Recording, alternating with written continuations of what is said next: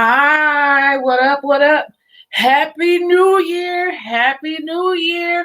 Happy New Year! And we made it. We here. We made it and we here. Hi. Let me go to these comments.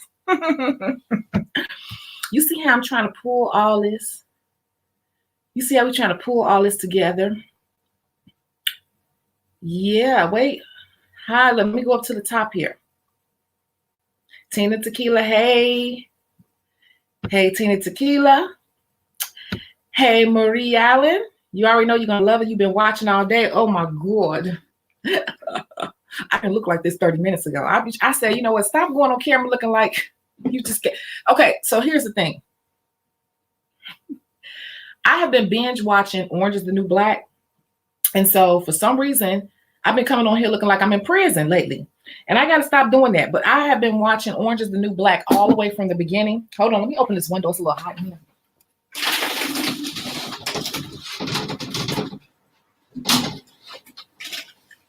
I have been watching Orange is the New Black from the beginning, and it's just made me a little more rugged. I'm feeling like gangster, like I want to have some beef with somebody. That's what I've been doing on my vacation because, as you all know, I had my books closed until the 8th, but I was supposed to go out of town. That did not happen. Then I had a closer trip. I need a new hat to go on.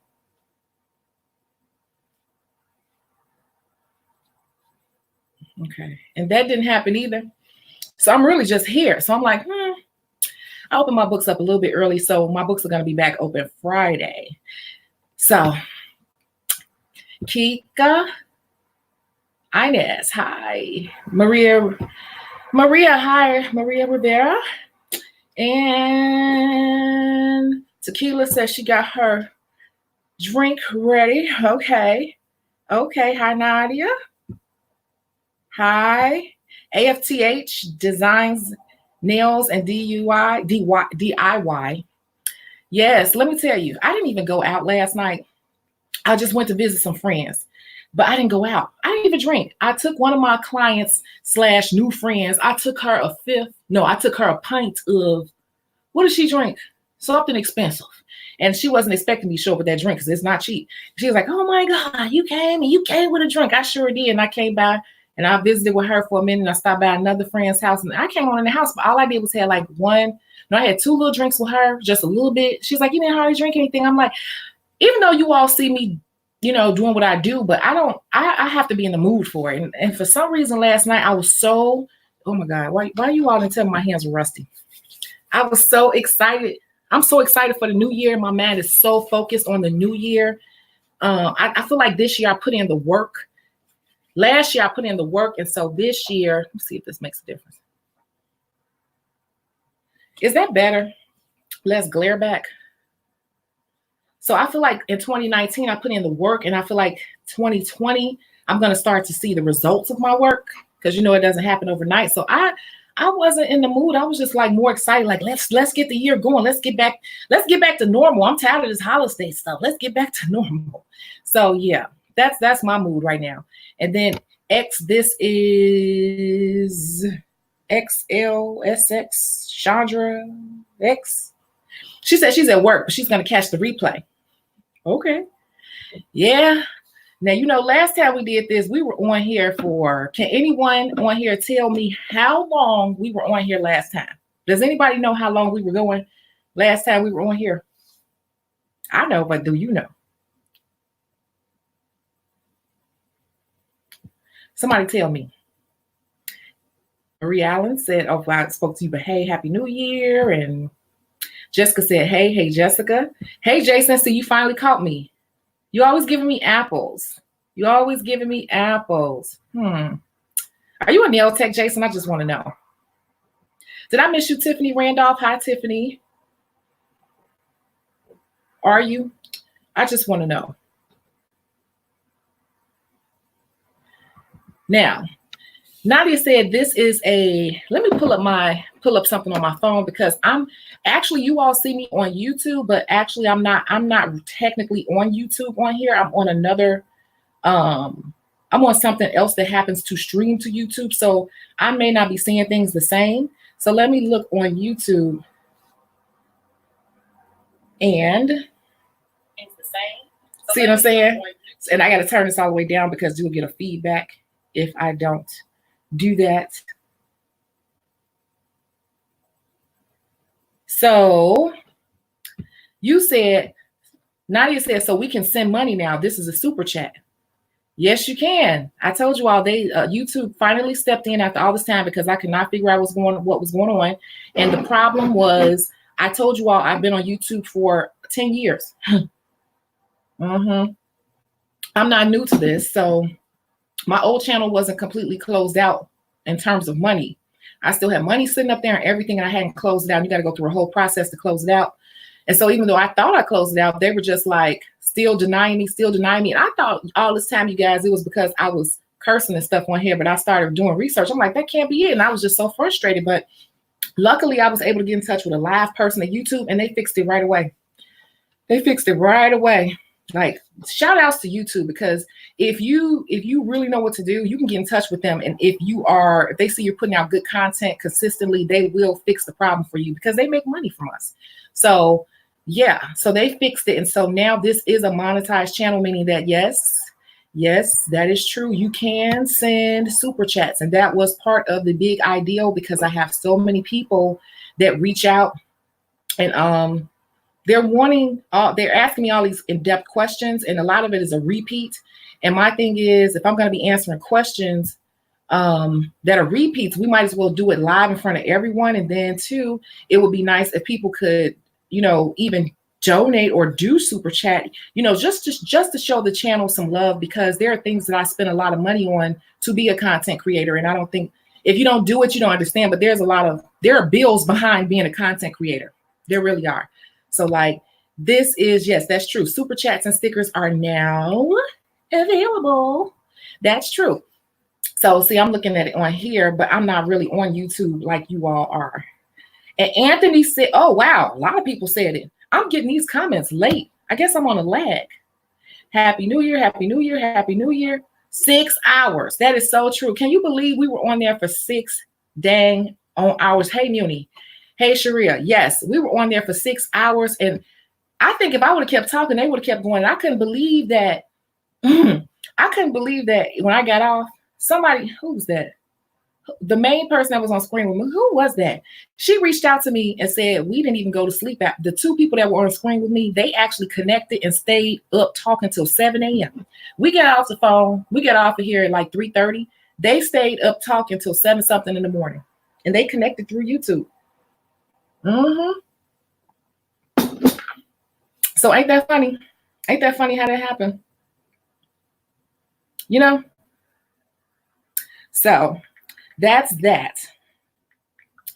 I'm just sending somebody said something to me. Okay, so today it was going to be a Q&A. I asked if, people want to talk about fear. I'm going to say a little something about fear, but my thing is,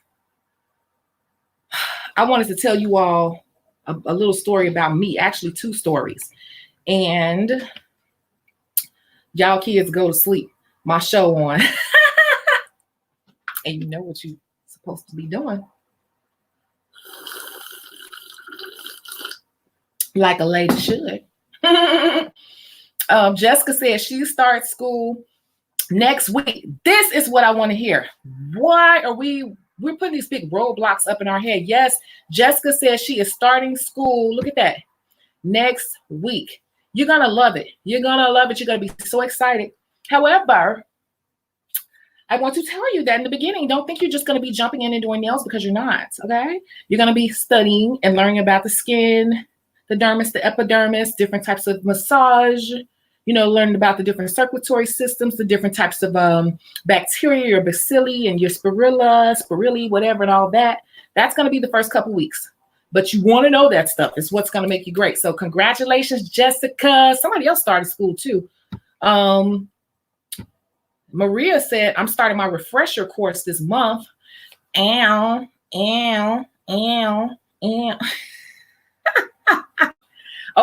that's what I'm saying. This is the perfect time. Like I said last night, most people on New Year's Eve want to sit up and get drunk. They used to be the old me and just turn all the way up, spend all my money, turn it up. And I'm just like, man, no. I sit back and reflect, like, this is everything I got done this year. And I'm so proud of myself for this year because I set myself up beautifully for 2020. I'm so happy. You guys, I'm so happy. I am. Tina said, cheers. Yeah, Muni, it was you and Dominia. See, they stayed up. We got offline because I was like, oh my God, I can't believe I let them push me offline. I couldn't even hang. My age is showing. They stayed up, I think, till 7 a.m. talking, Muni and Dominia. So, and Tina said, congratulations. Congratulations to you two. Yes, that's what I want to hear. You know, and I do get some inboxes from people, you know, saying they're starting school and all that. People are reading their books and they're getting started. I want to see some results. You know, I just really am happy. That's what this channel is all about. And Nadia said she worked on her vision board. She worked till midnight, did her vision board today. Can somebody guess what time I went to bed today? I'm sorry, what time I went to bed last night? If you know me and you watch the channel, I was so excited and I didn't even really drink. Can you guess what time I went to bed?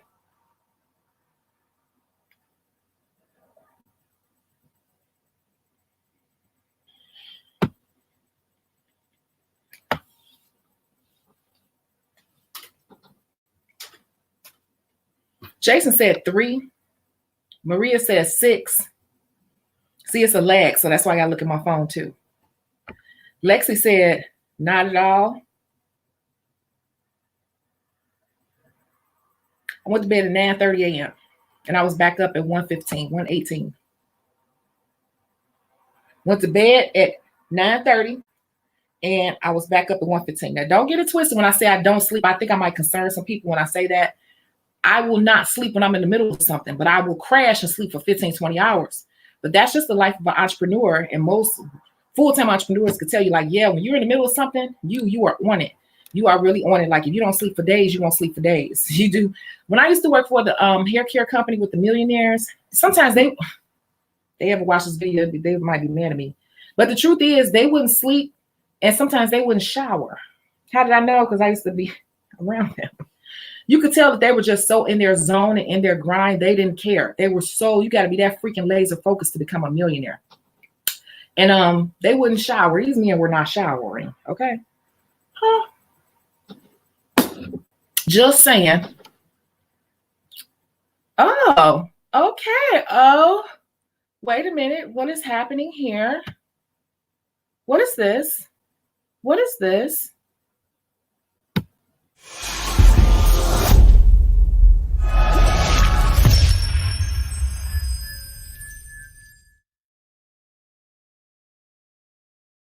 That we have. Oh my God. Trip Trigger. Thank you so much. That is, you guys, that is my first. This is my very first super chat. Oh my God. Trip Trigger. Thank you so much. I really appreciate that because that's a milestone. And this is just like one of the things that I've been working on, setting this up. Like setting up the super chats, because I really want to acknowledge people who want to contribute to what I'm trying to do. And I'm going to let you guys know, like right now, you all know my dilemma. If you've been watching this channel, you should already know it's going to be towards getting a new phone. Because I refuse to spend all that money on it. I'm just like, I'll just wait. I'll just wait. So what's your question? What's your question? Hey, what direction do you see the nail industry going in for 2020?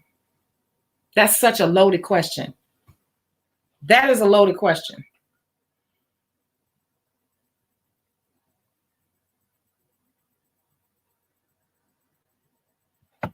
Let me think about that. Let's think about that.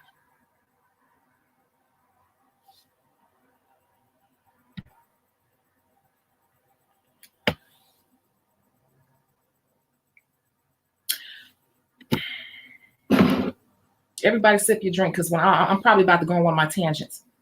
Your beverage.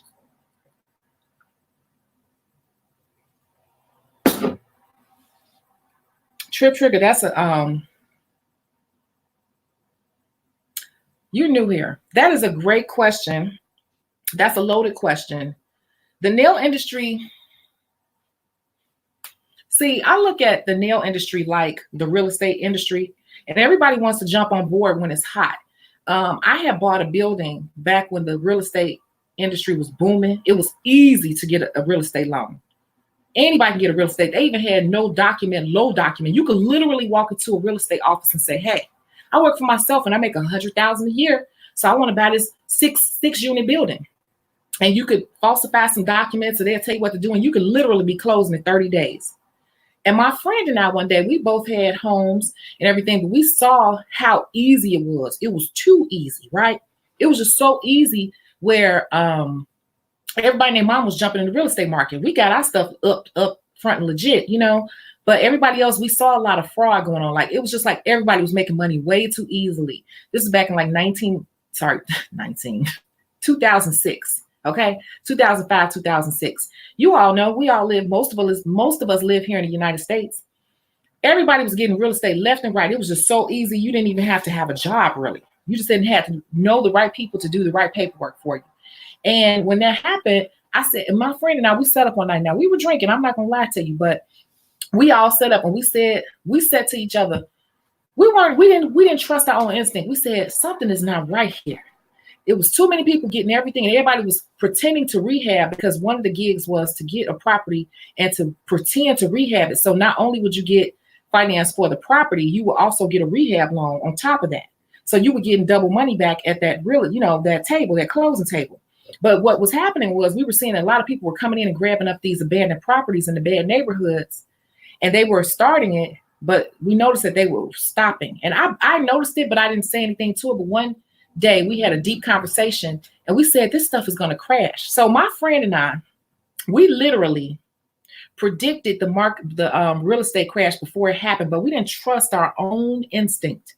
We did not trust our own instinct. And sure enough, it happened. Just like we said, even worse than what we said. And we saw it coming, but we just didn't trust our own knowledge and instinct. So what I'm going to tell you is that in this nail industry, being in this industry for 30 plus years, and what I've seen when I keep doing like this, it's on a boom right now. It's on an upswing, and it's easy to get into because of places such as YouTube. So everybody just jumps on it. Everybody just wants to be a part of it because it's easy to go buy the supplies. See, back in the day, you couldn't just easily buy nail supplies. Right? You had to have a license. Okay? You had to have a license. Trevor, you see what I'm saying? So it wasn't as easy. But nowadays, you got to think about it. Everybody sell online. All the nail supply stores sell online. You could get anything without a license. Nobody even asks for a license anymore.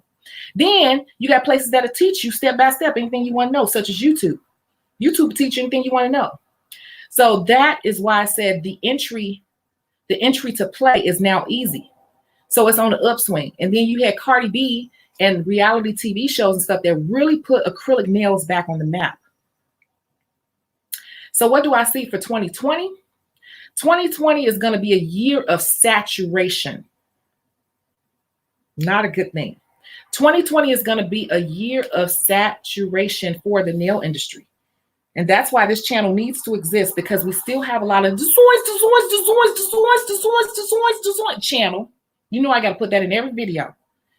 But it's good, but it's like, it's kind of not good for those people who have no plans on doing anything but just coming in and making a quick buck.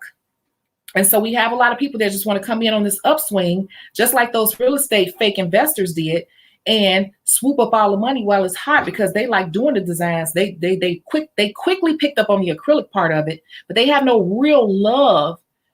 Oh my God, this tea is hitting me today because I'm going. I said I don't want to say stuff like this online, but it's just the truth. They have no real deep love for the industry. They see something that they can learn real quick, a really quick, fast hustle, a quick buck, and so they're going to jump on. And that's what's happening with nails right now. At first, if you pay attention, it was the makeup. Makeup is getting kind of played out because everybody has taught themselves how to do makeup. Unfortunately, with nails is not something that everyone can catch on to by watching a couple of videos. But there are a few that slide through the cracks, have no real love for it, have no real intentions on making a real career out of it. But they just want to hurry up and grab it while they got the trends because they're good at placing stones everywhere. Know nothing about sanitation and disinfection. So 2020 will be a year of saturation. That is very dangerous for the real career nail technicians, because we have to make sure that we are on top of our game and that we are hitting the industry from different levels, different angles, and making sure that we're grabbing real clientele. Because but the good thing is a lot of them don't get it. They're just going to be looking for customers. Okay, because they don't really get it and they don't want to know it that deep. Okay, and so that is my prediction. That will be my prediction for the 2020 year. What do you think? Do you agree? I was just saying. Does that answer your question, Trip Trigger?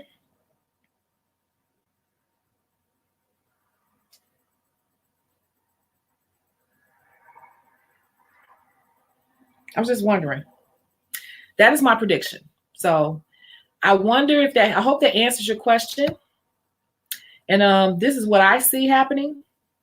It's going to be a year of saturation because we got more and more videos, and I keep seeing all these new nail techs pop up all the time.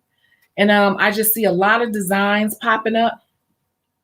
I don't really necessarily see many of them branding themselves per se. I just see a lot of them,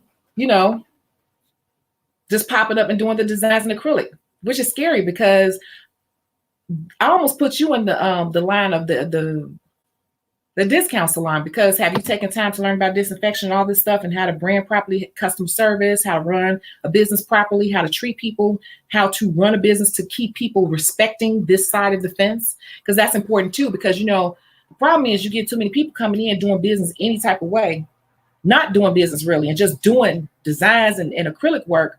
The business people will lose respect for the business, and before you know it, we won't be a half a step above the discount salons. I'm just saying, I've been around long enough. And so too many people start getting into a business or field that they have no real love or respect for. They can mess it up where people don't want to respect it as a whole. They can mess up the reputation of it. The only good thing that's holding the nail industry is that nail art and nail designs are truly a craft and an art. And so not everyone could just watch a video or two. But we were where the makeup industry was. First, the hair industry was affected by natural hair and by the evolution of wigs. Then with love and hip hop and all that, makeup came on to play, and a lot of YouTubers started doing makeup, and then everybody started makeup channel. So everybody started teaching themselves, and all these makeup lines started building their own products that were affordable, and that blew up. And now I do see it shifting over to nails, so that's scary. That is really, really, really, really, really scary. So that was a great question. Hey, Sharina. I can't believe Sharina is awake. Hey, girl. Ms. Brown said, good question. Maria said, explain. I did. Sharina said, yeah. Kai thought that was a great question. Jessica, awesome. Yes. Slurp. Look at tequila. Look at tequila, y'all.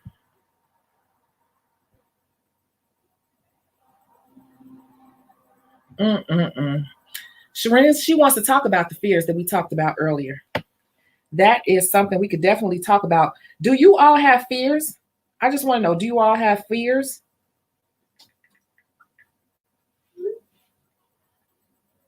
Seriously, do you all have fears? I still haven't told you all my story.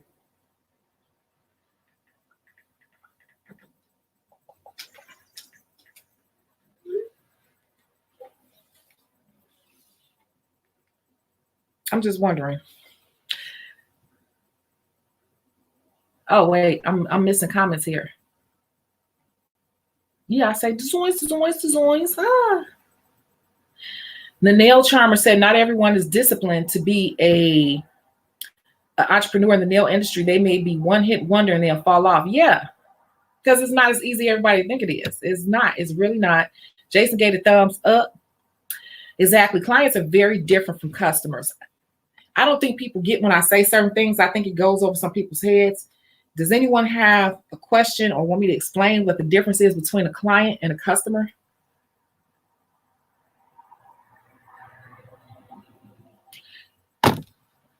Ashley waving. Hey, Ashley. Raging Bull, I don't understand that question. Someone asked me if I could help them show them how to do nails, but Sure, but what made me not want to help is when I suggested to go to school first. She said, "No, I just need a hustle." Shaking my head. See what I'm saying? She said, I just need a hustle." That type of behavior will mess up the industry. And for us to be charging properly, if too many people coming in with that behavior, they don't know how to charge. They doing way too much for too little. They think they're making some money, but they not. Half of them don't have real bills anyway, so they don't even care. It's just money for today, a hustle. But for people trying to pay real bills and buy homes and provide for their family and everything, oh, that's so sweet of him. Okay. They will mess it up for the rest of us. You see what I'm saying? So I'm not just saying this stuff. You see what she said? "Nah, I don't want to go to school. I just need to hustle." People like that will come in just like what happened with the real estate business and mess it up and have the whole damn economy messed up. There is a nail economy, you guys. There is a nail economy. And stuff like that will truly, truly, truly mess it up. And that type of thing, that type of person that says that, if a person I get people inbox me all day long, blah, blah, blah, blah, blah. If somebody said that to me, I'm like, I'm not the person for you, because I'm going to push you. And while I'm teaching you, I'm going to start asking you questions you're not going to be able to answer because you don't want to know. You don't want to know the education.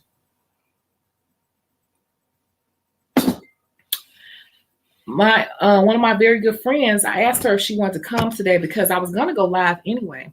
But my live today was going to be of me doing a cancer patient's nails. Because I also have a friend who's battling breast cancer right now. I believe she's right in remission. She's going to get that any day now, that remission paperwork. But I was going to do her nails. And I have been doing her nails.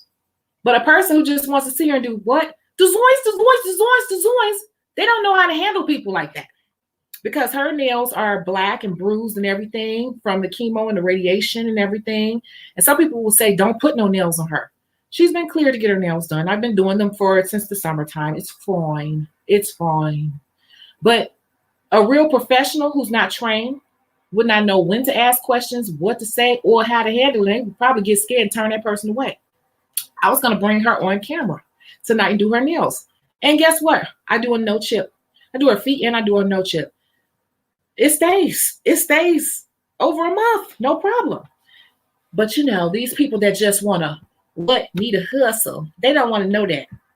That means that if you're going to be in the beauty industry, I'm so freaking serious about this. You got to care about people. You got to care about people. And the person who don't care about people's well-being and the person who don't care about people's health, I'm not going to help you. I don't want your damn money. Keep your mother effing money. I don't want you because you're not on my side. You're not one of me. You're not one of this group over here. You don't care about people and you don't care about taking care of people. You are selfish and you're just coming in here to get the money. I am not the person for you, because I'm going to start questioning you and asking you questions about that and pushing that. That's going to be part of my mentoring you. If that's not your goal, you don't want me. I like what I do and I love people and I love taking care of people. And I got a lot of close friends who are going through personal issues. Like I said, cancer, MS, all type of stuff, aging. I got people who's diabetic. I got people I love and care about that I take care of. And I didn't even know some of these people. A few of these people, I didn't even know them. But just in getting to know them from a genuine love of people, I started to care for them. And if you're not that type of person, you don't need to be doing this. Okay? I said it, and I'm not taking this video down like I did in the other ones. Don't come to me if you just come for a hustle. Go click on somebody else's channel. Sorry, I'm very real about that. Okay, Lavina, keep talking. She said it offended her. It took time to go to school. Plus, some people just look at nails as a hustle. I plan to make this a career. Exactly. I am not even going to fool with that person. I don't even want your money. Because, see, the thing of it is, I want to invest in people. I want people to invest in things. I'm making an investment just like you making an investment. So what, you spend $50 on a consultation? That is nothing. If you spend $50, that's nothing. When I tell you that's nothing, for the information that I would give you, or you spend $100 on me to show you something, okay, hands on. If you really feel like you did something spending $100 for your career, you are delusional, because I spent $100. What's this right here? What's this box? Where is it? Maybe I got to move. See that box right there? That box sitting up on my bench. Uh-oh. That one box sitting up on my bench, that's $100 right there. That's just pedicure liners. I spent $100 multiple times throughout the week on supplies. So if you think you're doing something because you gave somebody $100 for a consultation, I'm building my career. Honey, you delusional. And you're going to really, you wasting your time because you're going to have to invest. So your little $100 to me, it's like, okay, if you don't really want to do something for real, don't waste my time. Don't. Stuff like that kind of ticks me off. It's a career. And I'm not going to teach you how to hustle and make some quick money and come and mess up the industry that I work in, because I still got to be here. You know what I'm saying? This is how I feel. I still have to be here. After you leave, I still got to deal with it. After you done came and messed up the industry and lowballed it and everything into the ground, I still got to be here and try to make it my real career, because this is what I've been doing for so many years. And this is all I know. Well, it ain't all I know, but I'm just saying, like, this is what I do. Let me give you another example, and I'm not going to go deep into it, but the eyelash industry. I've said that in numerous videos. The eyelash industry has been ran into the ground. And one of my other clients came over here the other day. She was like, you know what? She said, my people that do eyelashes, they don't even do them anymore. They said it's just not worth it. I saw that coming. I saw that coming when I was in Atlanta. I said, so everybody and their mama doing it. Everybody want to jump on the eyelash bandwagon. One particular girl I know who was really big at it, she came and started doing classes all around the country, making millions of dollars and charging all this money, and started teaching anybody who wanted to know, even though she knew that that's something you're really supposed to get a license in. She went and taught hundreds of people all over. She went to Barbados and all in the Caribbean teaching people, and she made all this money. And the trickle down effect, the multiplier effect of that is that now eyelashes ain't worth shit. You can go get a full set of eyelash extensions for $50 nowadays. Eyelash extensions used to cost over $700, $800 for a set. It was not a service meant for poor people. It was not a service meant for people on a budget. That was a high-end service, but because one person got good at it, they started teaching everybody a service that you're supposed to be licensed to do. And that was spread like wildfire, and here we are today. Ain't nobody making no money doing it. And I don't want that to happen to the nail industry. So people could say what they want to say. They could thumbs down this video. I don't give a crap. I'm telling you what I know. And if you look at the eyelash industry, look how cheap it is. A person nowadays who do lashes for $150 or $220 is considered high as hell. And that is actually still low. But if a person is charging $2 something, that people like, she on the high end. That's what happens when too many hustlers. Y'all done got me upset. Because this is real, and I've been around long enough to see how this stuff can affect the industry. I gotta take a little break.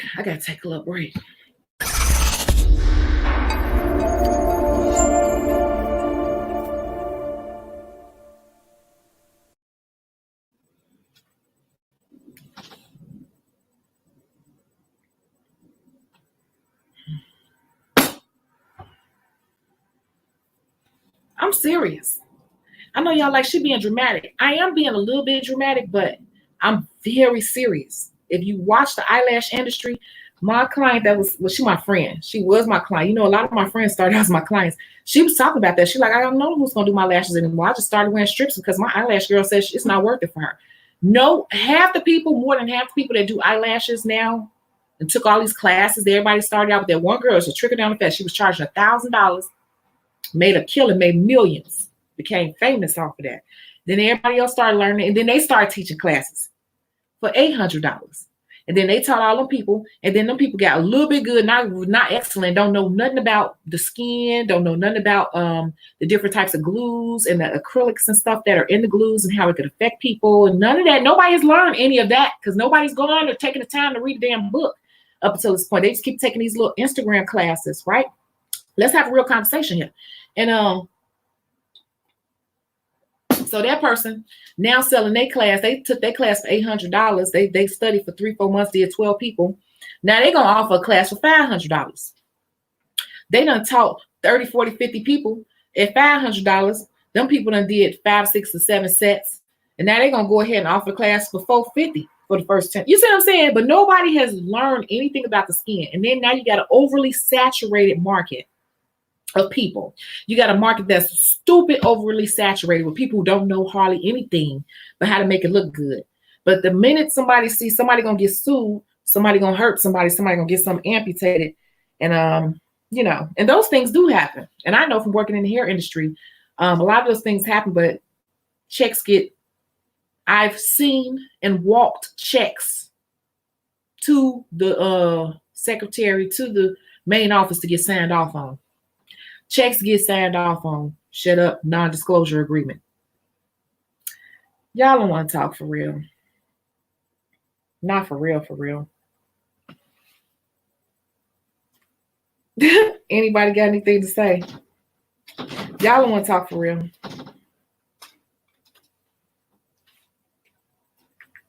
Let me respond back. I had to respond back.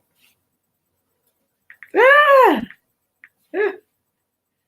Oh my God. Okay. So, we do have comments here. And I got a lag here. So, Lavina, somebody said they love it. Wait. She said now she ain't even in the lash industry no more. See? She moved right along. Yep. Right. That part everyone wants to jump on the bandwagon just to leave it in rags when they're done having fun. I don't want that to happen to nails. It won't happen over here. That is my point. We saw it happen. We saw it happen in the hair industry, but it didn't happen with us. It happened with the Asian community. They have been watching us and everything, and they upped their wig game. Then you had the braiders come on the scene, and then you had the natural hair care community. So that messed up a lot of the hairstylists because a lot of people started doing other services such as braiding, such as natural hair, but they weren't necessarily licensed hairstylists. Now, there is some regulation in place nowadays around it, but people are that still took big chunks away. And the natural hair care movement shifted a lot of clients away from regular hairstylists in the salon because people started doing their own hair as well because the natural hair care movement, y'all know I know this beauty industry and it's inside now. And I could tell you who really black on, who not, I could tell you. But I'm not gonna expose a lot of people like that. But yeah, the natural hair care movement started a DIY movement, meaning do it yourself. And so that took a lot of people out the chair. Then you had the braid movement that came about. The braiders, Africans have always been around, but the braid movement moved a lot of people out the chair too, because a different type of braid came about that was not created by the Africans. And so we had the kitchen stylists come in and eventually move into salons and remove clients further from the licensed hairstylists. I could tell, I sit back and watch trends. So I'm trying to tell you all, these videos are gonna stay up forever. And you're gonna be able to look back on these videos where I'm preaching and talking so much what you might say crap. But I'm telling you, I've been around long enough in this industry, like making money in it, to tell you how the trends flow. And that in 2020, if we don't be careful and really grab up our clientele all the way around, the nail industry is going to happen in 2020. You're going to start seeing more and more people in your area pop up, and their designs are going to be good. The acrylic is going to look good online. Y'all give me one quick second, okay? You know what to do. You know what to do. Just give me 1 second, okay?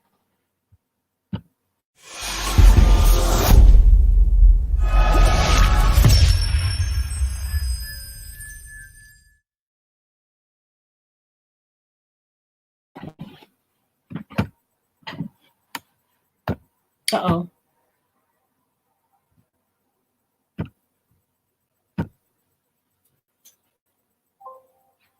Wait a minute. What is happening here?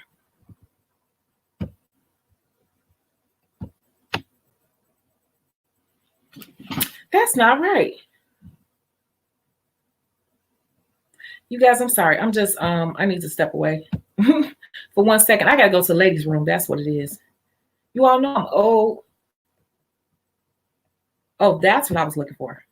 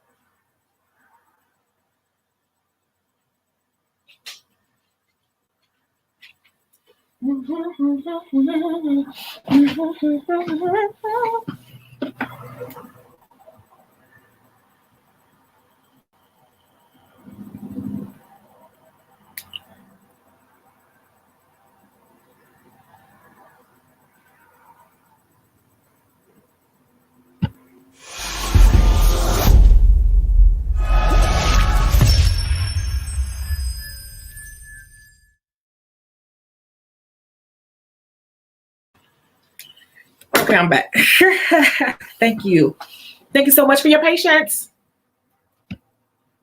Thank you so much for your patience. Oh, wow. Got comments here. I think I'm behind on the comments, huh?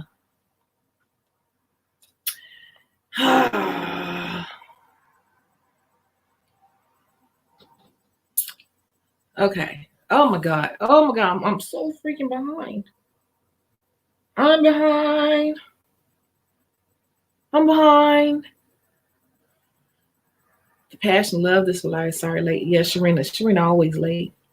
Hey, Victoria. Jason said you got to upgrade skills. The more I drive into the craft, the more I see the seriousness and demand for perfection. Yeah. Make sure you charge it correctly for that. If you go back and look at my other videos, I know that I'm being a little too soft. And what happened? Oh my God. Let me tell you what's happening. For real.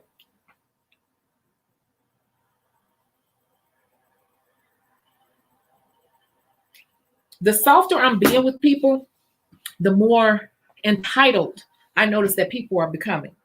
People that came to me and their nails were not nice. They were just not nice. I started, I did my work, and I'm not trying to say this in a braggadocious way. It's just really what I've been seeing, not across one person, but numerous people. The person comes in, they love your work because they can see a definite upgrade.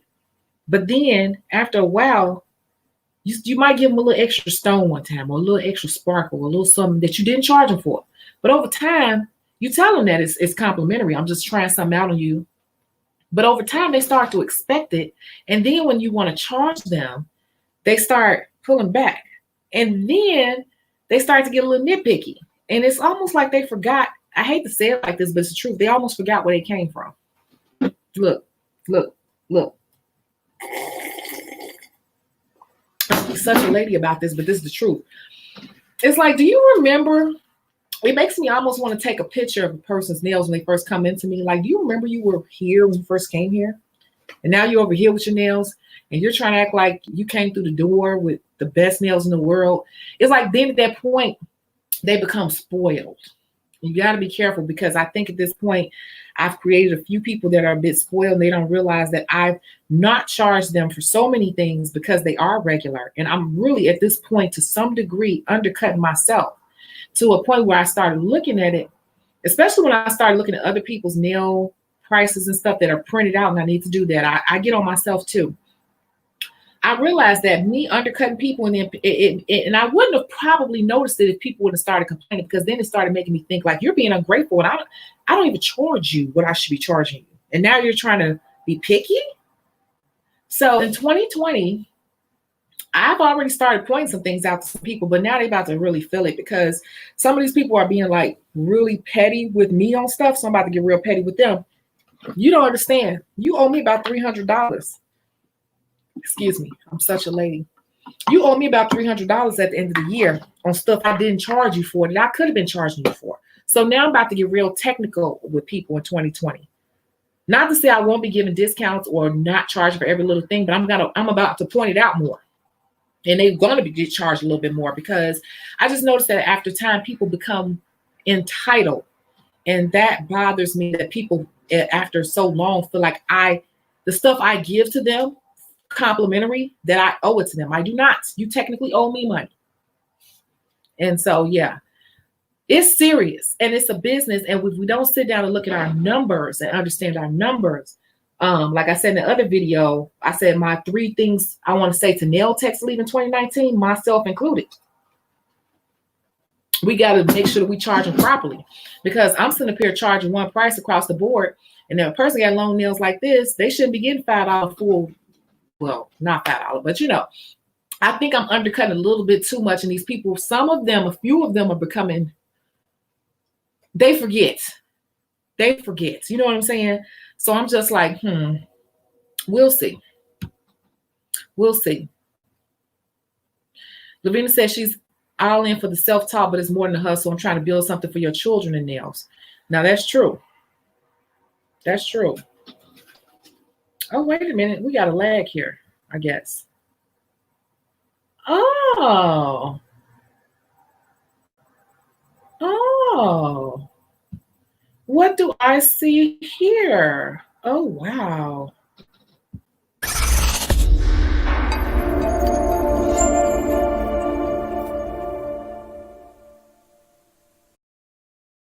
Hi, Mariah. Thank you for that super chat.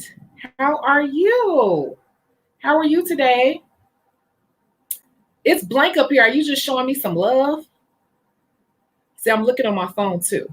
But I did notice that another super chat came through. Y'all showing me love. And I'm telling you, I'm keeping, well, actually, to tell you the truth, YouTube keeps track of all this stuff. So you send it, but they don't send it to me right away. So it'll be like a record of this. And at the end of the month, whatever that amount is, I'm going to put it towards, it's going to be the phone fund. Because I want a new iPhone. This is so old, stupid old, and it'll help me. And I appreciate it. So do you have any questions? I really appreciate your super chats with no chat in there. Is there anything you want to say or any question that you want to ask? Because you're new. I've never seen you either. It's super chat time. So is there anything you want to say? Let me see. Oh, okay. So let me go up here. That's why I'm using my phone too, because this is the lag one here. She said, hey, I'm good. I've been listening and taking notes. Oh, okay. Oh, wait, I see something else you said up here too. You said same thing. Wait, with my, oh, here it is. Same thing with my client's hair, shaking my head. Charge your worth. Charge your time and your talent. Right? Right? Okay. What? So you do hair. Exactly. Do you think that you charge your worth, your time, and your talent? You got the floor right now. You got the floor right now. It's super chat time with Mariah. Do you think you have charged your worth, your time, and your talent? Or do you find that you are undercutting yourself? Let me look at the everything on here. Okay, because there's a lag here. So you're saying, yeah, there's a lag there. You say, yeah, you dabble with braids and all. What do you mean you dabble? See, you need to go back and watch my other, this is what she said, y'all. Yeah, I dabble with braids and all.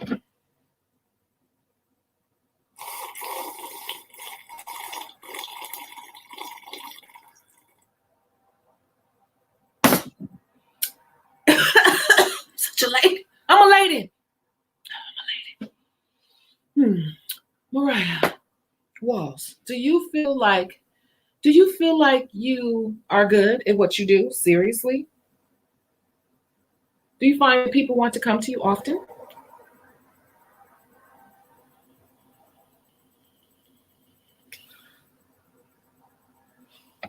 See, there's a lag on here. But I see her comment here. I'm just waiting for it to pop up so I can show you all, which everyone sees it, but this is a little bit of a lag. So she said, I undercut myself a lot of the time because I'm not always confident in my work. That's why I said, do we need to talk about fear? That's why I made that video, those two, what things we need to leave in 2019. I'm getting this, all of us are having the same issue. I'm seeing everybody's having the same issue. We're not always confident in our work. And the funny thing is what you do, and you may have charged someone $50. They just went and paid somebody $150 to do the same thing. And it didn't even look as good. You get what I'm saying? That is crazy. So it's funny that we say that we have to, how do we get our confidence back? Right? How? I think because this is a common denominator that I'm seeing. This is a great super chat. Mariah, you You didn't ask how, but that is the real question, because to sit and talk about something, it's just like we're talking about it, but you're really just complaining. I'm not saying you, but I'm saying like we're just complaining about it. How do we shift that? This is the perfect time to shift it, because it's about to be income tax season, and the beauty industry does thrive off the income tax season. How? Let's think about that.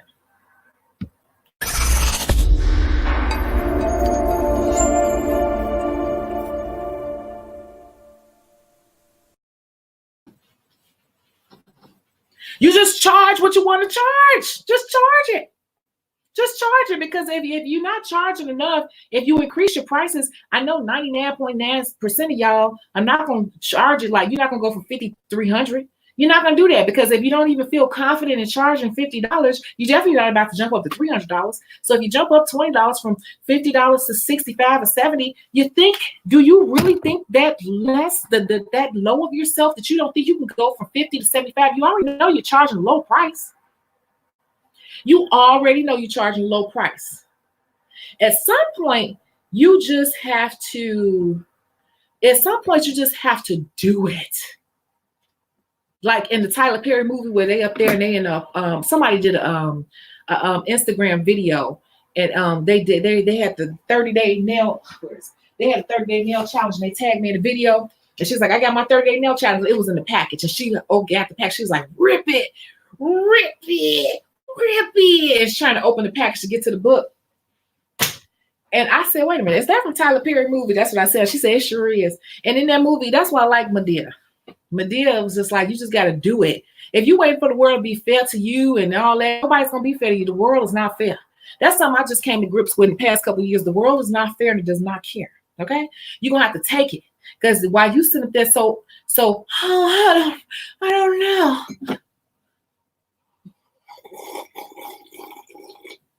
I don't know. This crooked ass person over here getting it. This crooked ass person over there got it. You know? So everybody else over there getting theirs, and you sitting up there, doubting yourself. The next person don't even care if they work is good, if they license or not, or anything. They know how much they can get, because they done looked around and see how much everybody else charge, and they throw the biggest price out there to see if they can get it. The person who don't care. Hold on, let me think about what I just said so far. Just think about what I just said so far. I'm serious. Just think about it.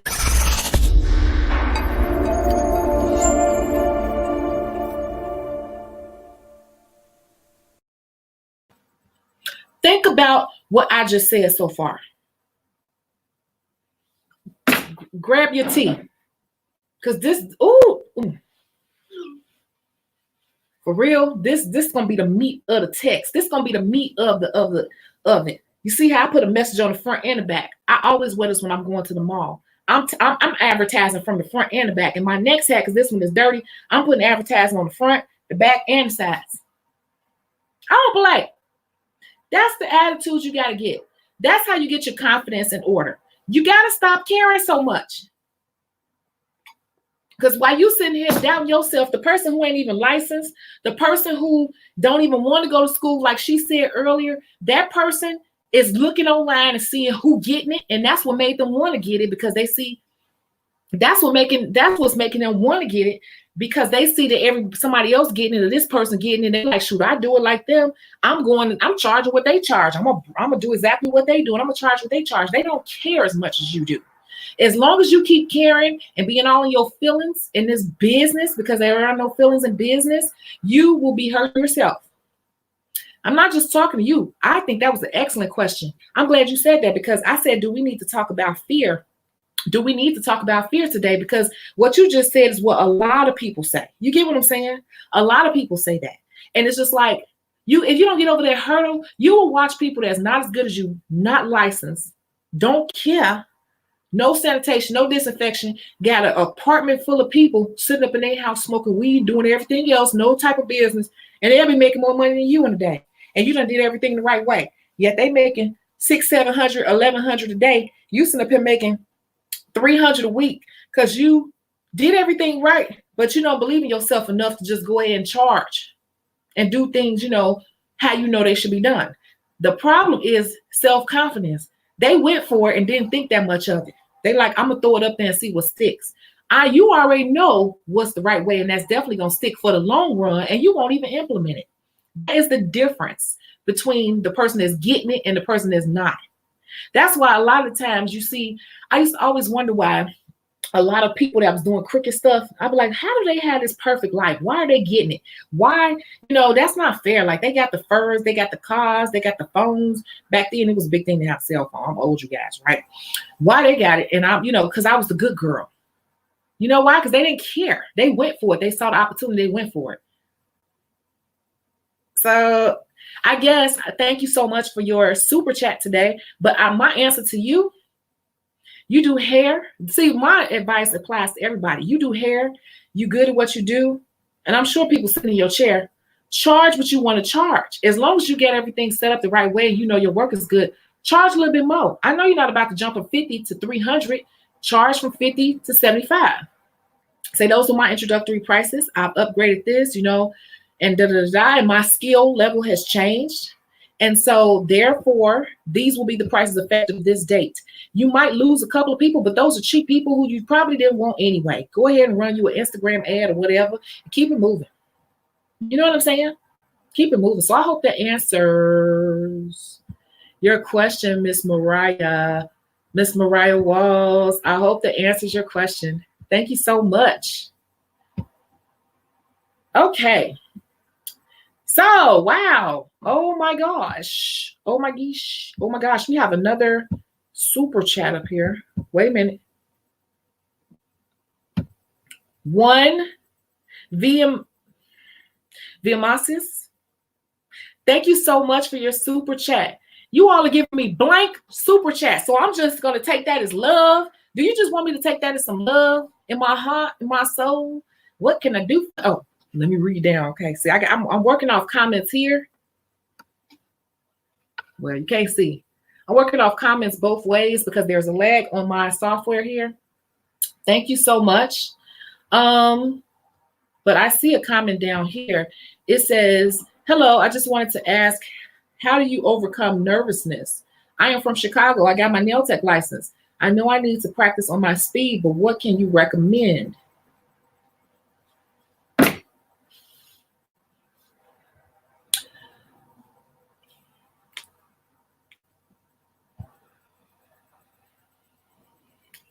Did you have any other comments up here? You said you from Chicago. You need to work on your speed. Guess what, though? Speed is not such a big deal like we think it is. It's just something that we know we need to work on. I have days where I do sets and I'm just like, oh my God, it took forever. But I'm so cool with most of my clients.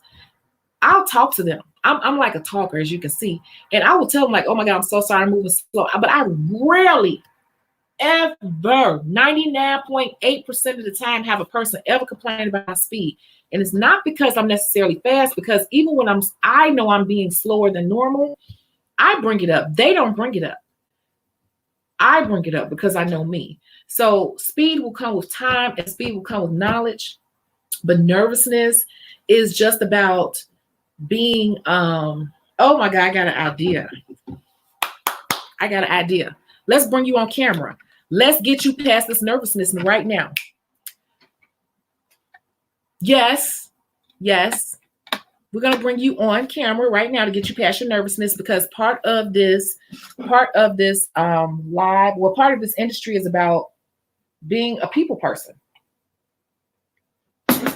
Most of my friends started out as my clients, even from 20 some years ago, even from when I was 18. I'm still friends with them to this very day, right out of high school. I promise you on my mama grave. You gotta be a people person. If you go back and watch this video, some of my very first videos, and I had one of my nail tech friends on there, and she brought it up. She was talking about a nail tech who had no personality and never answer anybody more than 1 or 2 words. She got a clientele, but her clientele could be bigger, way bigger. It just so happens that she's very good. If you don't have a personality and you're not outgoing, your work got to be like 150%. her work is 150%, so she gets away with it. But if your work is not like up there, up there, up there, and you don't talk to people and bother people, you're gonna have a problem building. And I'm gonna tell you, I said it before too. On the other hand, people who are not that great have big personalities because of they have big clienteles because they got a great personality and people just like them. They're popular. So people gravitate to them because of their personality, and their work is like, yeah. And they charge the top dollar. So is it okay to bring you on camera? Because we're going to break this right now. I appreciate your super chat. You ready? You ready? You didn't drop off yet, did you? Come on camera with me. Give me your email address. Just give it to me. Just give me your email address. Come on. Come on. Just give me your email address. We're going to talk about it. And then what you're going to do is you're going to talk to everybody else. I mean, you're in front of everybody else now.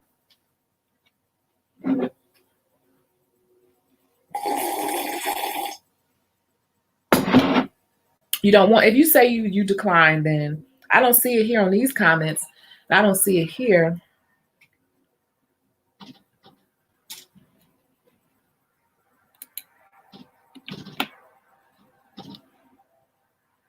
You said, what can I recommend? I recommend that you break it out right now with your nail community. Why not break it out with us?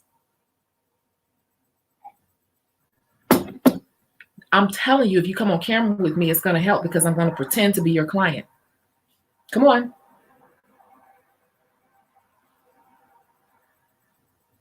That's what I want to do with you. I can say anything to you, but why not do it? This is the perfect place. Like, we can just talk, and I'm just going to show you these. I'm going to just talk. If you give me your email address, I'm going to send you a link so you can come on camera with me. You're doing a super chat right now.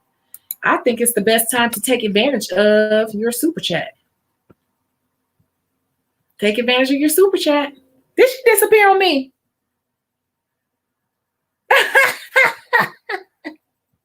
Wait a minute now. I'm looking through the, oh my God, she done disappeared on me. You can come back anytime. But that's going to be the answer. The answer is realizing that people are just people. I called a lady before because she was looking for her book to come, the 30-day nail challenge. And she questioned it, and I was like explaining, like, you did Afterpay, and that's why I had to wait for Afterpay to be released to me before I could, release it to you. And I called her because I wanted to reassure her. And she was like, oh my God, I can't believe you're calling me. Oh my God. I'm like, I'm just a person, And somebody else was like, oh, I'm starstruck. We're just all people. We're just all people. I promise you. So I want you to come on camera because, see, this is the perfect day to do this. I want encouragement from our community. Would you all tell her this is the perfect day to do this because it's New Year's Day. It's New Year's Day. Everybody say New Year's Day. We are not here to play.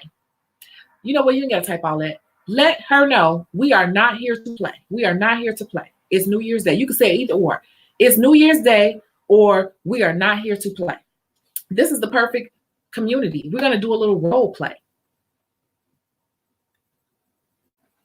She said, not today. She just got out of the shower. Did you see me on that last live? And did you see that last 6-hour marathon we just did? What's her name had just got out the shower. She was listening to the video in the shower. And then when she got out the shower, she didn't even put on no clothes. She wrapped a towel around her and came on the camera with the towel around her for 6 hours. And she was one of the ones that stayed at 7 o'clock in the morning talking to somebody else. She never even put on any clothes. I don't care about that. India said, it's late. Everybody's in a bed and tired. There's a no judgment zone. That's what I'm saying. Get on live with her. She said, no, not today. Well, I can't force her. So I'm going to give the short version of the answer. That's all I can do. I want to give you a really good short version of the answer. So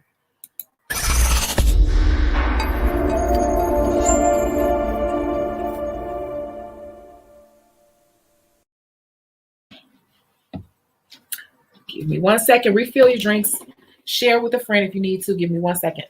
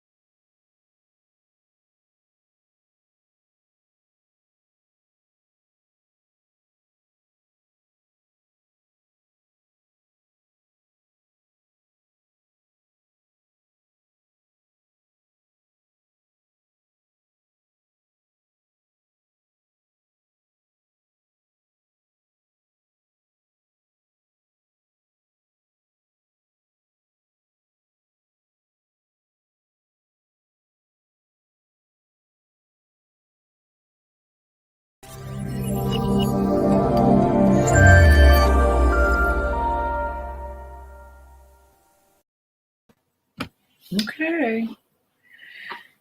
All right. She said, not today. Not today. I see some comments I'm going to address. Okay, so here's the answer to your question. Thank you for your super chat. Once again, I really appreciate it. I'm so serious. Like, this is my first time really debuting it with the super chats, and I guess people wanted to do it. I appreciate the support, and I've exhausted everything that I thought to do.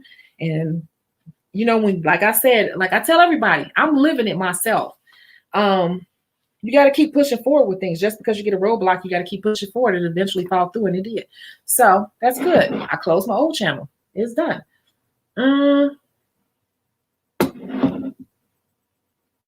You still here?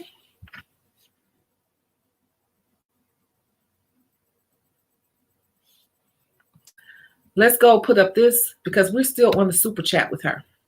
Okay, I want to make sure that I am answering her super chat. She said, I am not shy. I am talkative, but getting appointments is the problem. Oh, I'm not trying to sell you. If you feel comfortable enough, put up your social media right now and I'll post it up. And what's going to happen in this community is they're going to go take a look. And if they've been watching the videos or if they have the book, they're going to tell you what tips and pointers they can give you. Because if getting appointments is the problem, that can be solved. There's a reason why you're not getting appointments. What's your social media? What's your Instagram?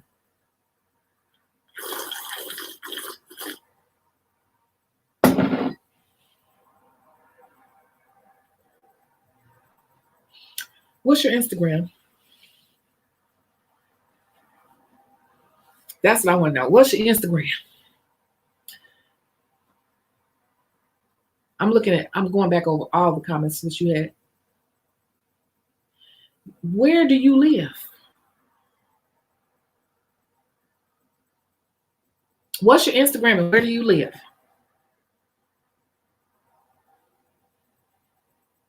That will tell me a lot. I see we got we have a troll on here. Here she is. Sharina. Talk about this. She going to bathroom break. Y'all know I'll be running to the bathroom like crazy. I try to say I'm going to step away for a minute. I don't know what's wrong with me. Doctor say I'm fine. It's just when I drink, I have to keep, it just runs through me. You all know I had bariatric surgery like 4 years ago. I don't have a regular sized stomach like most people. So I get tipsy really fast and it runs through me really fast. That's why I run to the bathroom so much. I don't know if you all know that. I think I've said that a couple times before. That's why I go to the bathroom so much. It runs through me. Alcohol for bariatric patients, we get tipsy really fast. It does not take much for us. That's why I get like on these channels and I'm like, oh yeah, really quick. I haven't even had that much. It's just like having one drink for me is like 3 drinks. Every one drink is 3 drinks. So my body doesn't absorb things like a regular everyday person. I had it like 4 years ago. That's why I lift weights and stuff really hardcore because I refuse. I was not stupid big. People like, you weren't even that big. But for me, I was not where I wanted to be. And I was starting to have health issues. I refuse to be that person. Like I refuse. I cannot. But I'm never going to stop drinking either. Drinking tea. Okay. Let me answer this question really quick. See, this is part of the problem.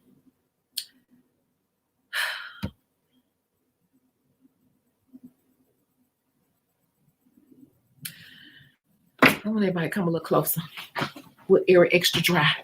Come a little closer with Air Extra Dry. And this is the truth.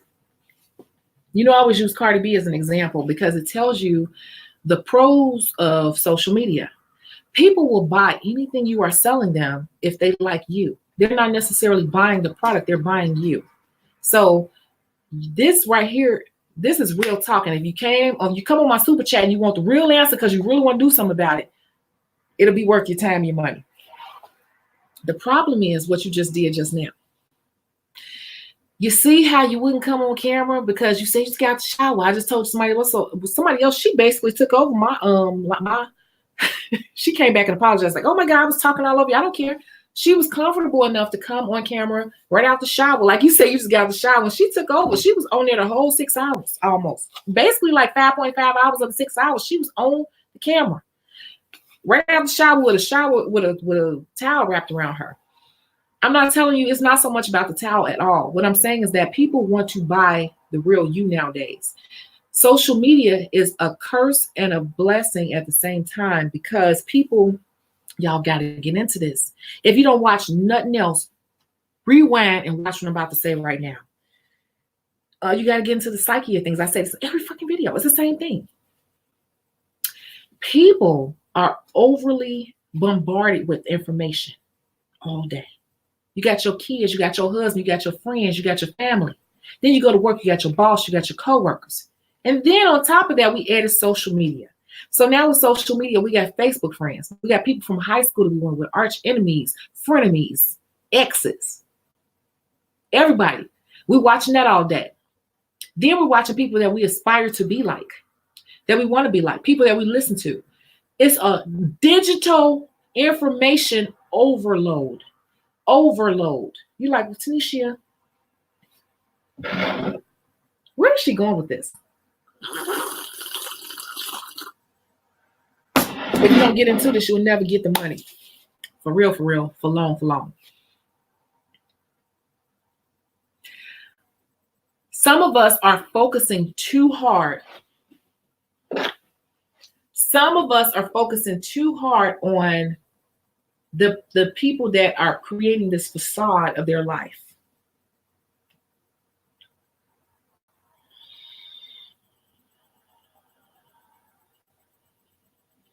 And that is why I like to use Cardi B. Because what did Cardi B do? Cardi already had a following. And Cardi already had a ratchet following, being herself with her messed up, jacked up teeth and everything, and talking crap and saying things out loud that most people didn't want to say out loud because most people are too afraid of conforming. She didn't care, right? So she took the opportunity on Love and Hip Hop to increase her platform. I don't even know if I should say this. It don't matter. It's true. Juju on Love and Hip Hop, I worked with her personally on some stuff, and she had been trying to, Yandy had been trying to encourage Juju to be on Love and Hip Hop for a long time. And Juju did not want to be on Love and Hip Hop because she didn't like that whole environment. She didn't want to put her name and stuff out there. You know, Juju, if you know Juju, you don't. I told Juju on numerous occasions over the phone, because we'd be on the phone for hours every week because I was working on one of her products for her. I told her, you need to take that platform because it can give people a chance to see the real you. Because your social media only shows the model pics, the booty pics, the sexy pics. You need to let people into your life. So when you're selling what we're working on and future items, people will buy. But you got to understand that people are buying into who you are as a person.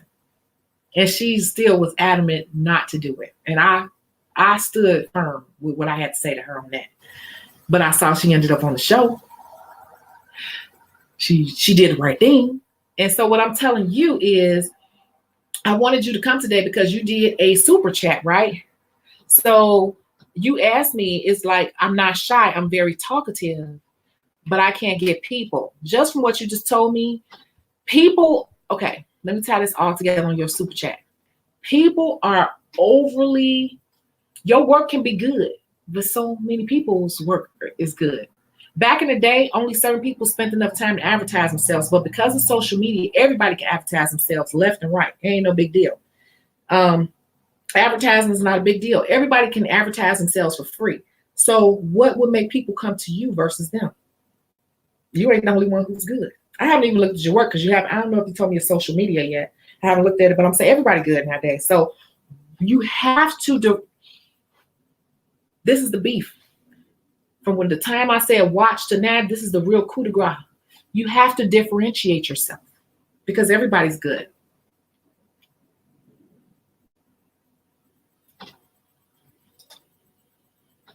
Did y'all hear that? Everybody's good. Back in the day, it was a lot of good people, but only the people who ran off flyers. Back in the day, we had to fast somebody. First of all, fast somebody with a computer. Then go put something together real cheese. Then you got to get that on a floppy disk. Y'all, some of y'all probably don't even know what damn floppy disk is or CD. And take it to the Office Max or whoever was around back then and have them printed out and make flyers. And then you had to go pass them out. Only the people that had enough energy and time and tenaciousness to do that made it. Everybody else, or word of mouth. But now you got the social media. So ain't nobody got to do none of that. So it's the lazy man's world. So now you got a lot of good people that's doing it the lazy way because everything is so accessible. So now you got people, potential clients that are over bombarded with information outside their outside life, outside their friends, outside their high school enemies, frenemies, everything. Now you trying to get them to spend money with you.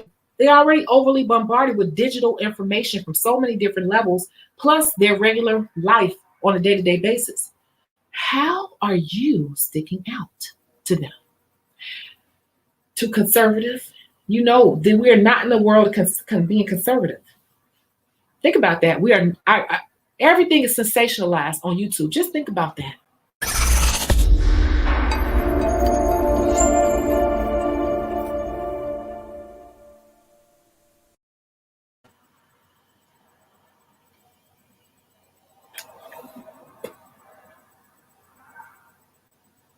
Think about it. So you think you're going to get it with just having good work? Everybody got good work. You're going to get a couple people. And then too, see, we didn't even get into the beef of it. That's why I said there's so much more to this. I think you might, seriously, I'm not, of course, I'm going to promote myself. But at the same time, seriously, I think you would be a really good candidate for this book. Why? Because I'm going to turn to this page right here. How will this workbook help you? It says for the new nail technician and for the seasoned nail technician. Okay. If you bought this workbook, it is because your business is not performing the way you know it can. So don't take this lightly. You may know some of this stuff, and that's different from implementing this stuff consistently. For the seasoned nail technician, Love Chicago. I don't lie. I don't have no reason to lie. Matter of fact, I got to order more books because I'm basically out. But you sound like the perfect person because you got it. You got it. You got it, girl. You got it. Hey, you got it, girl. You got it. You got it. You missing some stuff though. Part of it is that you're overthinking it and you're not having enough confidence in yourself. But the rest of it is what we discussed in there about understanding who you're trying to target and how you're targeting them and who's a good fit for your personality. That's my answer. Let me see if you said anything else. I'm just, oh, shoot. Now she done called me out. Oh, she done called me out, y'all. Let me pull up this comment.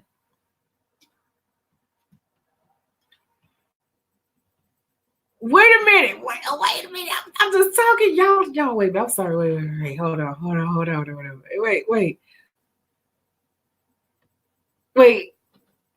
Wait, what's this? Is that your Instagram, Vivian's Glam Goddess? Is that your Instagram? I thought you gave me your email address to bring you on camera.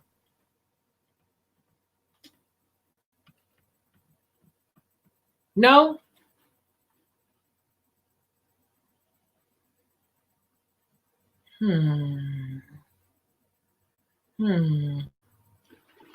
Okay. Do you want me to take a look at this real quick?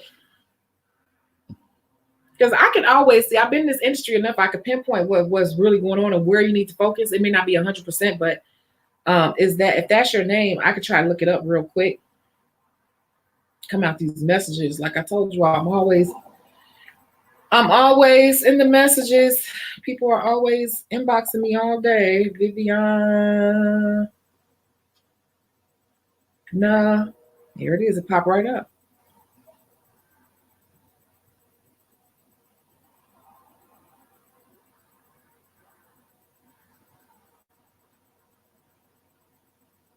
Did you all pull it up? Everybody's pulling it up.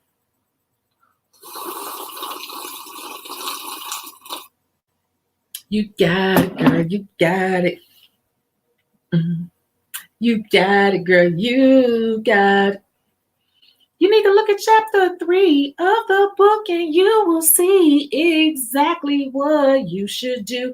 It ain't that much to do. You just need to get the book, girl. You just right there at the tip. You don't know just what to do, but you know you got it, boo. You got it, girl. You got it. Hey, you got it, girl. You got it. You got it. Okay, looking at your page. You need to go back and look at my video I just made for the new year because I already see it in your description. The video I just made directly to the nail text of what we need to leave behind in 2019, your description. You're already breaking the cardinal rule. You have no thumbnails. You're setting yourself up. And when I look at your page, I could tell that it's not something that you do fully. It looks kind of like something you do on the side. You got to go back and look at that video I just made. Go back and look at the video. You're a prime example of what I just said. It's not a bad thing. It's just, I'm glad you did this because we need that push. Hell, I spent almost just a year trying to figure out something on the YouTube channel. And I could just tell you, if you go back and look at the last channel, you will know the last 2 videos I just put up in the past 3 days, it'll answer your question in addition to the book. All this other personal stuff, you have to brand it in a certain way, in a certain format.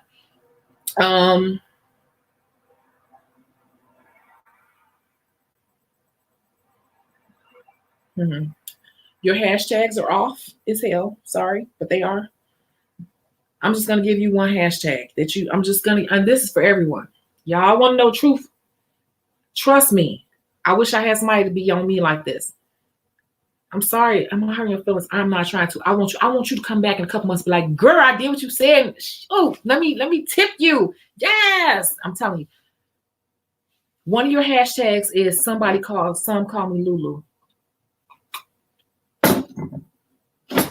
I'm gonna come off your page, but I see it. Just at glance and not even 30 seconds. I'm like, this. Some people call me Lulu. I don't think that a lot of us really truly value the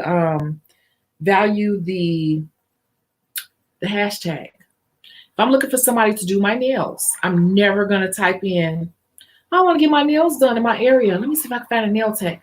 Let me type in sometimes they call me Lulu in the search bar. That's not what hashtags are for. That hashtags like that have no meaning whatsoever at all in the world. That was you being in your personal feelings. Stuff like that. Little stuff like that is the reason why we don't get the clientele we feel we deserve. You see what I'm saying? Let me make sure I'm answering your question all the way. So this is her Instagram, you guys, because I'm about to click out of it. Viviana's Glam Goddess. She does excellent nails. You got it, girl. You got it. Hey, you got it, girl. You got it. However, as soon as I clicked on your page in 30 seconds, the things I talk about, those are all the reasons why. And I didn't go into deep detail. We only got so much time, but your hashtags, the page setup, and also you got to make sure it looks like a business page. You have no real way to book. It looks like it's something you do on the side, but you got another job. In a nutshell, that's the answer. Since you're not shy, that's the answer. In a nutshell. All right. Thank you so much. I really do appreciate it, you guys.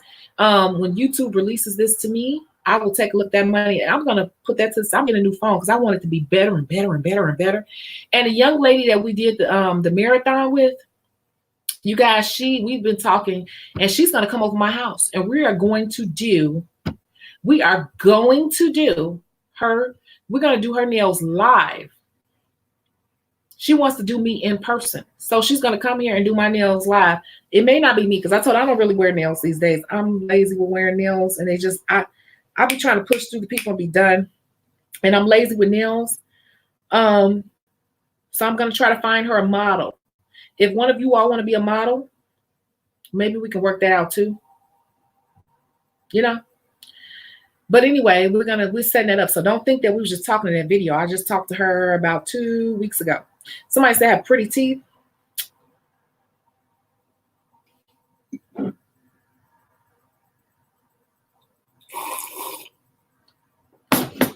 That's from being a lady.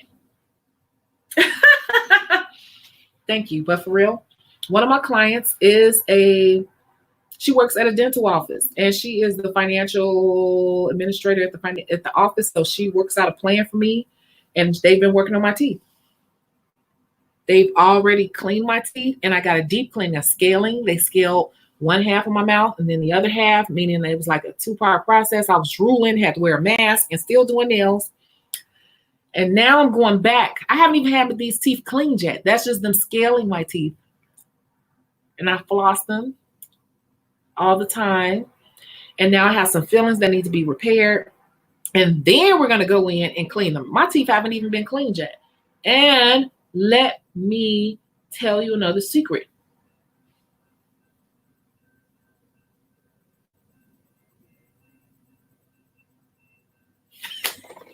Red polish.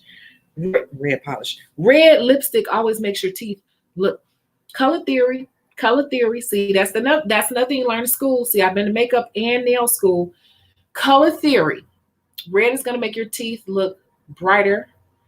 Pink is going to actually make your teeth look yellow. And blue, anything blue on your lips is going to make your eyes or your teeth look yellow for some reason. Yeah, color theory.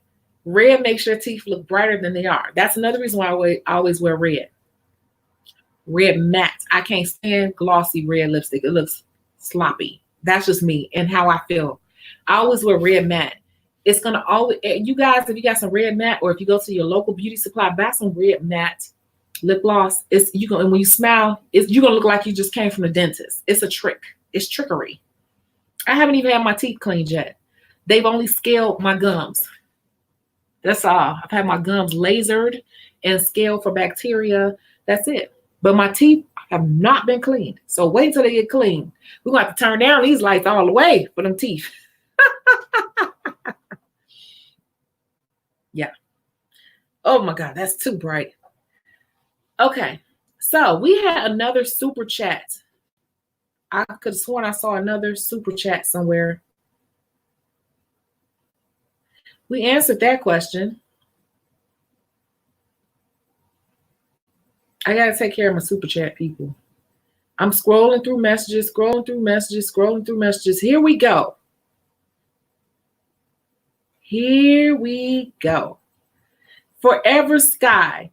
Thank you so much. I really appreciate this because this is one of the things I stayed up on all night last night, trying to get this together. And I just want to know, what's up, girl? What's up? What you want, girl? I'm just playing around with stuff, but I just want to know what's up, what you want. So I know it took a minute for me to get to this comment, but I want to make sure that I'm definitely taking care of my super chat people. And so we're going to answer her question or address what she just said. And she said, care about your clients and educate them to keep our industry protected from the one-hit hustlers. That's what I was talking about earlier. Be true to your love. Be different. The time before Such a Lot Media after. Wait a minute now. This quote, can you explain this quote to me a little bit more? That time before Such a Lot Media after the heart, what dollars will follow.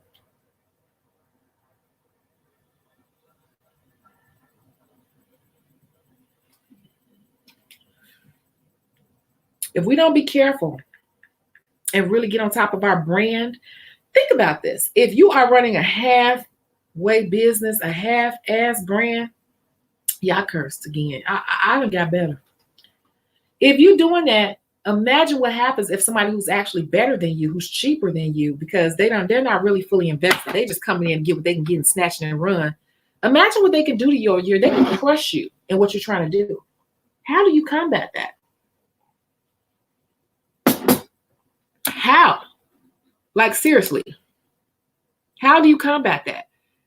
You have to have a way to combat that, because if not, you will be crushing this industry and you will fall out of it. You'll be like, oh my God, I can't compete. I cannot compete. So we got to have a way to just be like ahead of the game. I don't worry about that type of stuff, because the people that I service, they like me as a person. Have you built your brand? Have you built your brand is the real question here. If you have not built your brand, you will be affected by stuff like this. Just like the eyelash industry, just like the makeup industry. Everybody and their mama got on YouTube and taught themselves how to do this, and they grabbed all the money they could, but they don't really know how to make it sustainable. Only a few of those makeup artists made it on set. Only a few of those makeup artists made it to New York Fashion Week. Only a few of those makeup artists made it on the TV shows here in the other states, Love and Hip Hop, whatever, because those were the people who took their craft seriously, had paperwork behind them, and knew the correct connections in the industry to make a career out of it.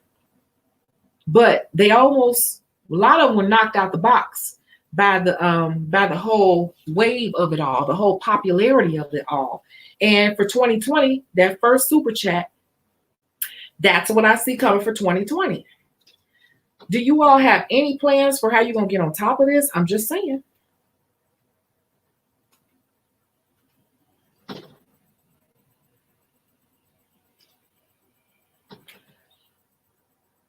I never did tell you all my secret. I never did I? Y'all didn't know I could sing like that, did you? I'm thinking about ending this career right here to be a singer. You got it, girl. You got it. You got it, girl. You got it. You got it, girl. You got it. You got it, girl. You got it. Forever Sky. You could do the one-on-one if you want to, but super chats are, to me, in my book, the way this goes here, are going to be like little mini consults. And I think it's a good thing too to even do it here, because if you got something on your mind or something specific that you want to ask about, you also have the other community here that can kind of chime in. And you can go back and read their comments too. So if there's something I did not touch on, they can. So yeah, and it's whatever you have at the time. So I got a lot of comments to catch up on. You already bought the book. What do you think of the book? Where are you in the book? Because I know it's a lot of books being sold. I'm just running back and forth to the post office. They looking at me like, what is? I keep coming with these big red envelopes. They're like, hey, girl. But they really want to say, what the hell are you selling? You done got a post office box here. What are you selling? You're always in here with all these big red envelopes.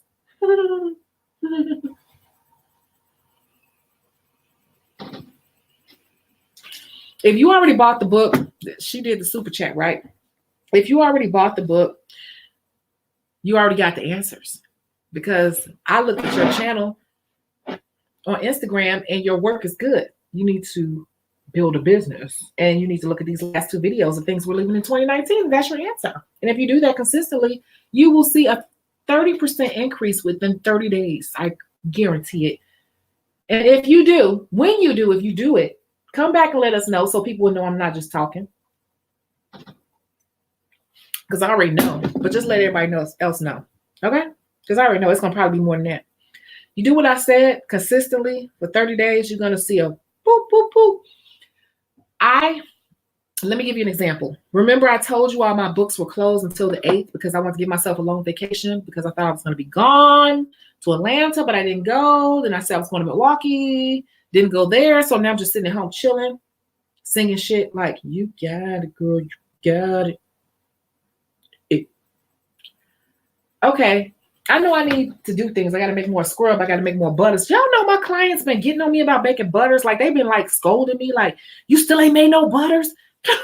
Because I only made scrub and I gave it away for the Christmas holiday, right? But they've been like straight up kind of like having an attitude with me a little bit because I didn't make butter. But I ran out of fragrance because it takes a lot of fragrance to fragrance butter. But they have been on me. So I've been missing more money. And that's why I'm telling you, like once you get your clientele, you get the right, they will actually be mad at you because they can't spend more money with you. Seriously.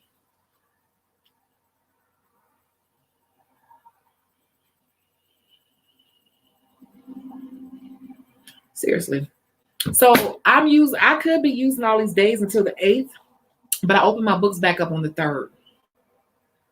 You want your machine to run like this.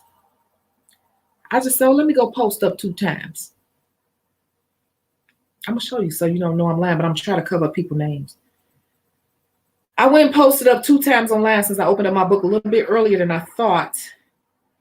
And within an hour,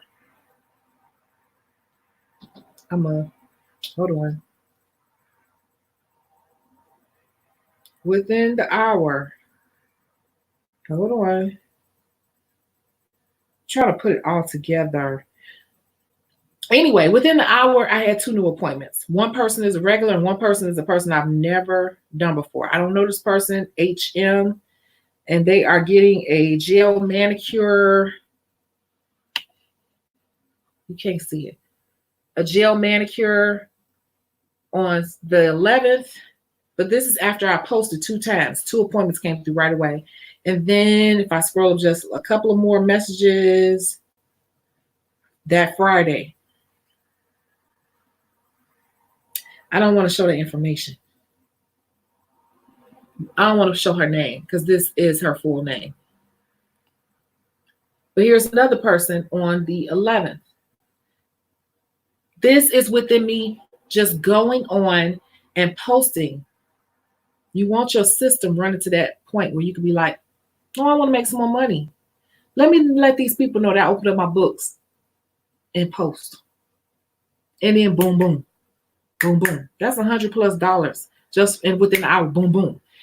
Y'all don't have to believe me. Just watch me work. Watch me when I move into my new house and I do that new video saying, this is my new house, y'all, and that's my car, because I already had all that stuff many times over. But watch me work, because this time I'm recording it. Just watch me. You watch my videos from when I started to now. This is me starting from scratch, from being out of town. Just watch, and you'll see, and then maybe you'll jump on board and do some of the stuff I'm asking you to do at that point. Let's go back to the... I'm just making sure I didn't miss anything. It's a lot of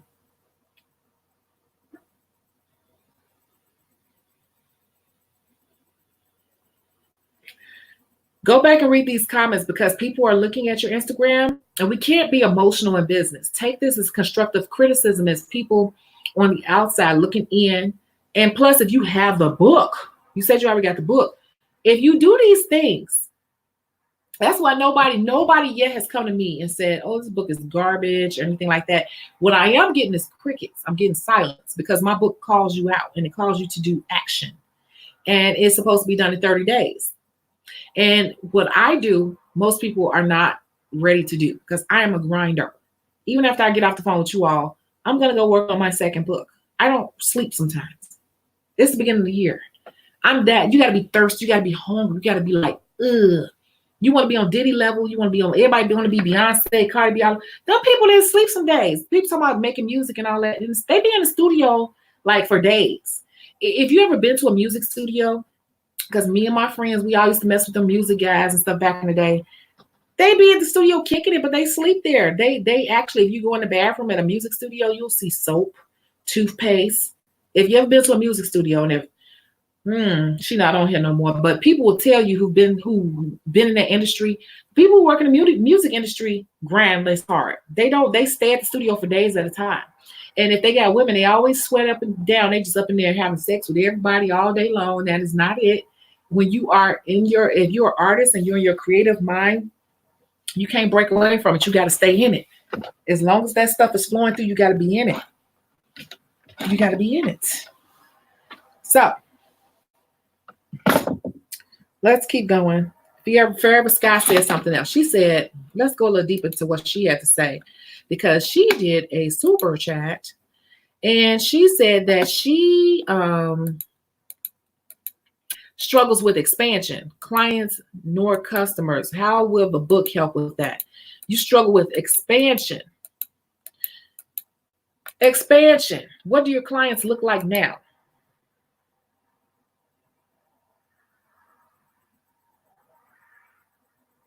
I'm reading because it's a lag on here with comments. It's a big lag. So I'm reading down on my phone.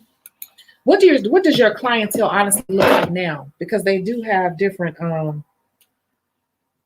uh what's the word? Different segments.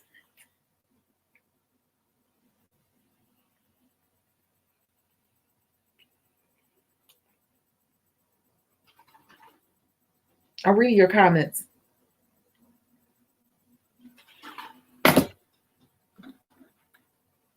I see the eyeballs. There's another comment down here. It hasn't popped up here yet. But she says that I am 21 years, 20 plus years in. Caring and educating my clients have been my foundation. Tell me more about your clients really quickly. Young, old, rich, poor, white, black, Hispanic, Asian, Indian. Makes a difference.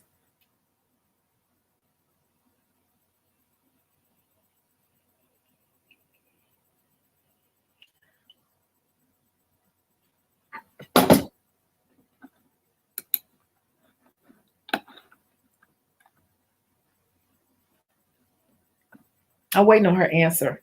In the meantime, as Sharina said, Sharina already know because she always ragging on me. Always. She's a hater, y'all.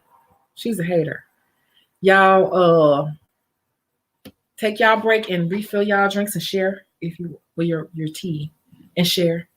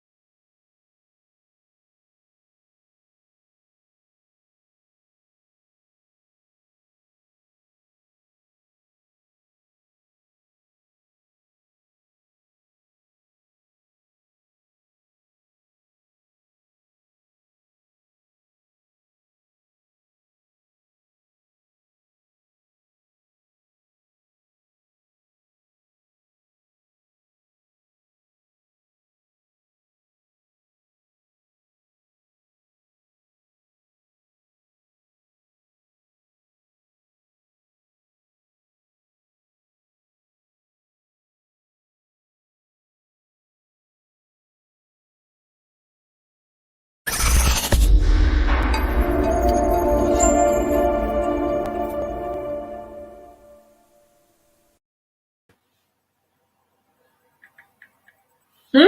Hmm? Hmm? Hmm? I'm such a lady while waiting on your answer. I need to know more. You said you've been in this business for over 20 years. I'm going off of a little bit you told me, right? And trying to give you an answer off that, right? So you're saying 20 plus years.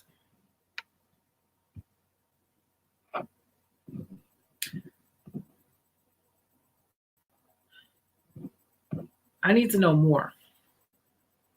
Because if your clientele has slowed down, there's something you're not telling me. If you really, oh, let me get this little storyteller comment off this page. I don't hate, I appreciate. Let me get this off the screen right now, you guys, so you don't have to look at this right here, because that is pure lies.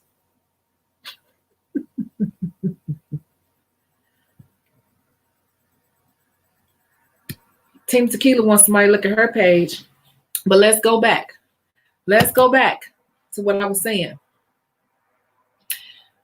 You may not want to admit these things to me, but when I hear stuff like I've been in this business for a long time, my business is not growing, it still hasn't gotten to a point where I can do this full time, it tells me a few things. And most people don't say this when they throw these things out here. How many salons have you worked in? How many times have you moved around?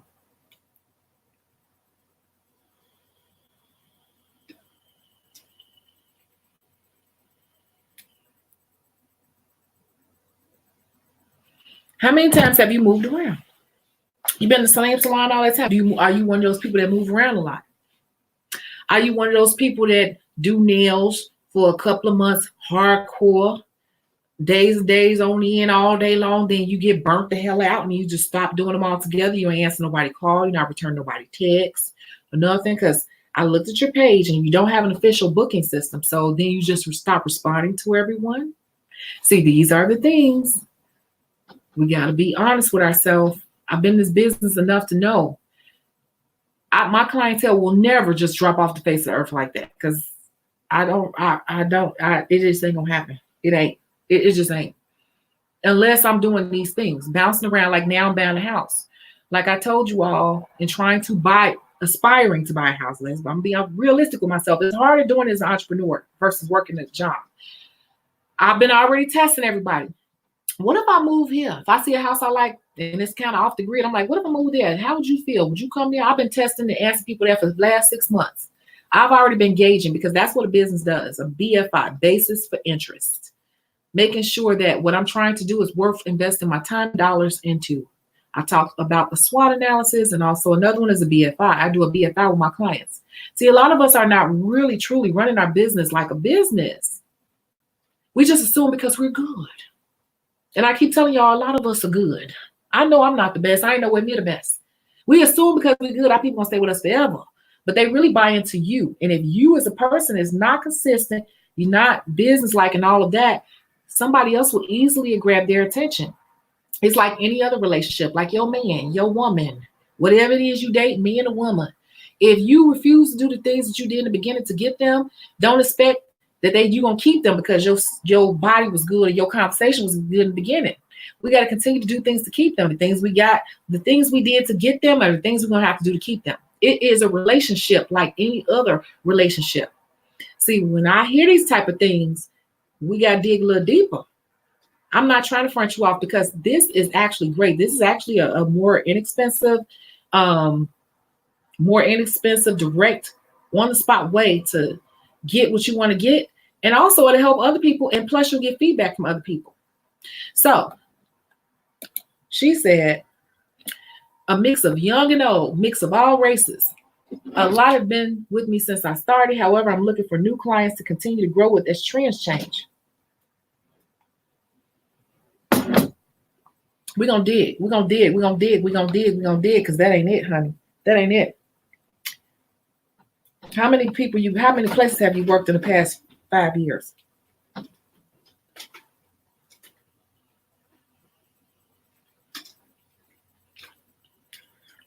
A lot of stuff I know because it's mistakes that I made, for the record.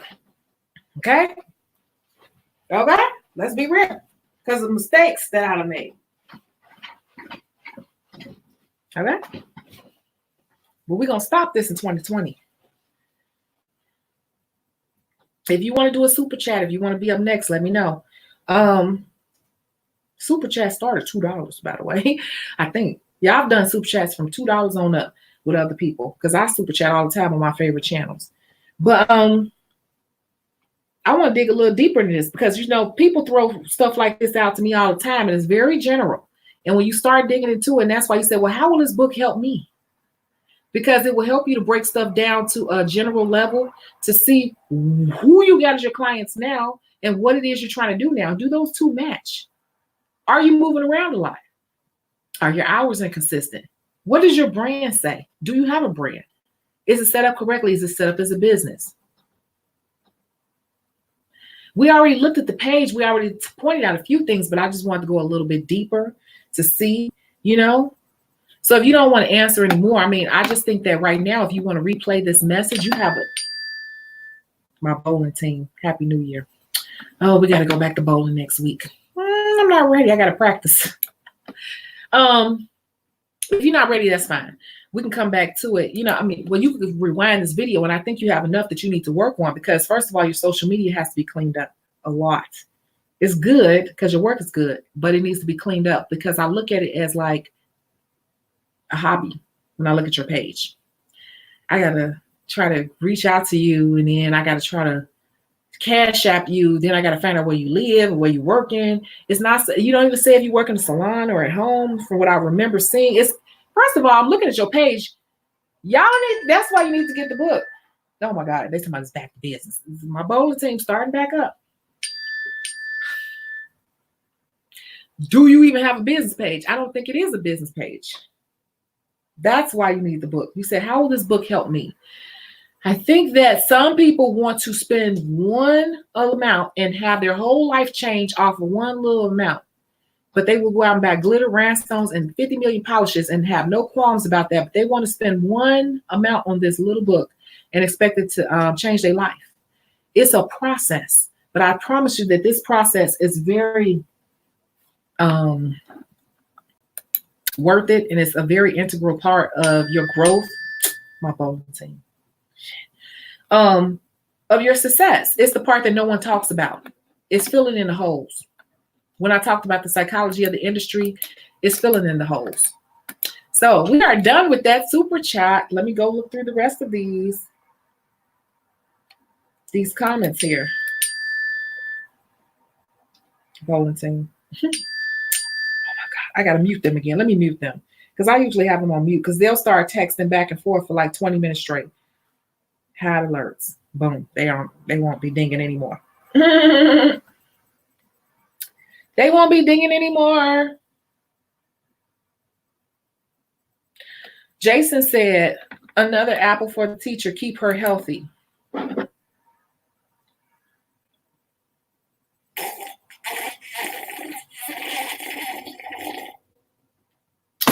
Such a lady. I'm such a lady. I'm such a lady. I'm such a lady.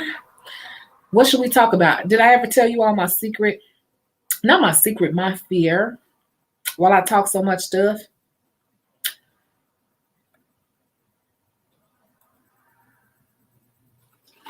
Did I ever go into detail?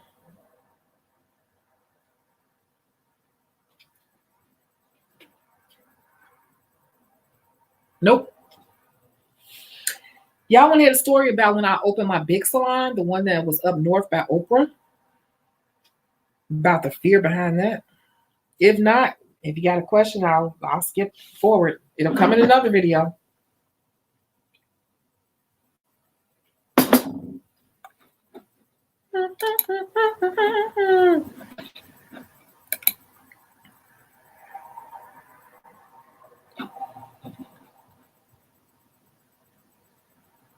Now, while they're answering yes or no, I'm just going to finish his own up. And at this point, then we'll have to take it off camera and consultation, or you need to really dig down in this book because I wonder if you completed your 30 days in 30 days.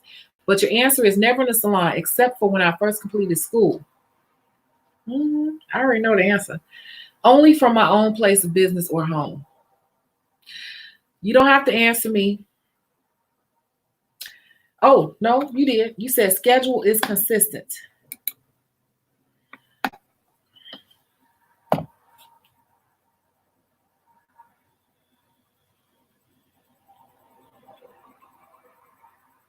Okay.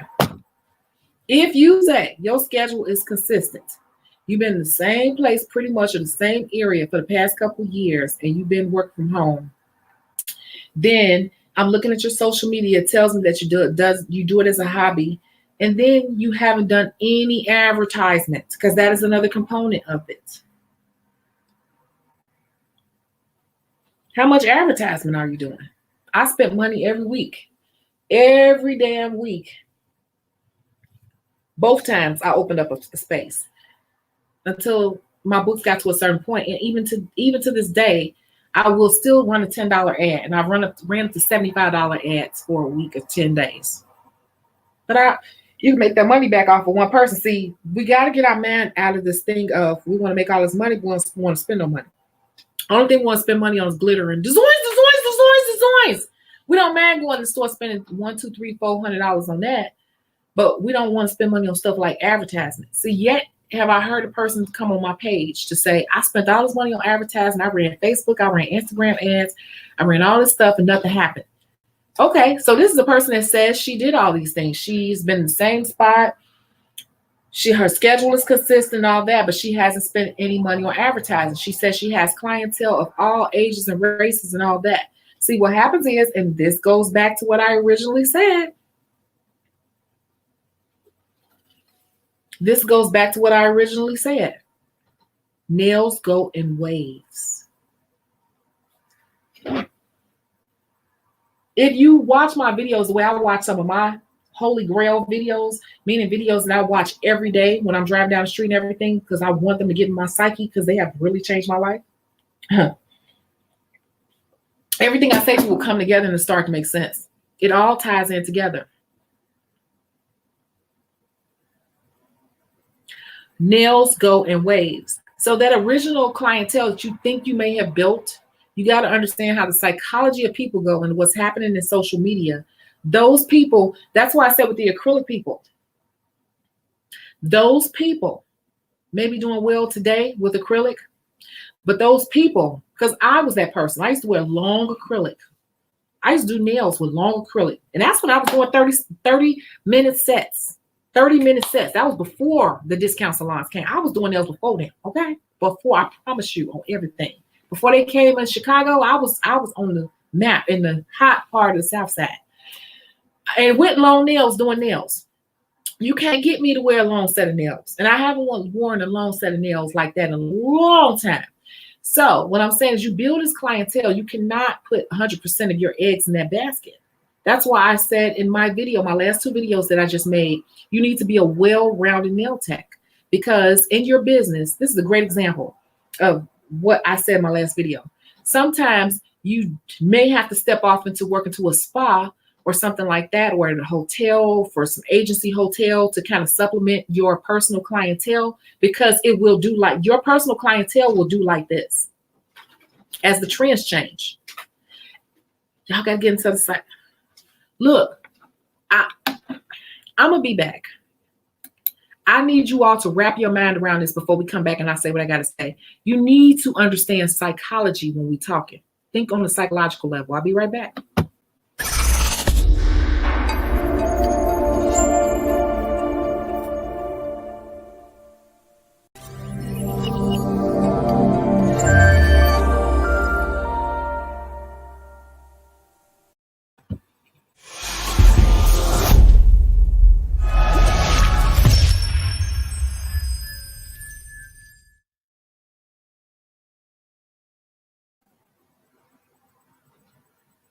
You need to think on a psychological level.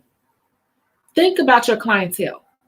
That's why I had to ask the right questions. This is the type of stuff I go into with client with consultation, but I give you more of a game plan. Write this down, do this, go even deeper. But clients change. Let's say I'm your client. Let's say I started coming to you when I was 18 years old.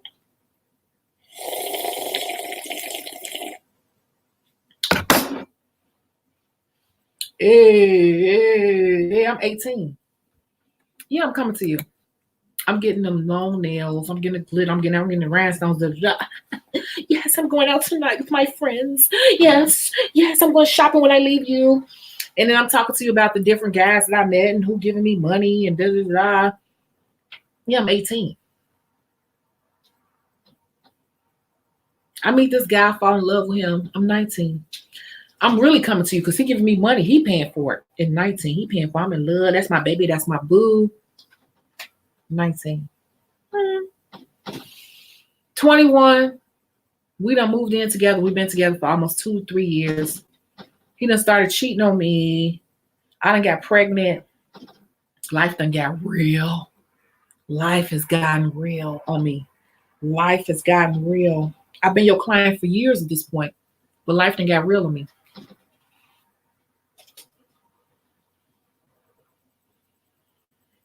Think about it. Think. I always say think. Because I done had a chance to think on what happened in my career while it did like this.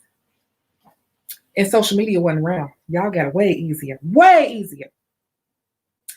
I'm going to stop coming to you as much because now this dude acting up on me. I might have to leave him. But I got a baby on the way. And I'm in school. And I'm trying to figure out how I'm going to pay these bills because I don't want to move back in with my mama or I got to move back in with my moms and pops or whatever. And I got to cut back on my personal self because it's not about me anymore. So I got to cut back on things. You just lost the client. You just lost me because life got a hold of me. You get that? Do y'all get that? Do y'all get that? That's how you lose people. You can say, I have clientele, but I still can't quit my job, because you got to understand why it does like this. Life cycles, because people go through different phases in life, and that's going to affect your money. That's why you're always going to have to invest in your business, not in just what? Designs. It's more to invest in being a beauty professional than designs. You're going to have to invest in upgrading your services, upgrading your skill level, upgrading your advertisement and your look. Because you're going to keep people, and some people are going to be what? Just like life. A reason, a season, or a lifetime. Same thing goes with clients. Every client's not going to be with you a lifetime. You're going to always be advertising and trying to get in new clients, because clients fall off for different reasons. So that was that client. That was Tanisha. That's what happened to Tanisha 1. Now I'm your client again. Tanisha 2. Tanisha 2 is 24 years old. She comes to you. She like your nails. She get nails put on. She gets some medium sets with glitter and a little bit of stones or whatever. She comes to you faithfully. She tips you very well. You like her. You love her. She's a good person. She's funny. She's witty. You've even been to her birthday party before because she's such a cool chick. Yeah, girl, come to my birthday party. Come. Yes, come, girl. I give you an address. I'm going to text it to you when I leave out. Right? This is Tanisha 2.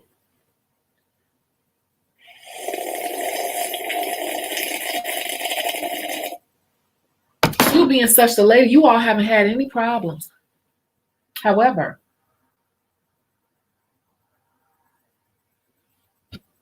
Tanisha 2 is doing very well. Very, very, very, very well. Tanisha 2 is doing so well. She has no kids. She's gotten a promotion. She's gotten another promotion. She's gotten a third promotion. Tanisha 2 can no longer wear those medium length nails because Tanisha 2 is in an executive level now. And she's up there with the big dogs. So she's conforming to her new environment. So Tanisha 2 no longer comes to you because Tanisha 2 is just basically not wearing nails anymore. She may just be wearing clear nail polish because that's what everyone else in the meeting is wearing. The other boss bees in the room, they're wearing clear nail polish or milky, very sheer, milky color. And she's gotten so caught up in her mind with moving up that corporate ladder that she's cut nails out of it because that's no longer the look. And she's liking this money and this new lifestyle. You got to get into the psychology of things. Many things are happening with the clientele that you originally built. You can never just build a clientele one time and say, I'm done. Now, that's why I said it does like this. That's Tanisha 2.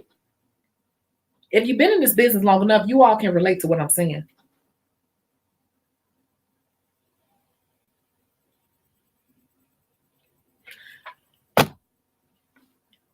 Who is Tanisha 3? You lost that client. She may come to you for a manicure. Last time you seen Tanisha 2, she came to you to soak out and she just wanted a manicure. That was the last time you saw Tanisha 2. That was 4 months ago, and she's been traveling a lot.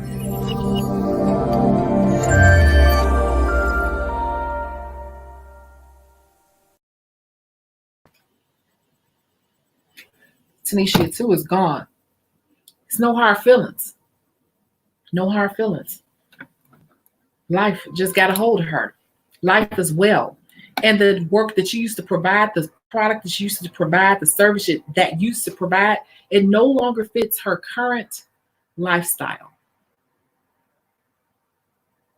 Get it? Jason said, yep, teach. Not enough promotional attire will sink a ship.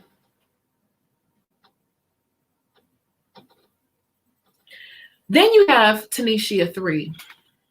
Hey girl, yeah, you did that last time on my nails. Yeah, you did that. I tried, girl. You showed me that picture off of Pinterest and it was everything. And I liked it and I really wanted to do it. So thank you for letting me try it on you. Did it last, girl? Yeah, it's still here. It's still here. Everything is still in place. Yes, I loved it, girl. Let's do it. Okay. Well, I've been looking some more because you did that on the last one. You really did that set. So let me show you these other pictures I pulled up. This Tanisha 3. Your third. I'm such a lady. I'm so sorry. I can't help it. That's the wine doing it to me. Y'all know bariatric people, we be having gastritional problems. What? Tanisha 3.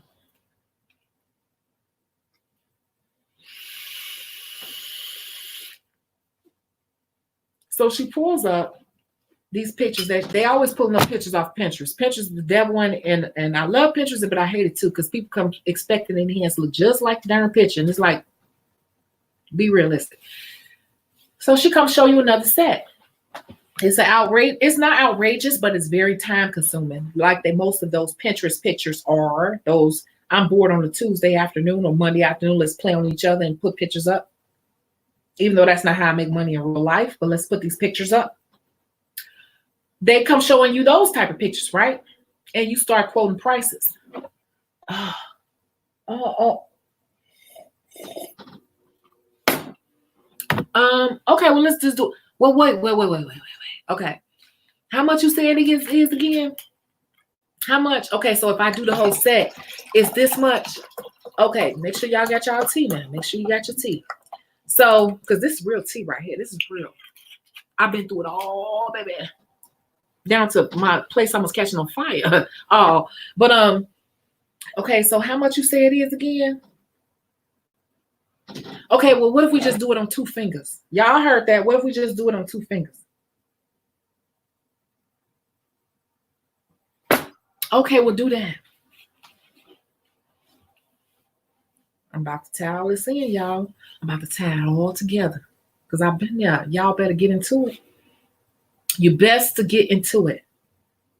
So you put it on 2 fingers. They love it because you're good at it.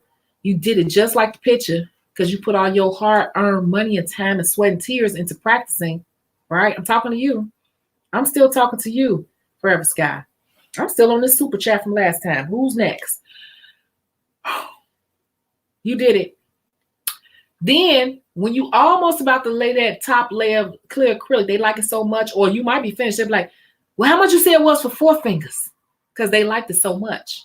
But really, what they asked me for from you is really outside the budget they want to spend. But the nail tech community, the nail technology is growing and expanding at such a rate, and people are putting out information. I'm tying all this in from a couple different ways. Y'all got to get into it. I'm putting you in the mind of the customer and in your mind too. This I'm talking like the customer, how they thinking, because I think about it. They getting bombarded with all this information, all these options and information. They come to you. You realize how much work it is, and you break it down and say, well, okay, this is how much we're going to charge, and you can get this within your budget. They like it so much, they want to maybe put it on instead of 2 fingers, 4 fingers. And now they don't want to have, so, well, that took the price from 65 to 75 or 70 to 75. Okay, do it. Because they like it so much, right? Right? Because you know what you're doing. You're good already, right? And you're a lady. What happens next?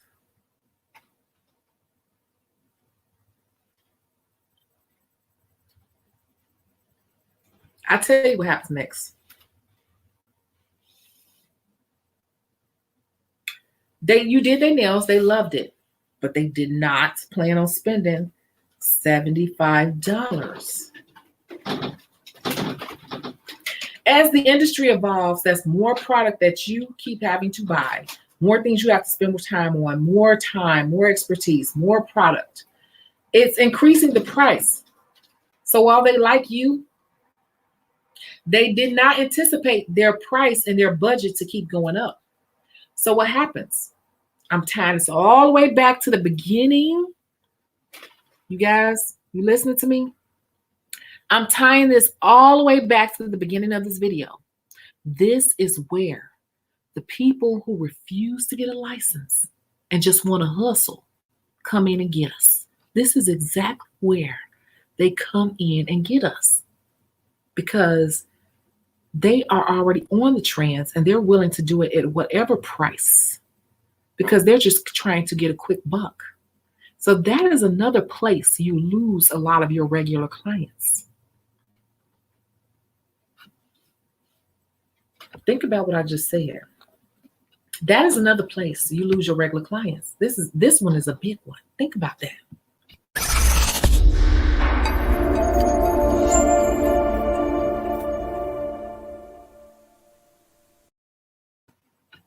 Did y'all think about that? So when I hear people talking about these things, you say you experienced all that too. These are other factors. This is what happens in consultation. I dig a little deeper.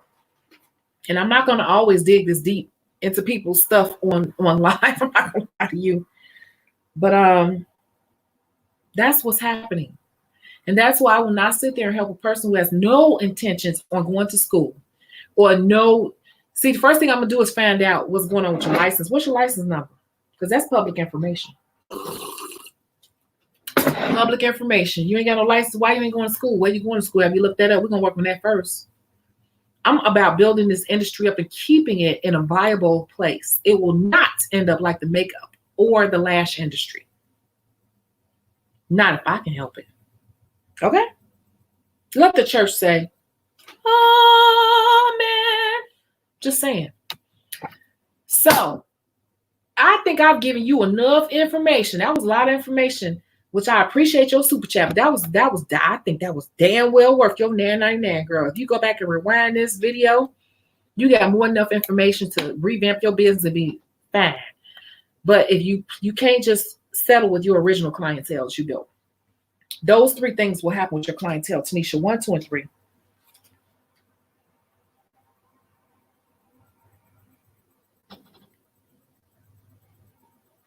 Trends change. As trends change, you get new entry people into the marketplace. Some of them are just hustlers. Hustlers will snatch your business and think nothing of it. You got people that want the new trends, don't want to pay for it.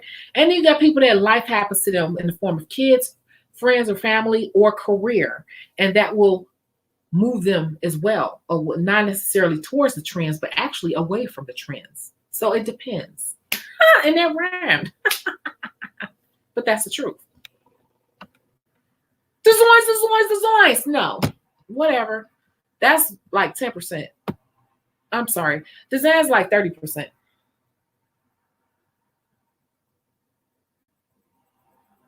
I hope that made sense. I really hope that made sense to you guys. Like, this is the stuff I really want to get into. So how long we been online? Ooh, 2.5 hours almost. Make sure you keep in touch. I'm on Instagram at Chicago One and Facebook. On Instagram on Chicago One, Facebook Chicago Nails and Makeup. But really, I tell people just to go to my Instagram, because anything that I post on Instagram, it automatically uploads to Facebook. And I don't interact on Facebook like that. I really don't. It's just a repeat. It's just moving it over there. So really, I'm on Instagram posting. My original posts come from Instagram. It just shows my work. And if you look at my page now, there's a certain format to it and a certain mythology to it. And if you look at it right now, it's off center. That's because for 2020, I'm changing the look because it's 2020. So as of today, I'm changing the lineup of it because I think about my brand and how I want people's eyes to flow over my work. It's all psychology. It really is. So it may be off. My squares may be off right now, but I'm at Chicago One on Instagram. You don't really have to follow me on Facebook. You can follow me on Instagram. Okay. And also super chats and stickers are now available, but you've already seen if you've been here. And be sure to share this live. You can always share it with people on your Facebook or whatever if you think it's good information, and hit the notification bell so you will know in advance, because what I try to do listening to you guys is before I go on, I say, hey, I'm about to go on in 45 minutes. Hey, I'm about to go on in an hour, so people can log in and get the information up front, because I get people like, oh, I missed it again, you know, whatever. So there you have it. I know I missed a ton of comments, so oh my God. I hope that helped you. Like, from the information you gave me, that is my analysis of it from what you gave me. Jason said, I'm all the way up here. Jason said, practice, and more practice. Lavina said, speed isn't a big deal with most people because people like to talk and enjoy the process. Exactly. To get their nails done, a lot of people are like, when I like I said, they never bring it up. I really rarely have people bring up speed. I bring it up because I'm paranoid. They be like, oh, I'm just enjoying myself because it's their time. And that goes back into the psychology of it. People need their time away from their regular life. So you need to make sure that you are an escape. And if you tap into people's psyche and learn about people and what they're going through and tap into them, coming to you will almost be like coming to a therapist. If you know what you're doing, you should almost be that person's therapist. And they look cuter when they leave out. Double whammy. People rather spend money with you, $100 with you, and come out venting to you about their kids. I've had many people cry in my chair. I had to get up and hug many people. I follow up with people's stories, and they be like, remember when I was like, oh yeah, the guy, they be like, damn. Because they don't have to remind me. I'll keep up with people's stories. Like, remember that? What happened with that? If you kind of become a therapist. So if a person could spend $100 or $150 an hour with a therapist, they rather come to you, spend $100 and $150 with you, and be cuter when they leave out with somebody who's no judgment zone. Gotta get into the psychology of it. It's not designs. Oh, more designs. Glitter. Where's the glitter? More glitter. Okay, you popping right now.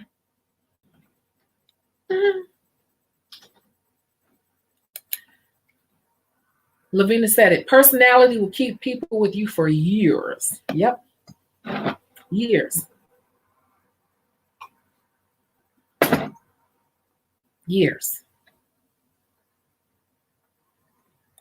Life of Melody TV. I've learned so much from you in such a small amount of time. Thank you so much for your insight and thank you so much for your insight and encouragement. No, thank you for your support. Yes, that's the thing. This has been my ultimate goal. Like, let's just help each other. I think we have a lot of channels and everything that are great. Don't get me wrong.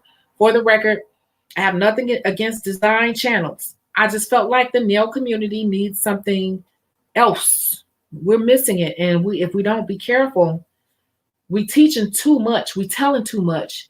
And before we know it, we will water down our own community by giving too much information. Because back in the day, the nail technician, the hairdresser, the barber, we were like neighborhood celebrities.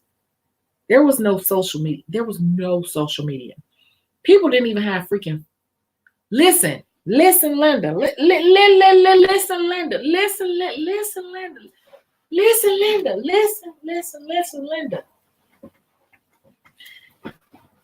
If somebody wanted to get in contact with you, they had to walk to your house. That's how old I am. Or they had to page you on your beeper and wait for you to call back. Okay? Or call your house if you answer the phone. Or print out a lot of flyers. I wish my girl would say she'll tell you. And put them in the neighborhood beauty supply stores and stuff and try to put them on people's cars. That's how you did it back in the day. And if to get appointments, you had to call them or beat them if they had a beeper. If they had a beeper.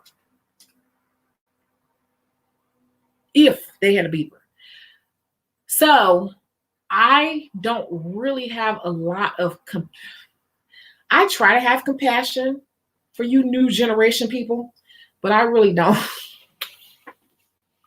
Because y'all got it easy to me. Like, y'all lazy.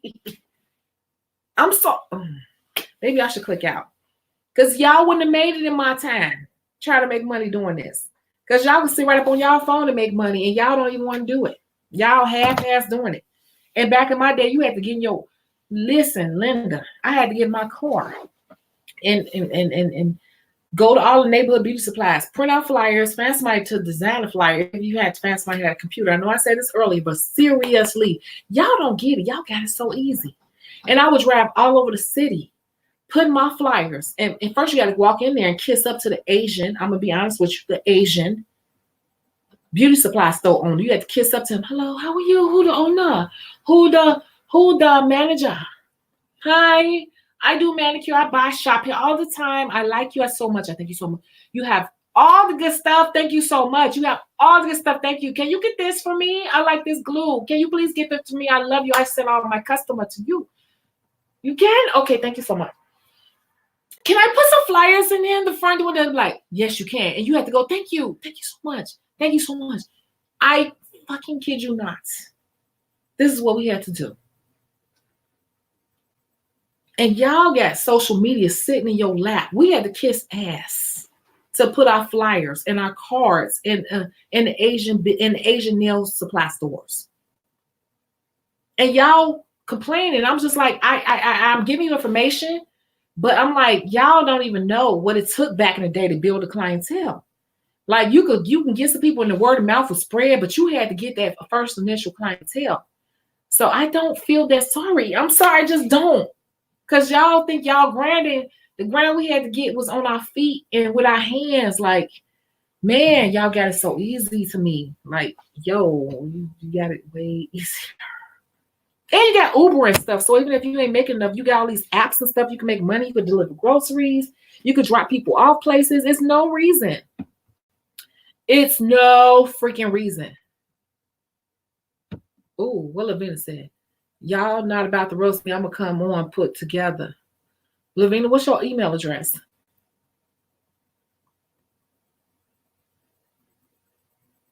What is it?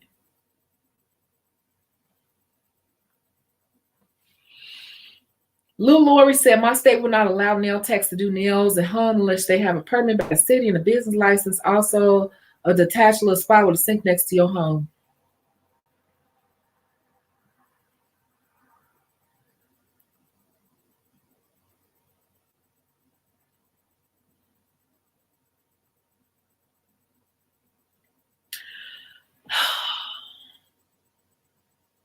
I was reading comments on my phone. I think some of you all are approaching this the wrong way. When you start walking into city agencies and government agencies talking about you want to work and have a business at home, the government and city agencies are thinking about you advertising and putting like a small sign and stuff outside your house. If you are licensed in what you do, it is okay for you in most states. I can't speak for every state to run a privately held business in your home. I'm not gonna go too deep into that because I can't speak for every state or whatever. But if you have a private set of clientele you are running, you should be fine. But when you start talking about trying to solicit the public, that's when it gets technical like that. But I don't get too deep into that because I can't answer questions on regulation in different states and cities. So that's one thing. If you ever brought me into consultation on, I'm just going to start helping you find city and local government numbers to specify that with them. Business cards, post every day. Da, da, da, da. Yep. True.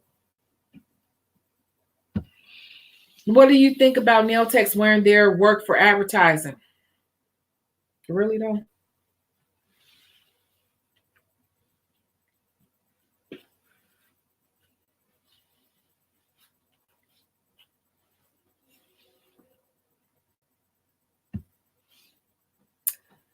My tattoo artist told me straight up, it's all about clout. People pay for popularity versus work. That's what I'm saying. Y'all get it way too easy nowadays. Let me go get some water. My stomach is burning because I haven't been drinking, and it's just like this stuff is burning my stomach. This tea is burning my stomach. So give me a moment.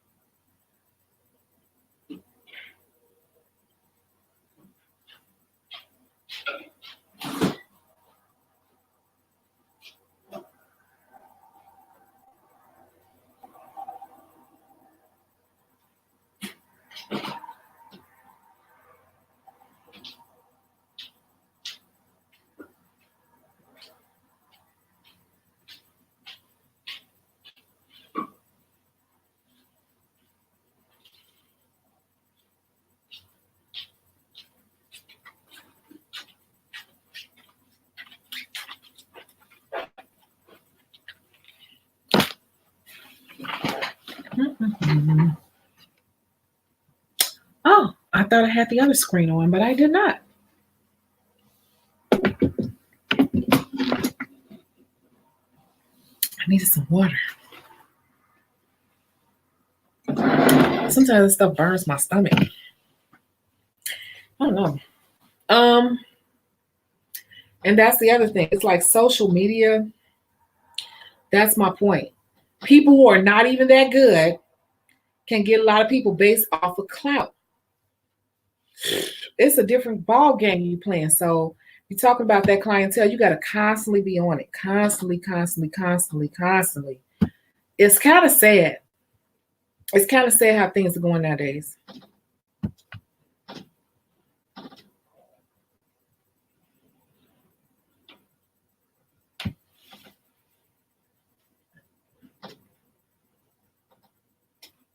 Are you still talking to me? I'm licensed. You misunderstood me. I will take this to 101.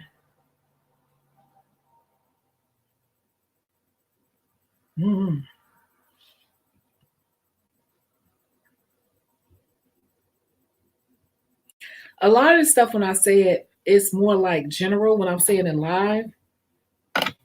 But listening to you talk, it seems like those are some of the problems. And I'm just saying that we cannot rely on one set of clientele. We have to constantly be on the lookout for more.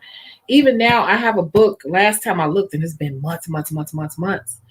It was over 300 people. It was like right at 300. So I know it's well over 300 people.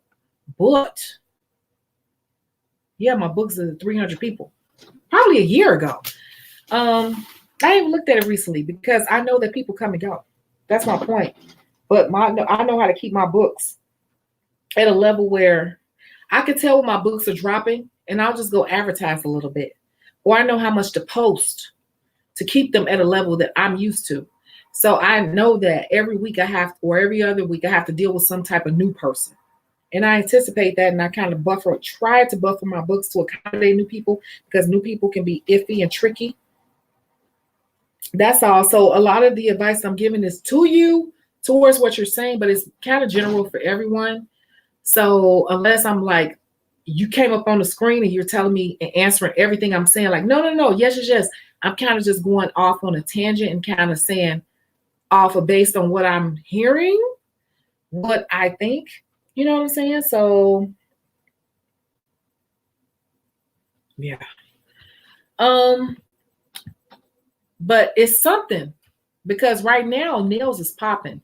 And if your clientele is like falling off, and if you've been doing it that long, and you're not able to build or keep a full book where you pay all your bills and be straight, it's something you're missing. But we already pointed out a lot of that just in the social media portion. So, this is a new person, Terry Benania. I think that's right. Terry Benania, do you have any idea on how to get rid of smelly knee growths? What are you talking about?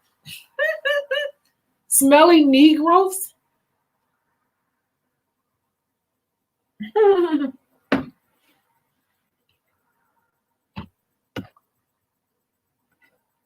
Hey, Regine, you just not getting in here?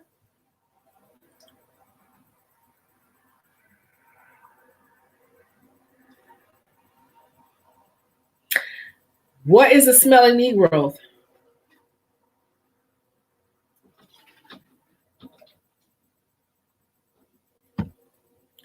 Regine said, agreed. Old school got to break out of that. Social media is important. You have said that many times, Chicago. Thank you for your love. Priceless info. I try. I'm just telling you what's off the top of my head. And if something does not make sense, let me know. I will try to explain. If I see a comment, I will definitely try to explain because there's so much to this. You see, I'm not even focused on plans. I'm sitting right at my nail table, but I'm sitting here on the client side of it. As you can see, I'm facing the door. I work on the other side of the table. It's so much to discuss. I don't even need to sit on that side of the table, really. Um, yep, teaching. I know we said that already. Okay, so it's a leg right here. I want to know what the heck you talking about with some smelly. Do you all know what she's talking about? Smelly knee growth.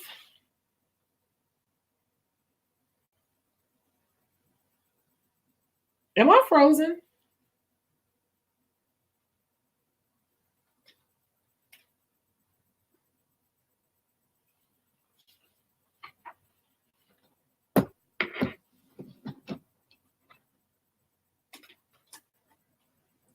You guys, look like it froze a little bit. Let me buy, I bought a cord. So let me try to plug this cord in really, really, really, really quick. I'm going to come right back.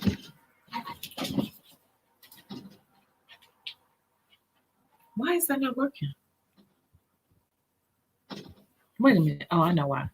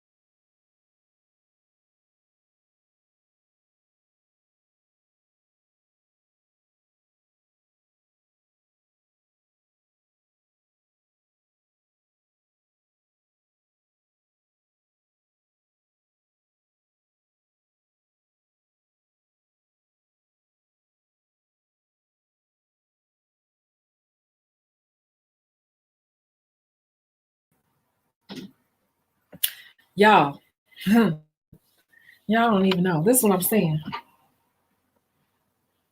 I don't play. I try to find out, are you all still here? I try to find out what can make my business better, what can make whatever I'm doing better. And I found out that I reached out because on that last 6 hour marathon, remember that clicking noise everybody was complaining about? I already reached out to the company and talked to them. And I found out that it's better if I buy a cord. So I went and spent money on this cord. This is a 75-foot cord, and it was not cheap. And it's running all the way to the front of my apartment. And I just hooked it up. And that's what I do to better my business because I really believe in what I do. It's not a hustle for me. Hold on.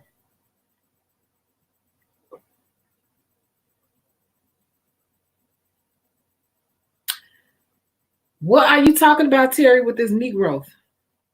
But I think you might be a if you are a what you call those heckler people. People don't have no life and shit, and be just coming on people lives talking about stupid stuff to make them say it out loud. Wow, you really need to get a life if you one of those people.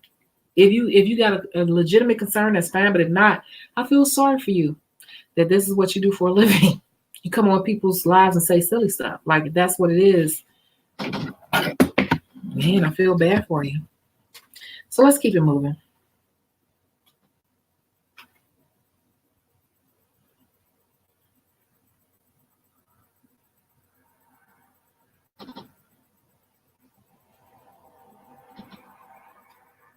Okay. Sharina was supposed to be coming on live with me. Sharina, are you still here? If so, I even called your phone, girl. You didn't answer the phone. No, I think that's a heckler because I've had those. I hope I'm wrong, but I've had those a couple times. People come on saying stupid stuff like, "Oh, how do you get rid of ear wax?" You know, just whatever, just to see hear you say it on live or whatever. I hope that's not it, but it happens a lot.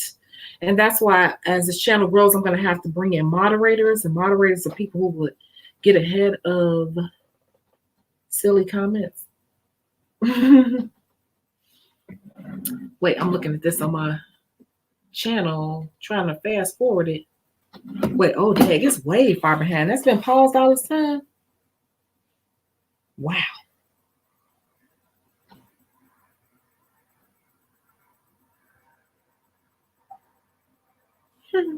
Yeah. The person talking about smelly Negroes. That's a heckler. You see, they had nothing else to say about that. That's a person that just did that. People don't have nothing else to do with their time. And they ain't got no money. They don't have nothing to do. They'll sit on the internet. They probably sit in their mama house eating their food and everything. I said it. Bums. Anyway,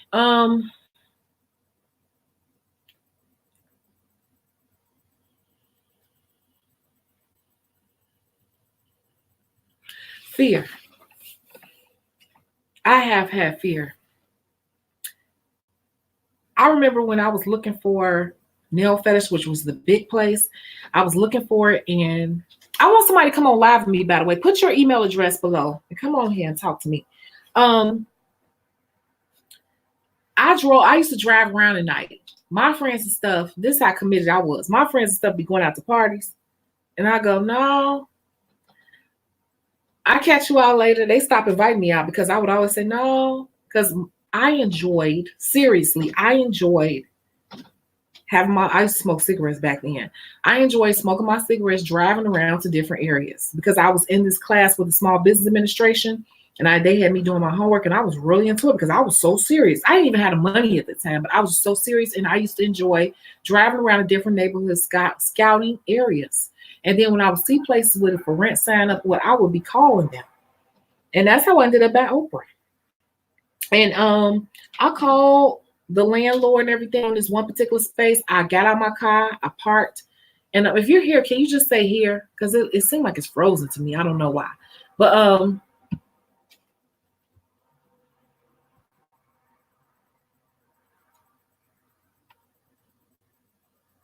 if you could.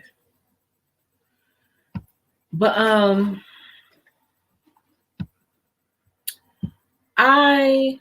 see it. I would drive around to different places and I would park my car and just go look inside the window. And when I found that perfect spot, I saw how big it was. Let me tell you how big it was. It was 1,800 square feet. That is the size. I have a 2-bedroom apartment. What I rented was the size of two 2-bedroom apartments. It wasn't no small space. And for some reason, I was just so laser focused I know for some reason I believed in myself, but I was so laser focused in what I was doing. I knew how I was gonna get the cash. I was already working on that because I had property and I was pulling the equity out of that property to do this. So I was moving forward at lightning speed. And I went set with the owner of the building, and he talked with me for a couple of hours. It wasn't just, oh, he gonna fill out the application. He wanted to see who I was as a person. He was Persian, and I'm cool with him to this very day. And we sat for hours talking, and he's the one that taught me about zoning and everything. And he even helped me look up the zoning on the map. And we talked for hours. But when I left out, he was like, I'm gonna give it to you. I couldn't believe it. I remember, and some of the details may be fuzzy. I gotta have my other friend come on here to tell you the real details because she was there, because I was calling her every step of the way, but because it was just fuzzy, it was like surreal. And I remember driving down the street, leaving. He was like, he just gave me the space. It was unbelievable that he just gave me the space. And I had to pull over and cry. I remember pulling over and like boo-hooing, like, y'all don't understand what happens when you focus on what you're trying to do. And I was like, from that point on, I really didn't sleep. I really didn't sleep, but in a good way. I was just owning, like, okay, order this, order that, order this. How much is this? What's my budget on this? Okay, is the loan coming through off the equity on the building? Okay. I was like a mad woman, charts and graphs and everything everywhere. And when I got them keys, it was a certain song that I was playing every day when I would drive and get up in the morning and take care of my business by India.Arie. I think it was something like do do do do do do do do do do whatever. And it was just talking about whatever. I have to pull it up. But my friend said to me, she said, when you finally get the keys and you get in that space, you're gonna turn on that music real loud. And I think, how did I do it? Was it on my phone? I don't know if I did it on my phone back then or I had brought a radio up there, but I ended up playing that song in that space, empty. So it was like a great echo when I finally got in that almost 2,000 square foot space. And I played that song when it echoed throughout that 2,000 square foot space. I cried. I cannot believe I did this. A girl with no mother, no father, just an idea in my head. I did it. I had a 5-year plan. It worked out pretty much in 5 years from buying. You need to buy some property. You need to pull the equity out that property. You need to get it. All that happened because I was so focused and I believed in myself.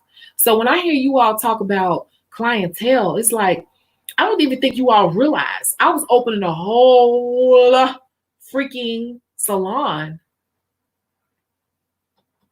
coming out of a spa.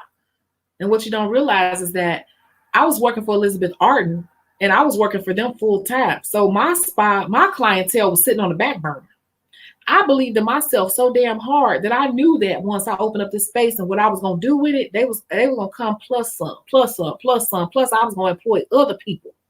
So when I hear other people talking about they can't keep their own books filled, I kind of want to be like, I did 10 times that on just believing in myself. I don't think y'all get it.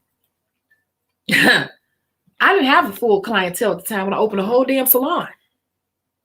2,000 square foot space, basically. And my clientele wasn't even booming because I was doing Elizabeth Arden's clientele. Remember, when you work for a spa, that ain't your clientele, baby.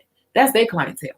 And you can be sued if you try to get their clientele because you sign a non-disclosure and perimeter agreement and all that. But I was still so determined to do my own thing in my own way. I used them to learn what I need to learn. And I opened up my own place and said, not only am I going to have a clientele, I'm going to bring in 6 other people and we're going to all have a clientele. That's how hard I believed in myself. So that's why I get like, you can't be hustling as hard as I hustle off just supplying yourself. You just need to learn how to adapt to today's world. And today's world is easier. It's a little bit more competitive, but it's easier because most people don't even understand how it works. They just in there copying each other. But if you can get a competitive advantage and edge on understanding psychology and how things really work, everybody on social media. But if you understand how social media works, that's where you're going to get it. Y'all didn't get what I just said. Did you? I know you didn't. Think about that.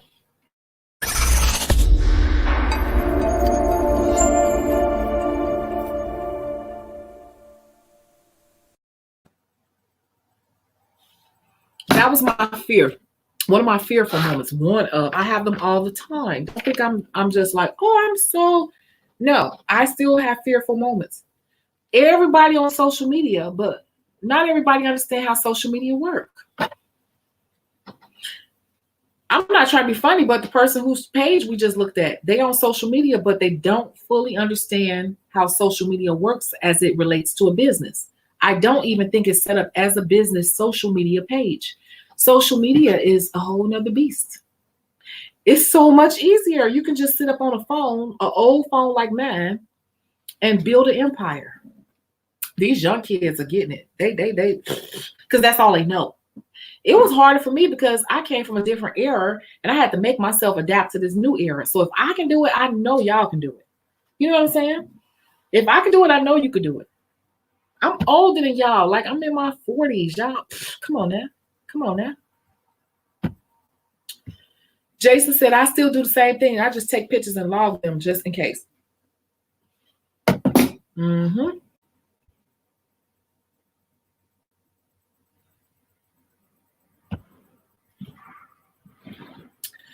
So that user is getting blocked. See, they never said anything. Blocked. And that's what I don't have time for bullshit. That's what a moderator is going to do for me in the future, very near future. I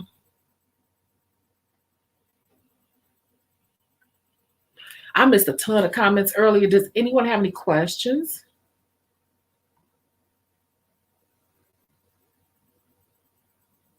I'm just looking through comments. Who wants to come on live with me? Is Sharina still on here? You come on and say hi, because I even called your cell phone, girl, because I was going to have you as my very first online person.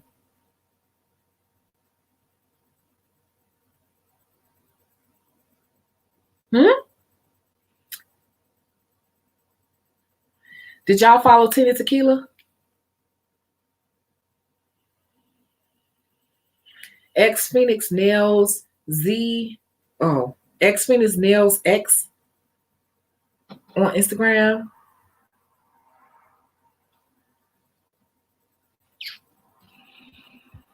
That's just one of the little stories. So would anyone like to come on live with me? If not, we're right at 3 hours. So I will let this go.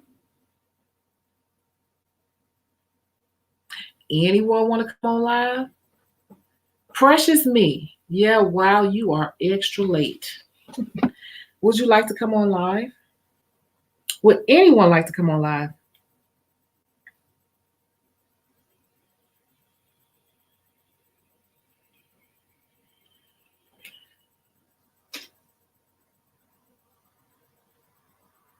All these people are logging in, they have nothing to say. Y'all, don't feel no type of way about my personality. I know my personality is aggressive, but I'm here to help. I promise you. Like, this is the type of stuff you need.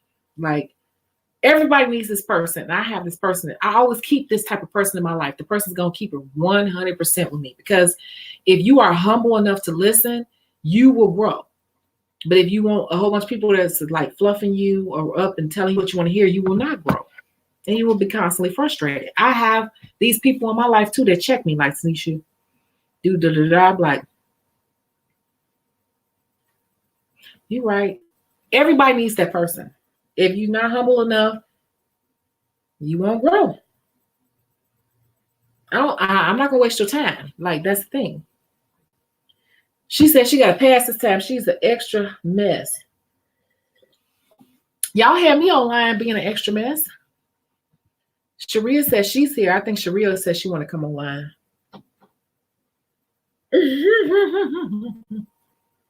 Jason, you want to come online? You saying so much. Jason got so much to say about knee growth. How much was the bag of sugar? Look at all these comments that Jason left.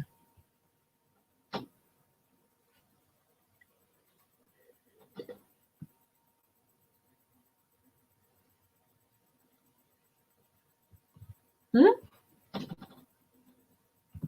Look at all this Jason just all up in here. Look.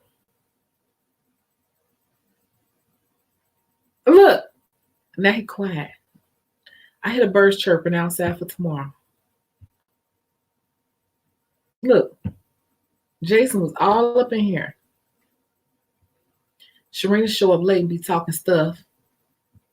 Look at this. Look. Look, I'm putting Jason on the spot. Where is he now? Where is he now? Where is he now?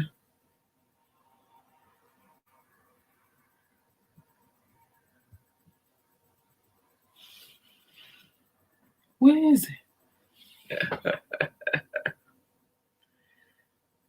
It takes guts to get on YouTube. I'm so used to it, I don't even care. 10 years in, second channel, I don't even care. We give other people more credit than we give ourselves. That's all I'm gonna say about that. London is an original OG. Have you ever had a month where you feel like your nails are not coming out as good as they used to be from stress or anxiety? I said that before. I ain't gonna lie to you. Now I'll be talking all this stuff, but I tell you what it is, honey. I go through these moments. I don't even feel like doing nails.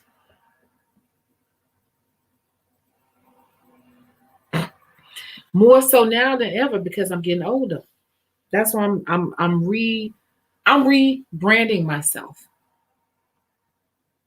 I want to help others who have the energy to deal with people because my energy is growing and my patience is growing thin. And the way things are going for me, from what I've come from, it's like I get it and I know how to rock with it, but it ain't me. I'm tired too. I'm older, y'all. Yes, that happens. This is why I say you need to have a good mix of people. Great question, London. Y'all see London's question?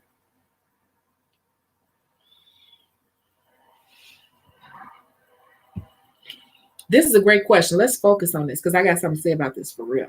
A whole speech.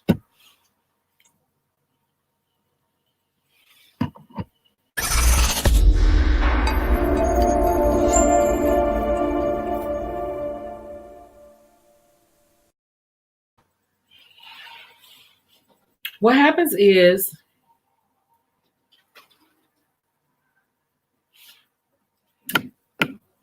you get burned out. Anytime you're dealing with the public, you will get burned out if you do not pace yourself. There's a young lady on YouTube right now who I watched her grow at an astronomical rate. And I reached out to her in her comments and I said, young lady, you need to slow down. You're going to burn yourself out and you're going to hate it. Why did I do that? You're doing too much, Tanisha. Okay. The reason why I reached out to her is because she started, I watched her because I thought she had good content, even though it was recycled content, but it was good content. And I'm like, I see her getting too caught up into this. She was letting it run her life. And she started like having to come on there talking about she was having anxiety and she was constantly explaining herself to people like, I promise I'll be on. Please don't hate me. I promise. And it was like, I could tell that she was like making it way too much. And I had to say something. And I read the other comments and they were like, it's no big deal. But in her mind, she got too caught up in it. That can happen anytime you're a creative person. And she didn't listen to me. Of course, she went, thank you. I told her, said, baby, I've been on here forever. Don't get too caught up like that. It will ruin you and you will hate it. You will start to resent it. Okay? She just got too deep. And even now to this day, she's getting sick. She always making excuses for why she can't come on because she put too much pressure on her to grow at a ridiculous rate. And it worked at first, but she started to resent the rate that she grew at because she did not let it happen organically. I ain't gonna say it again because she got to bump her own damn head because she's young as hell. Okay? Gotta let her bump her own head. So, taking this into nails. That's Number one, the reason why it's good to have a well-rounded clientele, like I said in the last video, because sometimes I don't want to sit up and be creative all day. It can become a little bit draining to have set after set after set come sit in your chair showing you all these Pinterest pictures of stuff they want you to recreate on they chewed up ass fingers. Okay? Also, it can become draining because you just don't always feel like being creative on a 150% level. That's just real talk. That's another reason why it's great to have a great mix of clientele, because I actually look forward to my plain clients after a long day of designing and coming up with stuff with people like, just do what you want. Because people love to say to you, do whatever you want. And that's, that irks my soul when people say, do whatever you want. Because do whatever you want mean you got as much money in the world as it is to spend. What's your damn budget? And y'all already know that. That's my next question. What's your budget? When people say do whatever you want, they trying to say, whatever you're going to give me, I'm going to take it. But they never want to ask the price. But when you start asking the price, you will find that it's much lower than what you planned on getting for what they expect out of you. So anytime somebody, and the clients, I know everybody do it to everybody in this darn group. Do whatever you want, babe. Just do whatever you want to do. I mean, it's up to you, whatever you want to do. They just think that people are messed up. And that's why I say you got to get into the psychology of it. People think that this is fun for you like that. And they don't understand when you do this for a full-time job, it ain't even fun. It's work. Just like you go to work. I'm at work, motherfucker. And who the hell be at work? Talking about, I love doing this all the time. No, you get burnt the hell out of sometimes. But you constantly have people sitting in your chair talking about, do whatever you want. I don't do nothing. Really, I just want to fill you in. You give me the money, you're going about your business. So you tell me how much you're trying to spend. I'm going to give you, and you give me some colors that you're thinking of, and we're going to explore from there. So yes, anxiety and stress does come from nails, and more so that I'm older, because I get so sick of people nowadays, especially with social media. Because remember, it all ties together. Social media gives people so many options. They start showing you other people work and want their hands to look like that girl with that perfect set of hands who don't do nothing all day. Who get rich ass mamas and daddies, and she sit at home taking selfies all day. They want the nails that she got on, and they expect them to last for a month or two. And they don't want to pay no more than $50 for them, which the set alone is $50. So that's why the first thing I start talking about when they start saying do whatever you want to do, my first question is, and this might be a prize question in the future, what is your budget before we start talking any further about whatever it is I want to do? Because I tell them, they just look at me. I had people never come to me again. Because I know them the people that don't never have no money.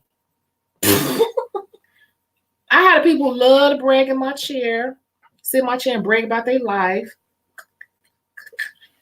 And tell them, do whatever you want to do. And when we start talking about money and how much stuff they really think they about to get cost, they don't want to spend that much.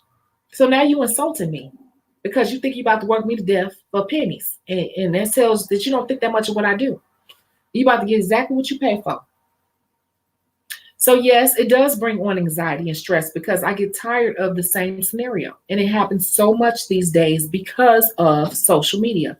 Pinterest in particular. Thanks for that great question, London.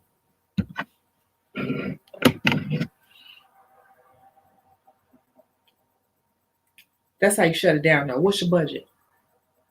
That's always been, I give the same answers all the time. What is your budget?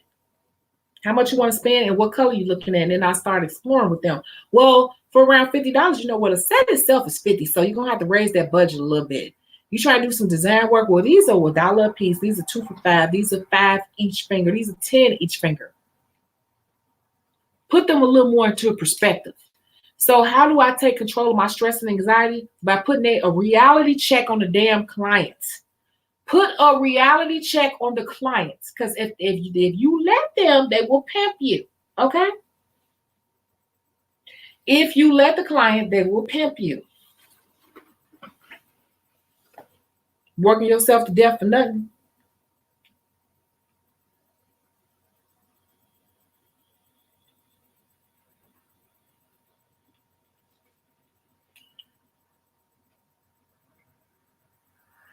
That question throws people off, but guess what? Asking people what their budget is not rude at all. And I don't say it like that, like, what's your budget? I'll be like, okay, that's cute. I like that. Okay, I like the black. Okay, so you looking at black, right? Okay. Wait, but first of all, we gotta stop about I gotta figure out what type of budget you want, like what type of money you're trying to spend today, because this set right here, technically, if I did this exact set and I was this person who did this set right here, the set itself, a medium coffin set with gel polish is 50. That's just the set itself. Okay, now you're looking at all these stones. Okay, that's an extra $20 on those 2 full bling nails. So you're already at 70. Then on those is partial bling, so that's another 10 on those 2. So you're 75. And then the designs on the other 3 fingers, that's another 10 or whatever on the other 5 fingers that's left. So you're looking at like 80, 85. You straighten them out that way. I don't say it like this. This is just us in our community, but that's the real way right there that I would say it to them. So that's the way I control my anxiety. And I find that works. Don't let people stress you out. You have to lay down your prices, but it all ties into everything I said before in having the environment and the setup that allows you to do so. If you do not have the setup and the procedures and protocols set in place, people will not respect what you're trying to do. And therefore, what you do will give you anxiety because you're trying to run a hustle, but price it like a business. If you want to price it like a business, it needs to be set up like a business. Okay, they go hand in hand. Boom, boom, boom.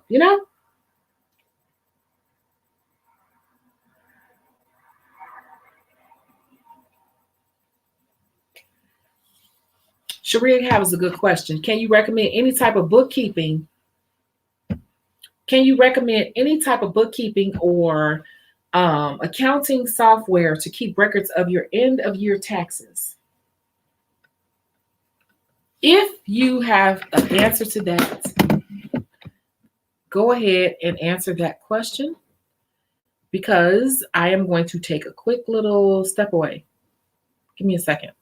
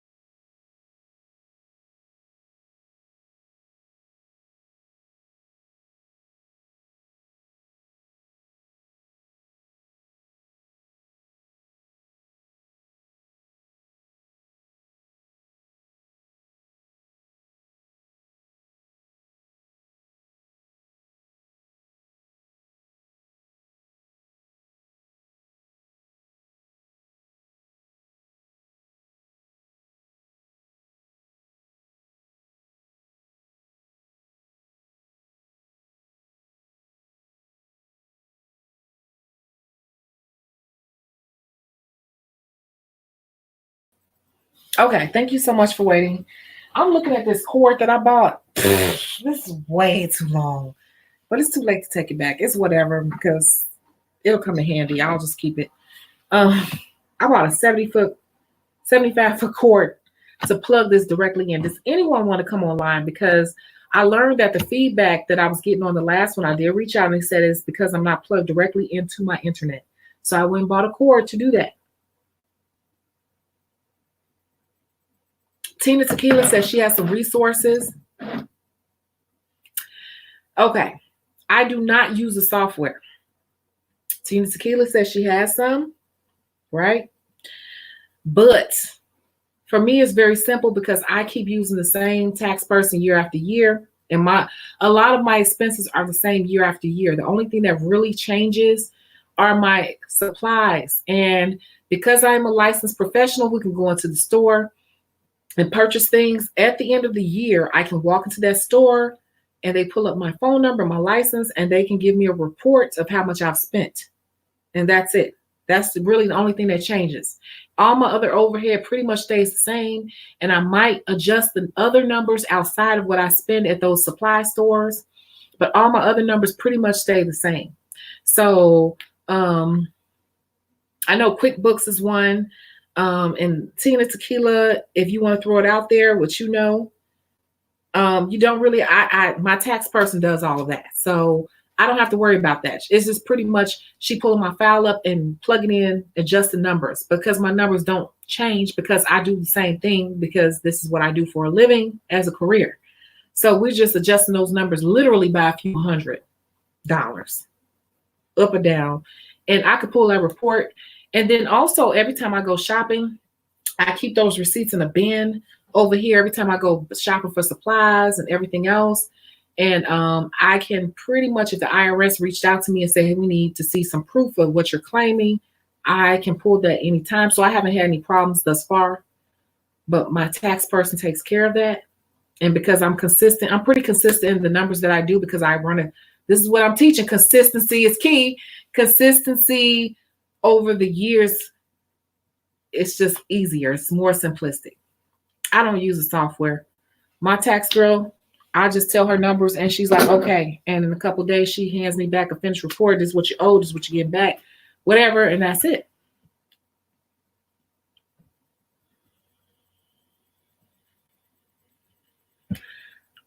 Tina says she has some resources from accounting school. She could give you some. She likes the simplicity of it. Throw me in. Let's test this out. You got her email. And then once I figured out all the fixed costs and depreciable costs, like you said, it's pretty much the same thing month after month. Yeah, it's all the same. So if I don't bounce around, some people be going to different tax people. I don't like that. I like the same person. I've had 3 tax people my entire life. And since I've been in business for real, I handled with the same person. She's in Georgia and she still does my taxes. Because we got the internet. The hell she got to be here for? It don't matter. You know, she knows, because she knows my life. And a person who knows your life is the best person to do your taxes, because they will help you come up with deductions that you may have not thought of. And when you keep bouncing around to different people, they will go very general on you because you're just a number to them. It's good to stick with the same tax person year after year, because they begin to know your life, your lifestyle, and your life changes, and they will find different deductions and exemptions that apply to you even better, because they know you personally and how your life is evolving. That's the reason why I don't like to bounce around. All I do is answer a couple of questions, and she takes care of that for me. So I don't personally, and I'm not saying it's the best way, but I don't have to do that. I just never have. And I have my taxes all the way back from 10, 12, 15 years ago, all filed, even from the business, personally, all of that. I've never had no problems with the IRS. I'm on payment plan with IRS now. Not a big deal, not a large amount. Comes out of my account. Boom, boom, boom. Whatever. Like I said, the only thing I could think of was QuickBooks. And she just said the same thing. I would say just QuickBooks. They have an easy one for entrepreneurs. This is the one the professor gave us. I think I paid, but I don't use it. QuickBooks is the easiest. It's very user-friendly for entrepreneurs. Never used it, but I hear it is. And from what I saw, if I had to, that would probably be the one that I would click on. I don't fool with taxes. I don't like them. They annoy me. That's what gives me anxiety.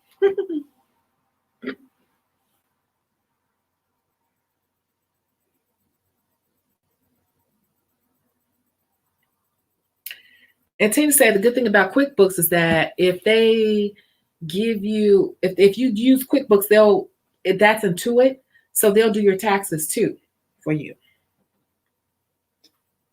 I personally suggest you get a person who knows your lifestyle, because they can come in and do a little further in-depth deduction for you.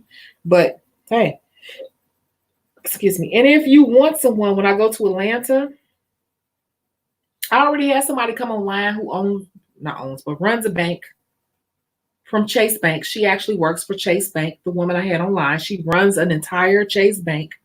But if you want my tax person is the national trainer for Liberty Tax Services, and she is the national trainer, and that's who has done my taxes for many years. And she teaches people, and she takes over failing tax businesses and rebuilds them. She does liquidation of tax businesses and all of that. And she taught me taxes, and that's how we met many years ago. And she is who I trust. So if you want her information, she specializes in working with entrepreneurs and small businesses as well. Any more questions? So I want to talk about fear in 2020. I see people buying the book.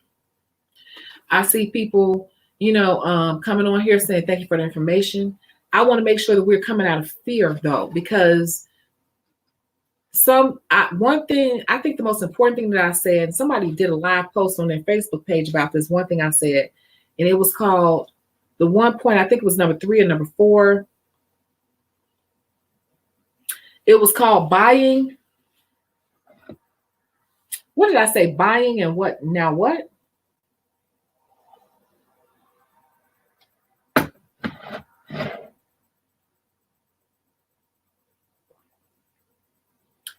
They talked about something else.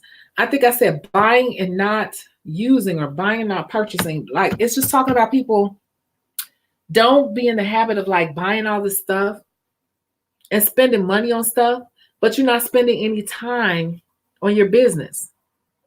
Buying and not spending. That's what I said. Buying and not spending. You could buy everything in the world. You could buy the fanciest accounting software. You could do all these things. But if you're not spending any time doing the things you're supposed to do in your business in terms of building it, working on skill level, or actually advertising, all these things, you don't need the software. There will be nothing to compute. What? I said it. There will be nothing to compute, for real. It will be nothing worth claiming. If you're not spending time, but you're buying everything, but you're not spending time doing the other things you should be doing, there will be nothing to compute. You will be spending more money on the tax person to do your taxes than you will be making. I need you guys spending time actually doing and implementing things in 2020. All of us. Water gone.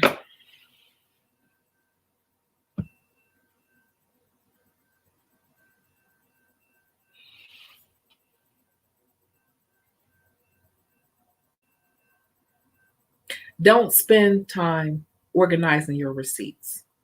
I said it. I see y'all little sad conversation. Don't spend time on that. Just saying.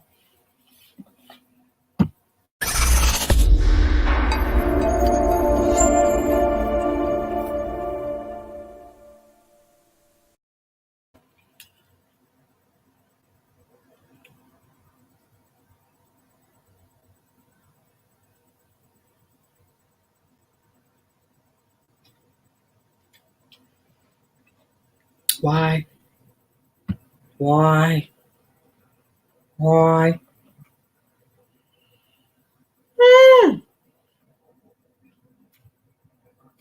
Keep your receipts.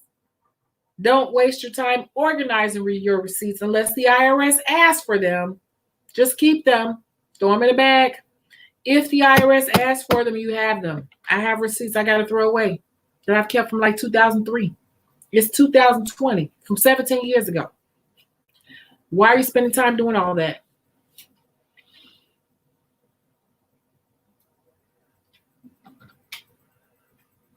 I'm looking at these comments over here. You're doing too much. You're doing too much.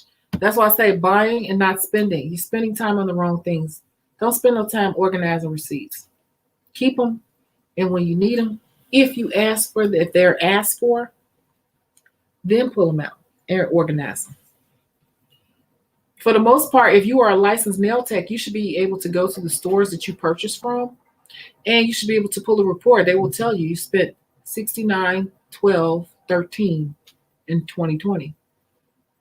And you print that out, and that serves as an official record. If they want further detail, then you go into the actual receipts. And if you don't have every receipt, then you can step back to your retailer that you bought from and ask for a printout. Don't spend time on that. Just keep it on record. Just keep it with you in case it's needed. Just saying, but do what you want to do. Boo boo, do what you want to do. I got a whole storage unit downstairs of receipts. I got a whole file cabinet full of receipts from 2003 till now. Ain't nobody ever asked to see none of them.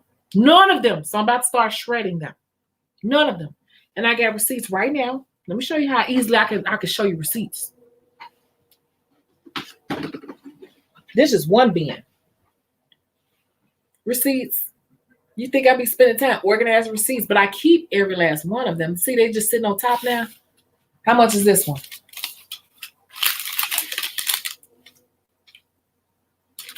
Look how long it is. This one is somebody just booked an appointment. She booked a gel manicure and a pedicure. When's she coming? January 2nd. Oh, she coming tomorrow. Shit, let me look and see what time she coming. This is for $55.09. Just keep the receipts. Don't worry about organizing the receipts.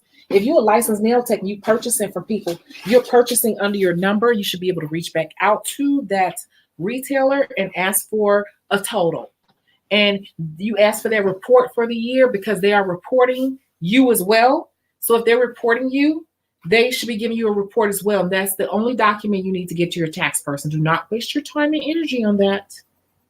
I'm just telling you. But if you feel I'm wrong, do it your way. I took a tax class too. I just hate taxes. And my friend and I became the one who's the national trainer. We became friends, and I told her, I said, I took the test and I passed it with 70, barely passed with 70%. I said, but I don't want to do it. I don't like it. But we still remain friends. That's been like 6 years. Trust me, I know what I'm talking about. I could do taxes if I want to. I hate it though. I hate it. It's not my thing. I'm not doing it.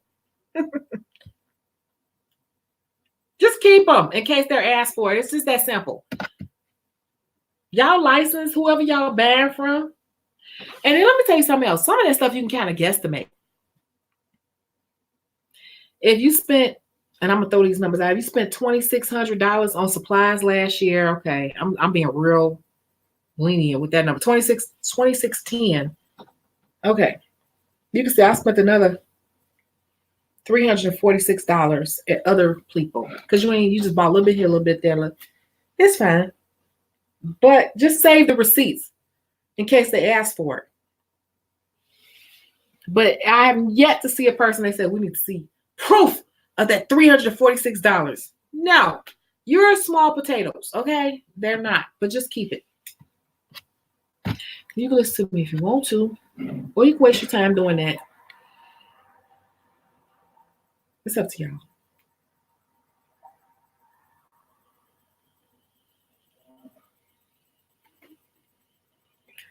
Girl, I got receipts flying everywhere. It's all stacked up. I got receipts downstairs in my storage unit.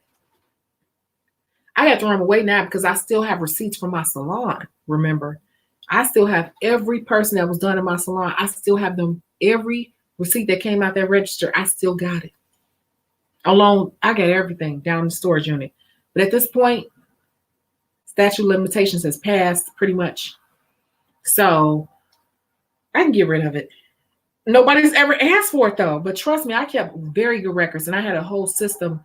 Every Saturday night, I closed out a certain way. The girls would ring themselves. Everybody knew how to ring. But at the end of the night, I knew how to run their report, do payroll, and calculate everything and do I have a whole thing of envelopes. This is this week. Every week, for every time I was open, every week, I got every freaking transaction that happened within that business. Nobody's ever asked for it. They just go off of what I tell my tax person, but I got proof of it. Don't spend too much time as a single nail tech organizing receipts. Just keep them. And you know from your supplier what you generally spend, and you can up that a little bit. Or up that. It's up to you. I can't give professional advice, but you can up that. If they ask, Don't worry about that. Like, that's not going to happen. But if the IRS ever, God forbid, ever did reach out, like, we need proof down to the penny. You can say, well, I bought some stuff from somebody who makes it from home. Girl named Jenny around the block. That's where the extra $600 came from. Jenny, she made my scrubs for me. I don't even know where she is anymore. I heard she died. You think you going to jail? Like, y'all be overthinking this stuff, like, for real.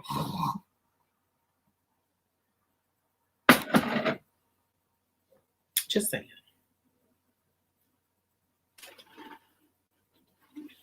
Tina said 12 more weeks and she's official, and she is nervous. I don't know why, though.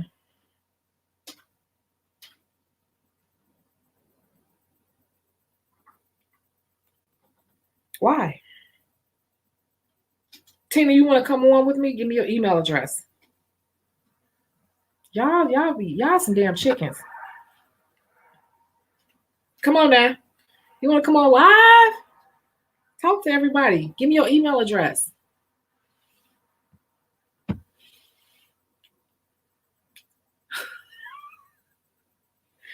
Precious Me says she died. Come on, when is Cassandra coming? Wait, I gotta see how early she coming though, because it's 12:40. Oh, January 4th. She not coming tomorrow. She coming on the 4th. I'm like, I gotta get up in a couple hours. But she coming on 4th. Okay, that's fine. That's good. That's fine. And me and her supposed to be going out together. Okay. Tinny, did you send your email address? I told you my phone go off all day long with people inboxing me, appointments, all that. And I know exactly how to hit it, exactly how it's gonna flow.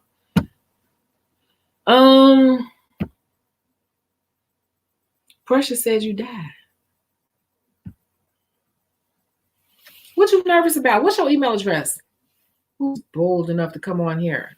We just talking, really. I put on a little makeup because I'm supposed to be like the main moderator. I said, you going on here looking so rough because you watching Orange is the New Black. I told y'all they got me feeling all rough and stuff. Like I'm in a prison. So I said, Tanisha, stop going online looking so rough. Like, really, you got a whole vanity in there. So you say you hate tax accounting. I don't handle that. My very good friend Dakara handles all of that. She asked me a few questions like, okay, hon, I'm going to try to get this back out to you in about 24 hours or so. I'll be back in touch. And she'll tell me like, no, she gets on me. She's one of my people. What I call my people. She'll tell me, she always tells me that I give people too many chances. She literally will go off on me. She has such a squeaky voice and everything. And you'll think she's really a nice person. She'll be like, no. But she will go off on me and I love it. When she'll be like, no, you need to stop giving people the benefit of the doubt. They showed you who they are, and that's who they are. And you need to stop. I'm like, okay, sorry. Everybody needs that person, and people sleep on her. But I trust her. She knows her stuff. She trained everybody in the United States, and she turns businesses around. They've hired her like, you are a national trainer. And that's who does my talks is. If you all want her for real, I will put you in touch with her. She is so serious about it. I even did a photo shoot for her because I've been branding her for a minute. Bay is sleeping. I'm in the dark watching you. He hear you, girl. He ain't sleep. He's just trying to see what you're going to say. He's trying to see what your next moves are. He ain't sleeping like that. Unless he snore real loud.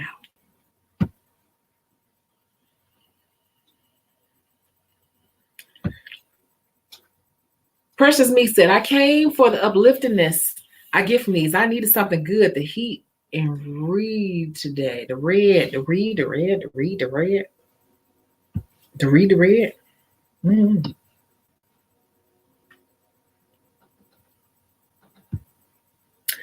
I love you, Chair. I need to find more reputable nail supply stores. I don't think any near me could do that. You like this chair? Like, can you see it? Can you see this chair? This is actually a gamer chair. My clients love it so far. I believe it's on the website. And if you really want it, I can order it for you if it's up there. I think it's up there on the website. It's not expensive at all. And I have Afterpay. So if you want it, you can put it on Afterpay. And my clients love it so far. And it's a gaming chair. And it's a chair that people can sit. It forces people to sit up straight. That's what I wanted people to do, to relax. But they can still, you see how you're sitting like this?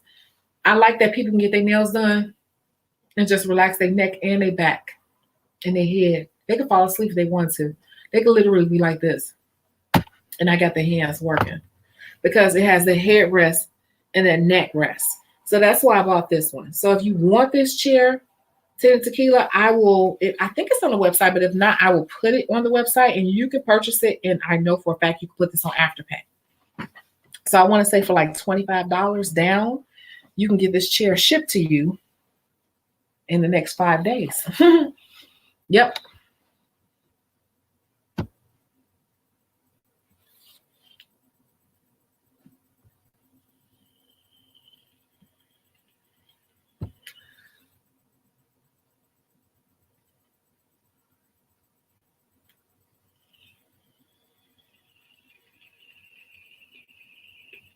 Huh. It is a gaming chair. I'm nervous because I have so many goals. And although it's not overnight, I don't want to be like many of the other girls in my school that have graduated not doing anything with their license. Mm-hmm. So as outrageous as I may seem to some people, you already know that if you don't know what the hell you're doing, regardless if you're designs,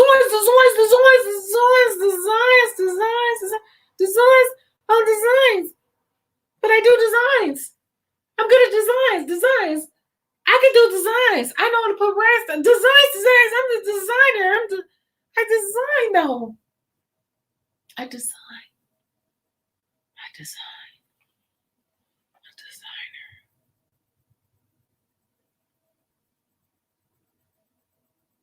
Even if you do designs, doesn't mean you're going to be successful in your career. I bet you one of them girls, two of them girls, are really good designs, right? Ain't doing nothing with it. Not going to happen overnight. Looks like a gaming chair. Yep, it is a gaming chair. You see, I said that before I even read the comment. The gaming chairs force you to sit up straight, or I can adjust it where you can flex back and forth. But I thought this would be good. So a lot of women that come to me be so tired, and this is their time. I get them tipsy, and I design their nails, and I find out how much they're trying to spend. A lot of them that come to me on the regular, we don't even discuss price no more because I know exactly what they want and what they expect. And they okay with me putting a design on 2 fingers because they're going to pay the extra $5. It's the same price. They want me to surprise them because it's going to be the same price, but just surprise me with that $5 extra going to be. And they in and they out. They had their little wine. They update me on some stuff. And now in my ring light, I have a phone piece. So now I play Netflix on my phone inside the ring light. Let me show you. Shit. Wait. Inside the ring light, you see that piece right there? See that piece? That holds my cell phone. And so now people come in, they sit in this gaming chair, they can relax their neck, their head, sit back, just hand me their hand, and they can watch their favorite movie. I'm like, are there any shows on Netflix you watching? Oh, I'm watching blah, blah, blah. I'm like, okay, let me play it for you. You can catch up on your shows. And they just be sitting here like this, sipping their wine while I'm doing their nails.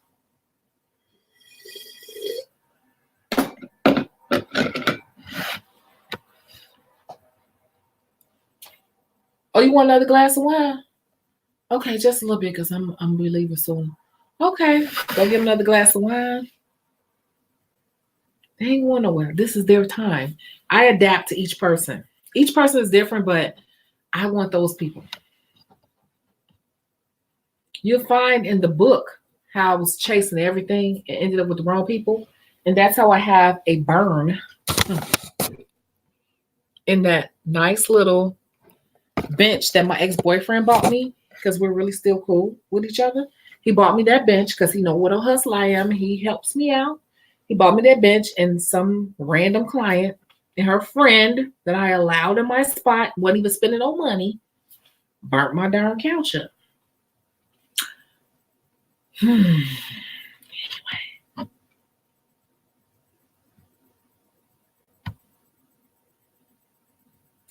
What's the topic now? There will be no topic. If someone wants to come on live, they can come on live. If not, I'm going to jump off. And there will be no topic. We've been on 3.5 hours.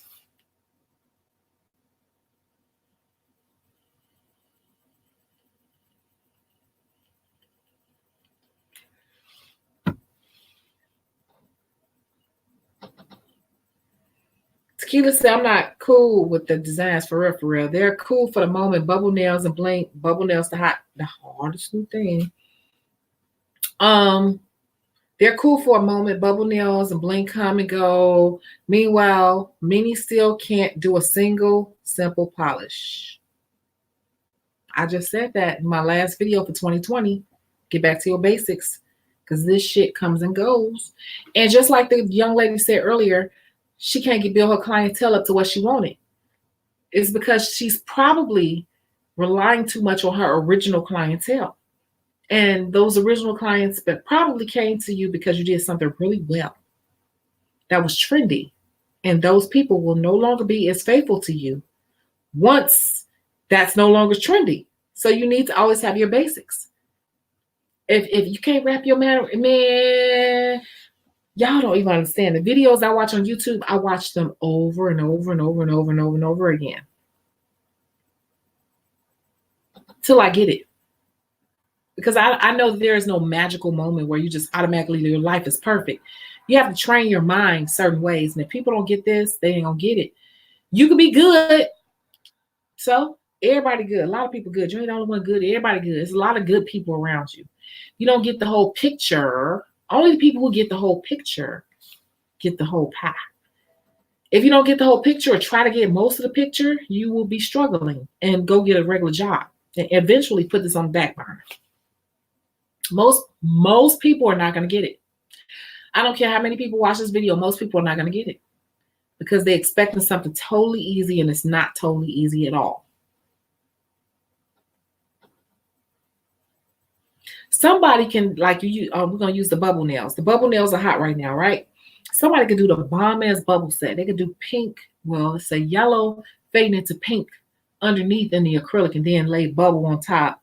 And fade that down and do something with that. That damn picture, one picture, may trend all over the internet. It's traveling. Oh, it's traveling. Oh, that picture is traveling, right? It's all over the place, right? Let's think about that.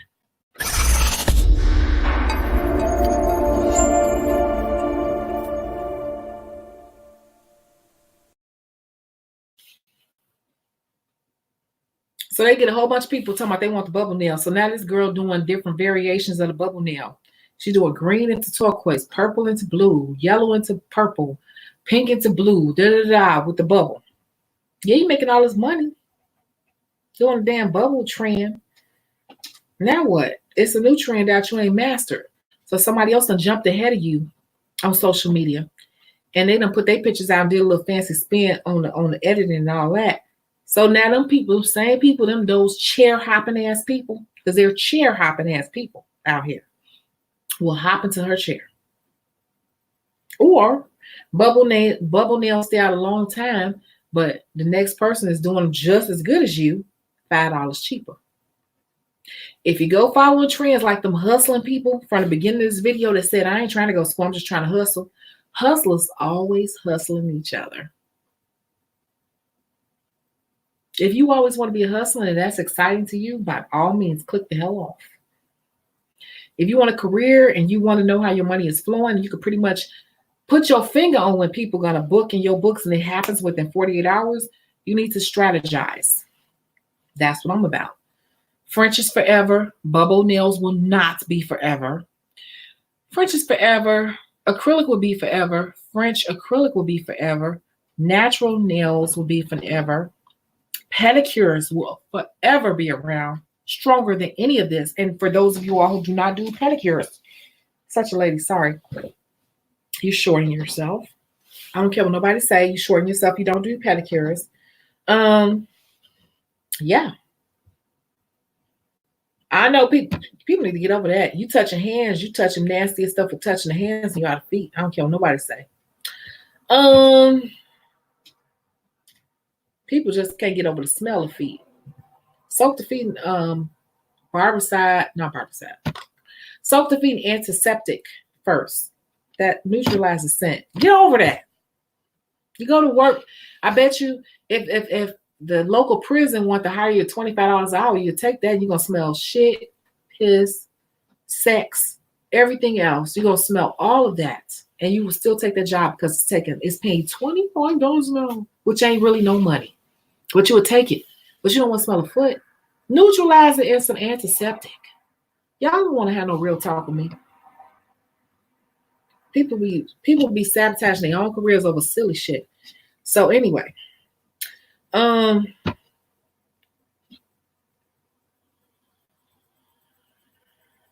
know I said the prison because I've been watching Orange is the New Black from the beginning. I'm about to go watch 2 or 3 episodes before I go to bed because I ain't got to get up in the morning. I'm on vacation till Friday.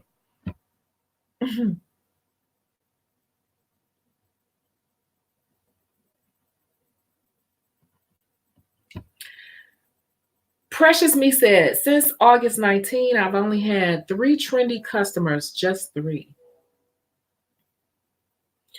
I do have a somewhat trendy clientele, but I have kind of been training them that less is more and that a set that has a theme looks better.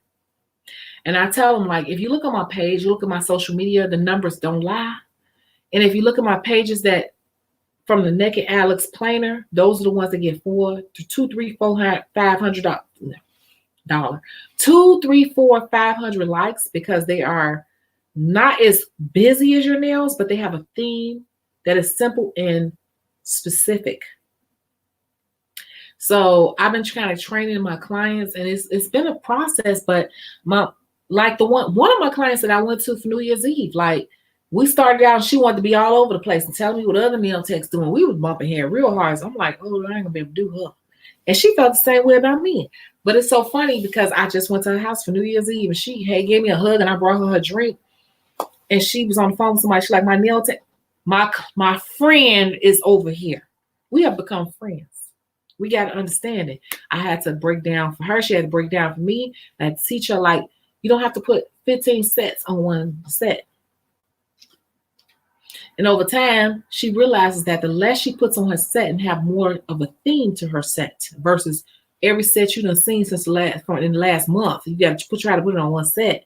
She notices that she gets more compliments.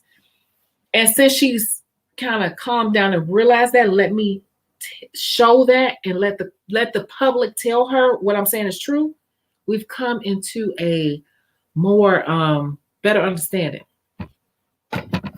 Dominique, get your butt on here.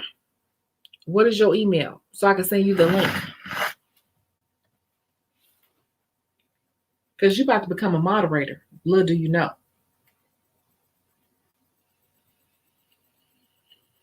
Lavina said it's kind of stressful keeping up with the trends. It is. I haven't done a bubble nail yet. Looks simple. I haven't done one yet. I'm actually into the what is that?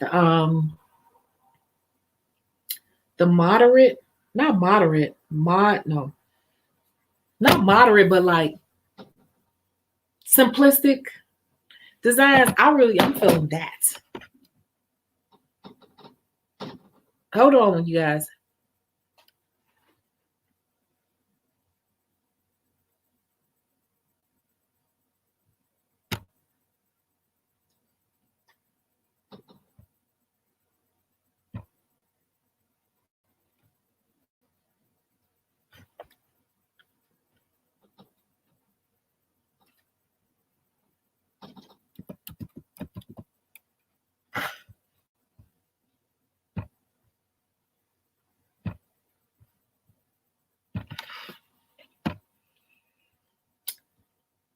Things are changing because if you watch nail trends have changed.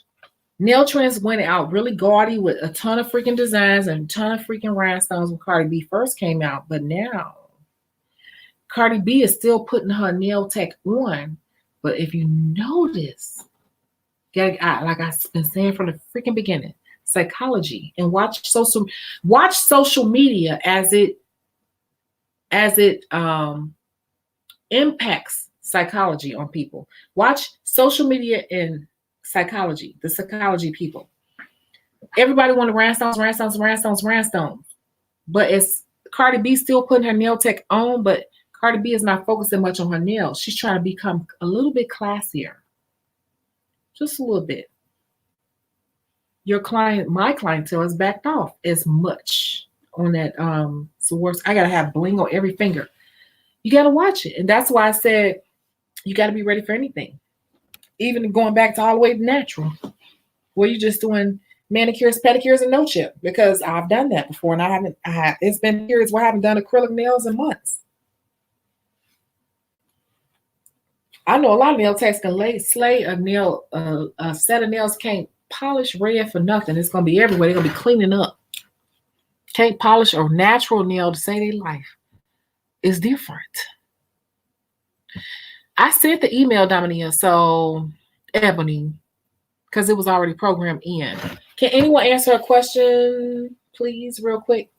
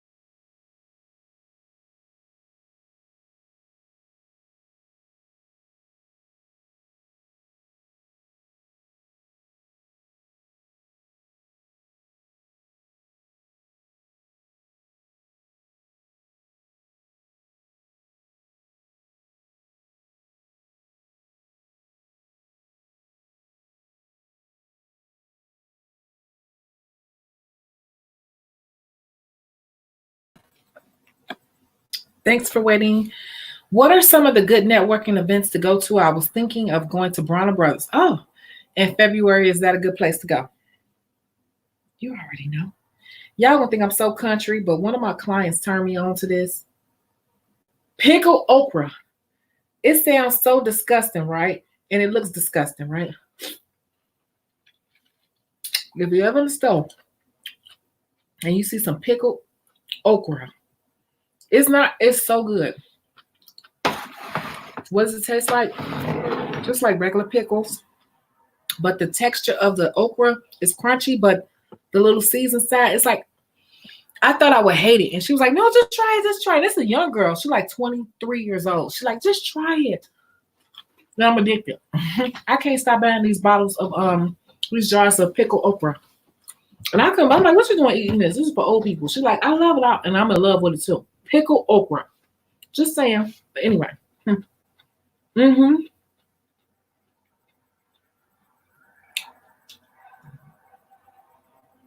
Bronner Brothers is a good place to go to, but it ain't like it used to be. It ain't gonna be hardly nothing else. Glitters, maybe, that's it. To be honest. But I'm thinking about going. But I'm trying to network on a lot of different levels, so I don't know.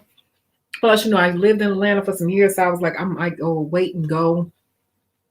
I'm supposed to be in Atlanta right now. Like, literally, this video should have been in Atlanta at my boy's house, like it normally is. But I didn't go. So Bronner Brothers is good to go to be exposed to the beauty industry, just to kind of get you pumped up. But in terms of nail technology, don't expect much at nothing. What's going on? I have not looked at the agenda or the classes for the year, so it might be a class or two there. It's not expensive to go, so I think this year my goal is to go to a nail pro show, and I'm trying to go to one in California. So if you can afford to do both, where are you located? First of all, if you can afford to do both, go ahead. But if you want to, my goal is to go to a nail pro show in California or in Florida, geared towards us.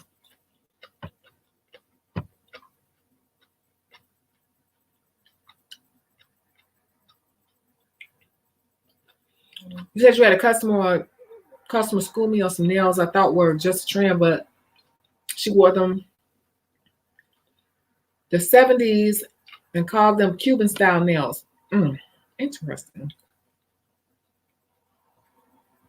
Said she wore them in the 70s. They were out of control. Okay.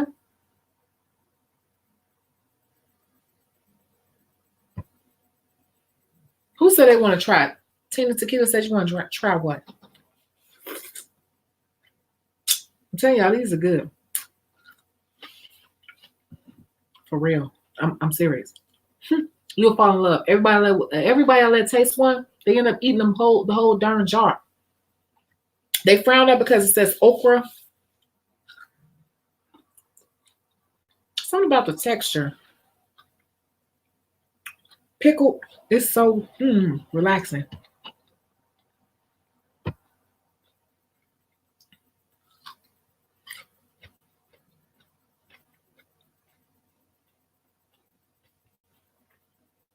You said thanks something. Where did it go? Oh. Yeah, the premiere show, if you only can do one, I would say those shows would be more worth it. Are you in Cleveland? Yeah. If you can do them all, but if not, I would choose, the nail shows. And I thought all the shows were exempt, but that's because I stepped away from the industry for a minute. I'm glad I did because I learned a lot about, I was still working in the beauty industry, but I was working in corporate. But yeah.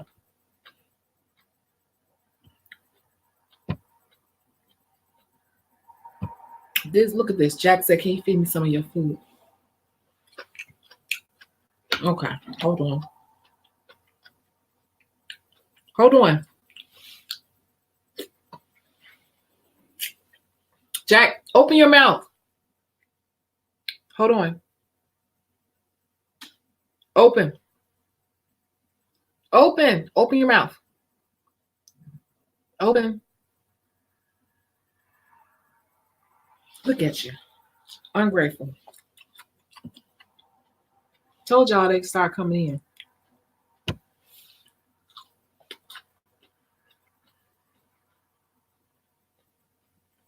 Yeah. That show in Tennessee, I reached out to them for a booth.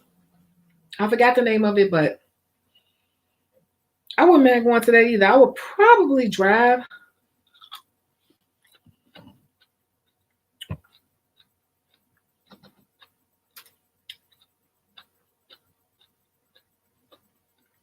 Art Jordan here, 231, says, hi, newbie here. What are the benefits of going to a nail beauty show convention? She's not new. She thinks she's new. She's been here before a couple times.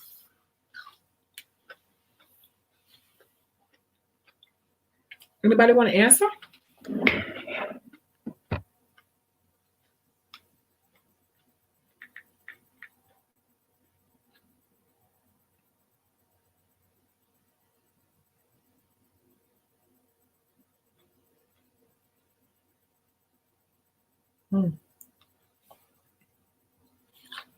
I'll answer, but you guys want to answer? These are so good. I'm addicted to them. I'm telling you. And they're not cheap.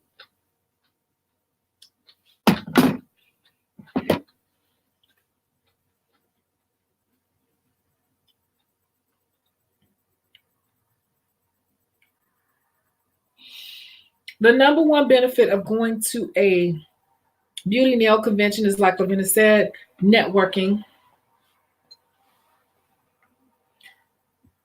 But networking. The number two reason is because it just gets you amped the hell up. When I leave those shows, I'm like ready to conquer the world. Okay? And I always learn something, even if I'm standing at a stage and I'm watching a barber work. If he's talking on that microphone and he's telling his story, and as I'm walking around, listening to all the speakers and they're telling their journey, their story, at the end of the day, we're all beauty professionals and we all go through the same thing. We just happen to do different things. And it gets me motivated to go get back home and to get on my grind. They'll talk about being homeless or talk about whatever, or what it took for them to build their clientele to get to the point where they are, how much they make, or how they built their brand or their hair care line or whatever.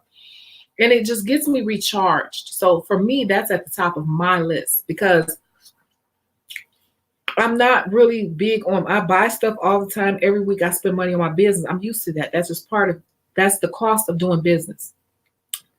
For me, that's normal. The cost of doing business is expected. What I need help with is staying motivated to keep pushing forward. So going to those classes motivates me because I meet other people and I can look around the room with hundreds of people who are living the same life as me, saying that, okay, you're not making a mistake by not working a 9 to 5. Look at all these people and look how they live and they smile and they enjoying their best life, just like you want to do, and they look just fine. And that recharges me so I can come back home and keep going. And that's what it is, because on a day-to-day basis, you have a lot of people around you who are used to working a 9 to 5 job. They don't understand what you're doing. They think you're just a hustler, or you're doing a little hobby, whatever. Even though you make more money than them, they just don't want to take it seriously. So you need to be around like-minded individuals. And for me, that is the number one reason for going to conventions and shows, even if it's not nail related, because I like to stop in my own personal time and look around the room and I see hundreds of people walking past me and enjoying their life, doing what I do full time and succeeding, because it just keeps me grounded and to keep my self-esteem and my belief in what I'm doing at an all-time high. Because many people in the beauty industry believe in themselves and have a better life than most people who work for other people. And I need to be reminded of that. And I suggest everyone else be reminded of that too.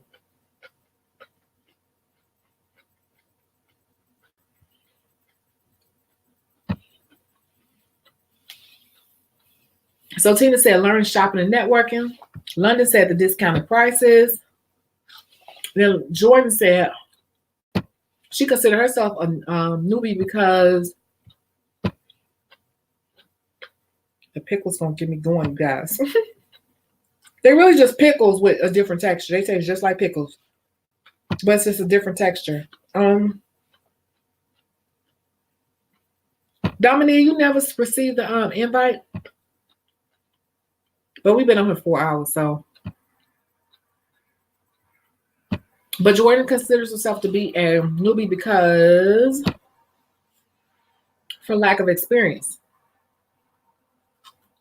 You're not a newbie on this channel, though. How did I recognize you? You've been on here like numerous times. Yeah, but still watch the design videos. I'm more on the business side of things. Yeah.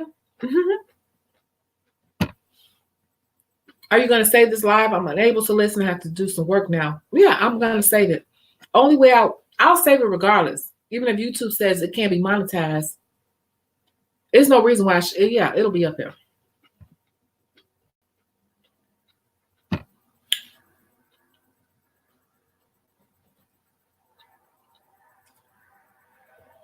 See?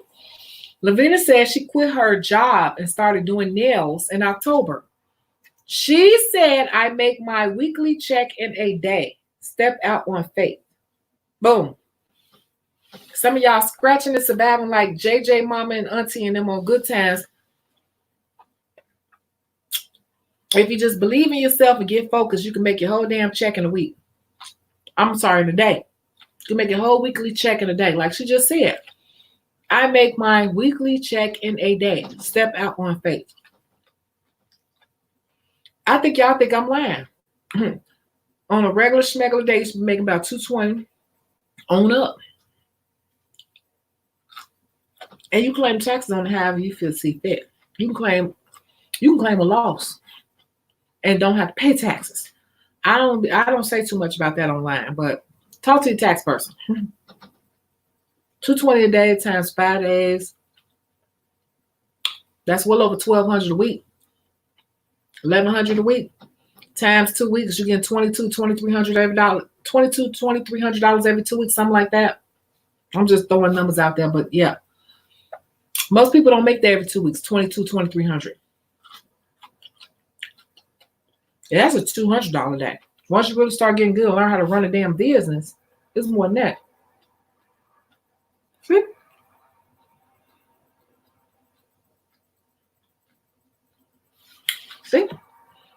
See, I'm glad. I like when other people say stuff like that, so they don't think I'm just talking, trying to sell a book. I don't care if you buy a book or not.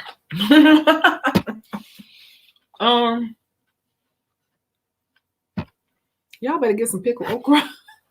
I know I sound so country, but they're so good. It's the texture of them. Polished by Shell said, I'm up there in age. How do I set myself up to transition into a career with nails without doing nails?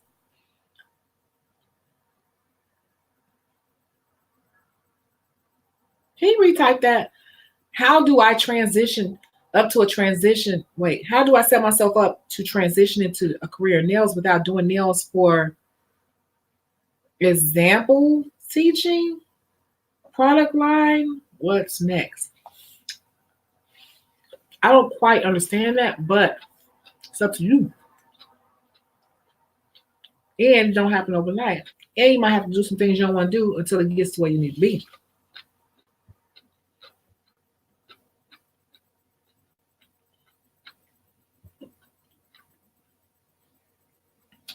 Future high.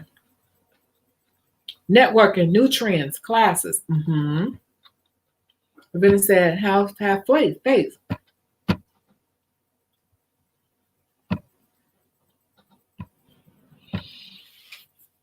Precious Me, OG,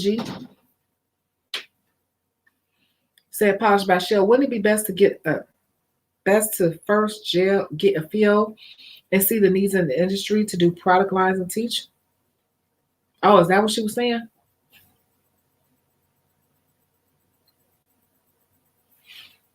Something to think about, huh? Let's think about it. I'll be right back.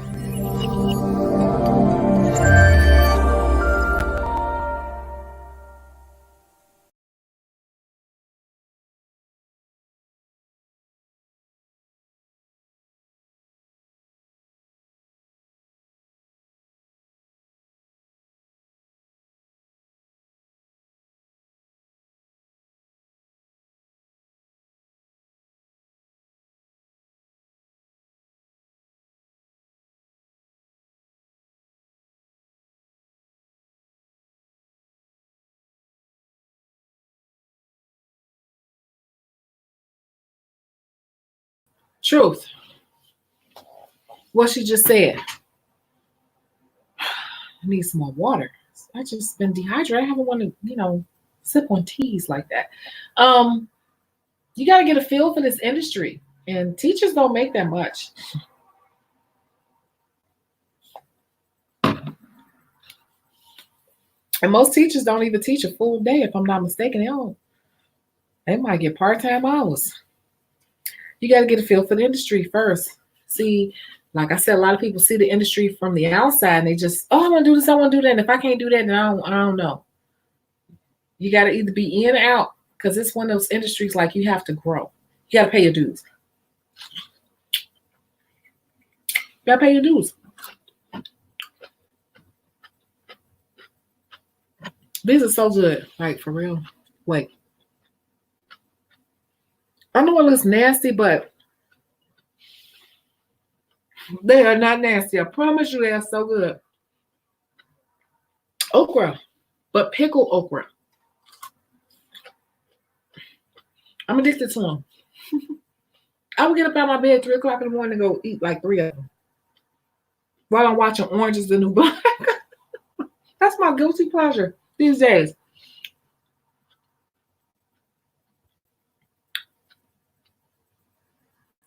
Okay.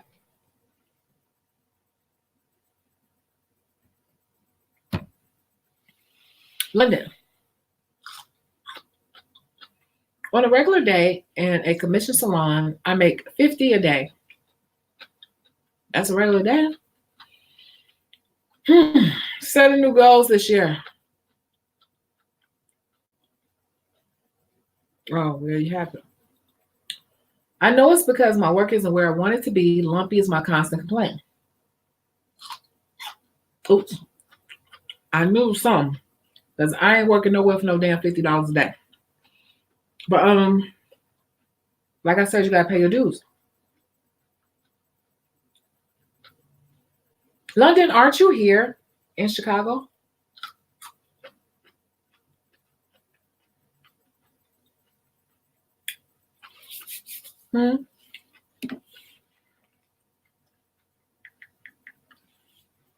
Aren't you?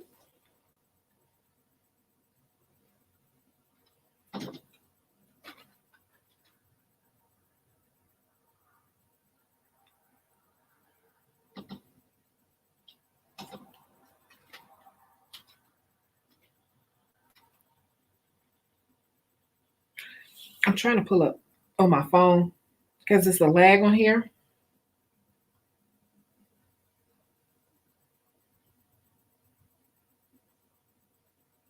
Okay.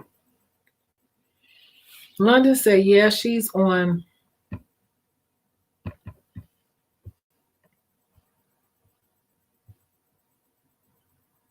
'84 from Pulaski. I'm on 119th of Pulaski. Basically. But, you know, I'm not going to say the full thing. But we need to get you on camera. And don't you have a smock over here that you won? London, you won a smock. It's still sitting here from the launch party. Your smock is still sitting here, so we need to get you on camera. What you waiting on? This is what I'm talking about, 2019. We will say things are in a certain place, but I'm going to guarantee you that more than 4 months have passed. This smock is still sitting here, and I'm still sitting here, and we could have done something about that for now. And we're going into tax season, so what you going to do?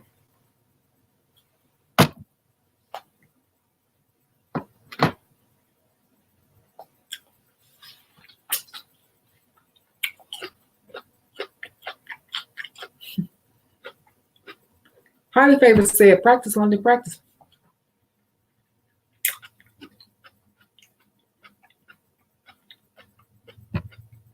Look at this. Look at Jack on here still trolling. When I was a model, you could have fed me those pickles while doing my makeup, but I like cakes and pizza too much. Eat this. Eat this, Jack. Eat it. Eat the pickle anime. Eat it, Jack. Put your mouth on the look, eat it.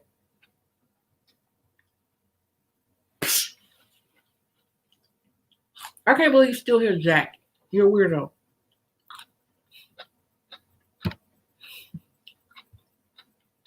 London, you gotta practice. I got people who will be your model.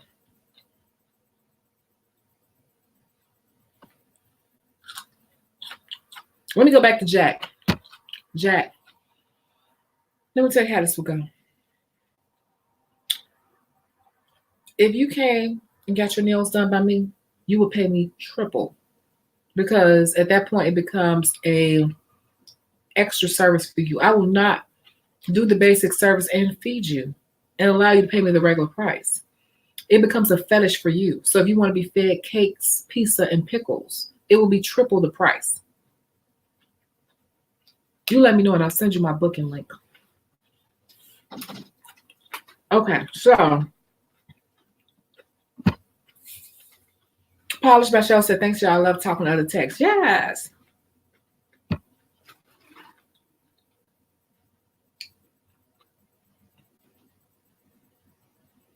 These pickles are pregnancy food. I can't get pregnant.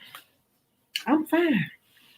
My client turned me on to this, and I was looking at her like she was crazy. I went to her house so she could braid my hair down, and she's like vegetarian. What? When she pulled these out, I was like, and she's young. She's like 20-some years old. When she pulled it, I'm like, she's so weird with her eating, but she's vegetarian, so okay. So we just try it. And I ate one, and I was like, can I eat another one? And I was like, can I eat another one? We ate the whole jar. And then she came to my house. She brought a jar, brought some out her refrigerator. And I'm like, well, I got 3. You got 3. We're going to eat them. They are addictive. Get some pickled okra. I know it sounds nasty, but it's something about the texture on the inside, that sliminess. If it's pickled, it's crunchy, but it's got, usually I can't explain it. It's something weird about the texture. It's very calming. It's not slimy at all. At all.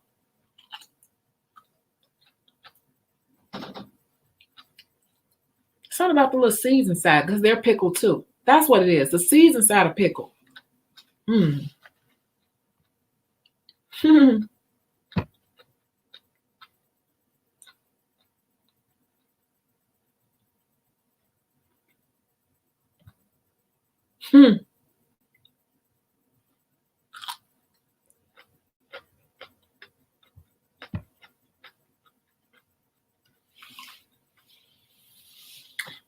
I'm sure you read all these. So Precious Me said, you have to eat foul until it runs smoothly over the nail and going side to side. That's a little general though, because you can keep doing that and burn the person up.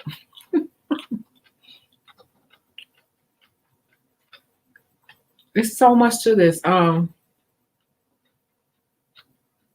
rather work on a person's land of acrylic than tell them to get crazy with the drill. Because you can be drilling forever and making it uneven and unstable. That drill. But yeah, that's true. That's true. You can run it smoothly, going side to side, but you can be going side to side for a long time. And like I said, it's going to heat up. So you gotta know how to move it around. So if you got to keep hitting that drill across there because it's real uneven, you got to still come back down, go up under, hit from the sides, and come back up. You got to give that nail time to calm down. Because see, you tell a person who's new to acrylic something that general, they will sit there and do like this. Till the person start doing like this. Now you got an aggravated client. So it's not that simple as just run across back and forth, back, forth, back, forth, because it's going to be a heat and a fire buildup, you know.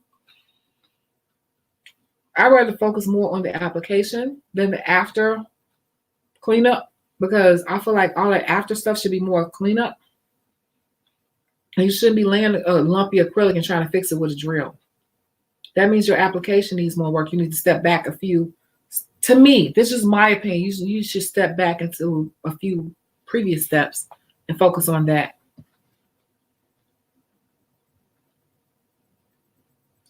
Lavina saying the bits, see, different bits. I like ceramic bits. I like them all. I use them all. But again, it goes back to, if your application is right, you ain't even really got to drill a person. If your application is like perfect and you really on point, you can really just shape the sides and buff them. You ain't got to use a drill at all if you really into it like that. So I don't want to focus so much on that last step. I'd rather focus more on the application myself and making sure that acrylic is laid smoothly and making sure that we understanding how our brush is performing with whatever liquid we're using and where that ball should be placed. Because once you get that down pat, that's how I get people in out my door in an hour. I can get a person out my door with a few designs or a glitter press in 50 minutes. Like, sat down, you walking out the door, quick pay already in my account, 50 minutes, they back in their car. It's the application.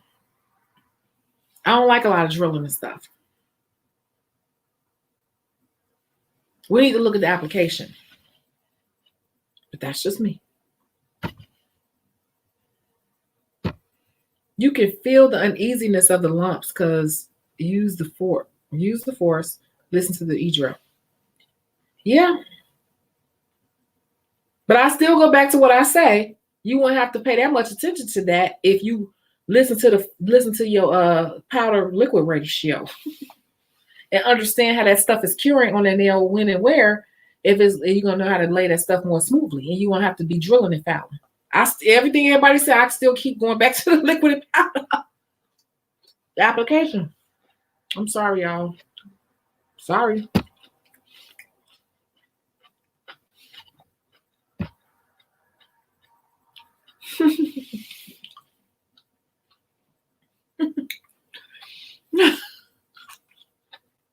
Oh my God, that's some of that slime that's coming out of there, but it's still crunchy.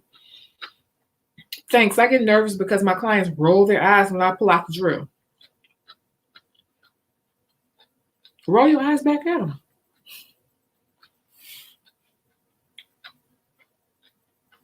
Look, I'm renegade. If a client roll their eyes to me, I do get clients in my chair who are aggressive. I get right back aggressive with them in a nice way. Why you rolling your eyes? You don't think I know what I'm doing? Girl, I got you.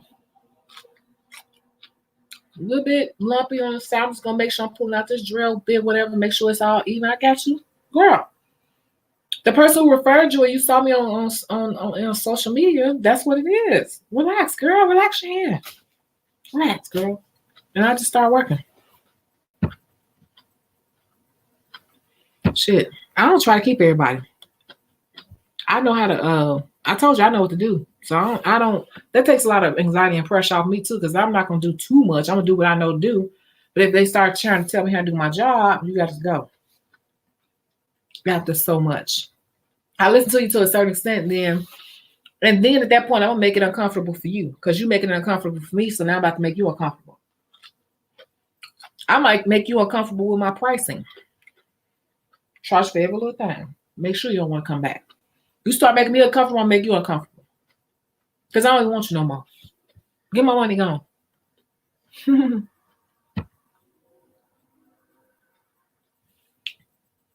Yep. Highly favored says, speaking of brushes, does it really matter which brush you use as long as your technical skills are on point? As long as you can work with the brush size that you learn to work with, that's fine. It could be a 22, it could be an 8. If it works for you and you're able to keep within a decent amount of time and produce a quality set that lasts, it's whatever works for you. I find that most people work,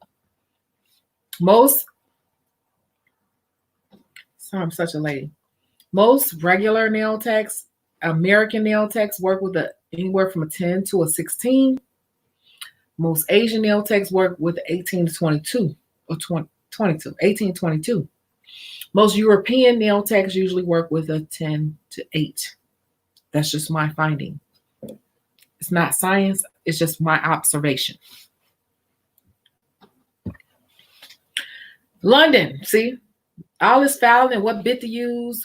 We got to come a step back before that.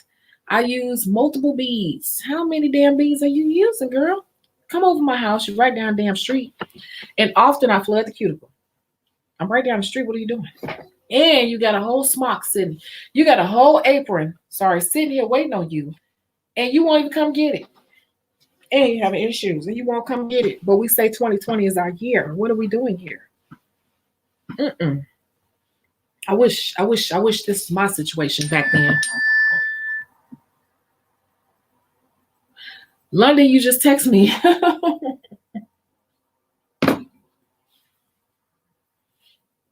London, if you can come tomorrow, we can come back on live tomorrow because I'm free tomorrow. I told you my books are still closed. So if you can come tomorrow, call me. You can come tomorrow after 2:00.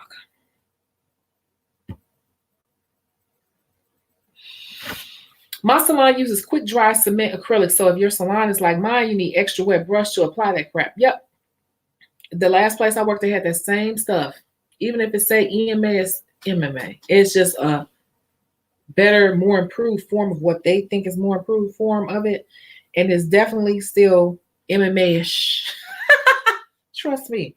Because I wouldn't even do acrylic at this last time. I'm like, this thing is like a brick. And yeah.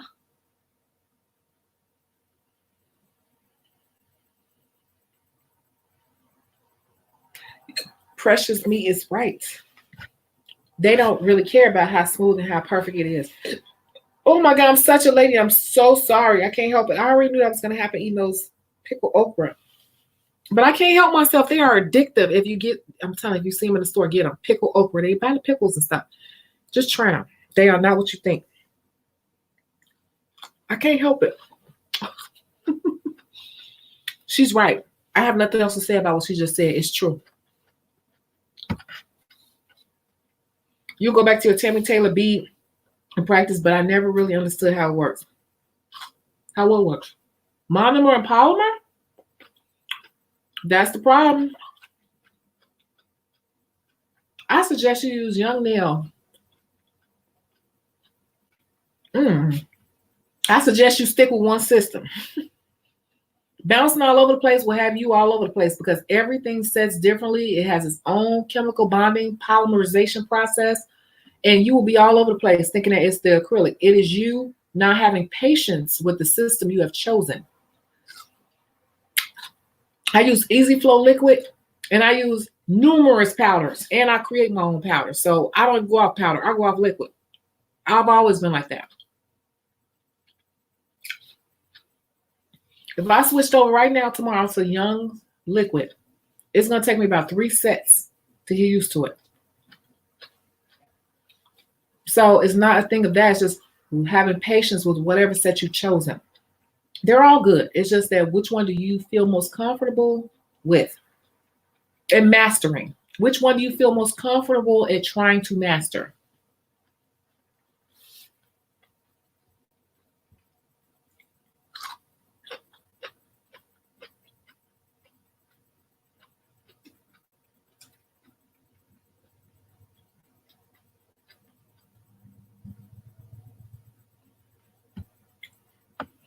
Gotcha. Highly favored. Well, you must work in a salon. Choose somewhere that you know doesn't use MMA so you're not affected.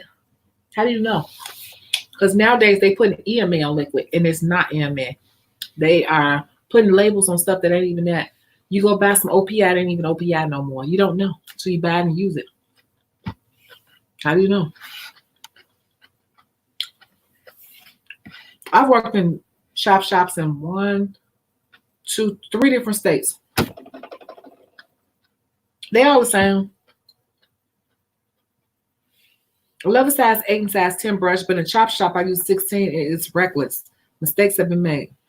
Didn't I tell you what I say? Us, regular American people, we like really a 12 to 16. Asians like 18 to 22, and European like 8 to 10. Look, I can't make this stuff up. I just know it. Like, it's just natural to me to know the stuff just cause.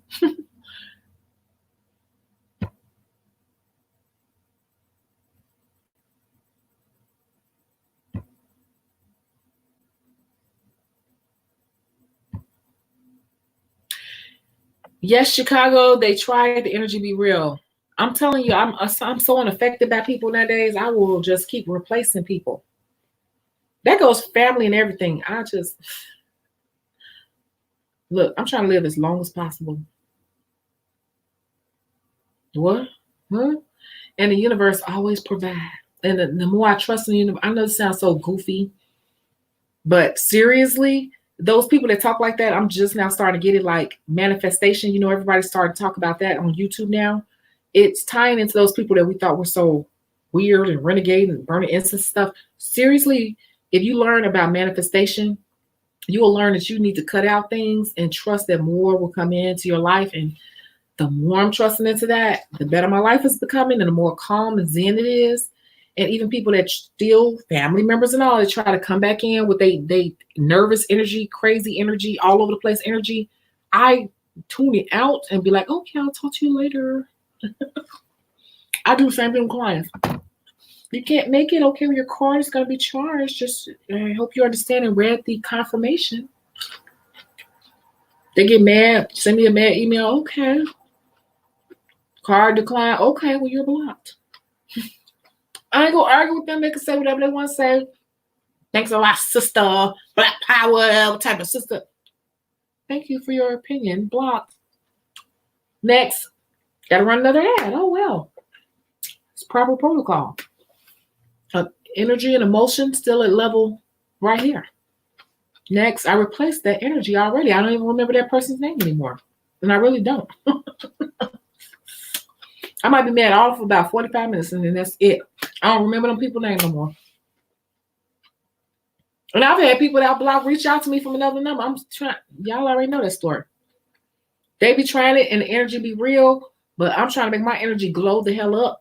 So next. $10 ad. Well, post some pictures. Your appointment will be replaced. Lavina said I had to fire a client. She tries to tell me how to do my job. Once these thin ass nails takes 40 minutes depending on deciding on stones. It's a new year. I'm not dealing with that bullshit. Nope. I want to show you this stuff for real. Y'all got to understand how good these are. Look at that. That's the inside of the okra, but it's pickled inside of there. That texture of biting these little balls, pickled. Buy you some pickled okra, I'm telling you. Yep. Look, I'm too much for some people. I do not care because most people are phony. And when a person is real, it's too much for most people because most people live in phoniness. Okay? So a real motherfucker gonna seem off to them. That's because you live in a world where everybody phony and don't say what they gotta say. And what's on they really on their man. I will. You don't, and you around people who won't. And I will. And so that's weird to you. That's you, that's not me. Let's go back to this. They will do that. But my regulars know how tight my schedule is, and I'm not going to allow that. I will lean forward in the chair and be like, girl, what color you going to do now? Because you know I got somebody coming in 15 minutes. I'm going to have to cut down. I ain't going to be doing all that rhinestone stuff. You keep taking off forever. I said just like that. Now, I ain't lying about that. And if one of my clients said, like, she do, but she know I just can't figure it out. Now I pick it for, I'll be like, well, my next person to be here, but guess what? They be knowing I ain't lying because my phone start pinging. This her texting me now saying she on her way. She's 10 minutes away. My phone, my books run like a well-oiled machine. So my specific clientele knows that I try to keep everybody on schedule. I respect everybody's time. You're not about to be clogging up my books and throwing off everybody's day because you can't pick a damn rhinestone color. I will not allow that.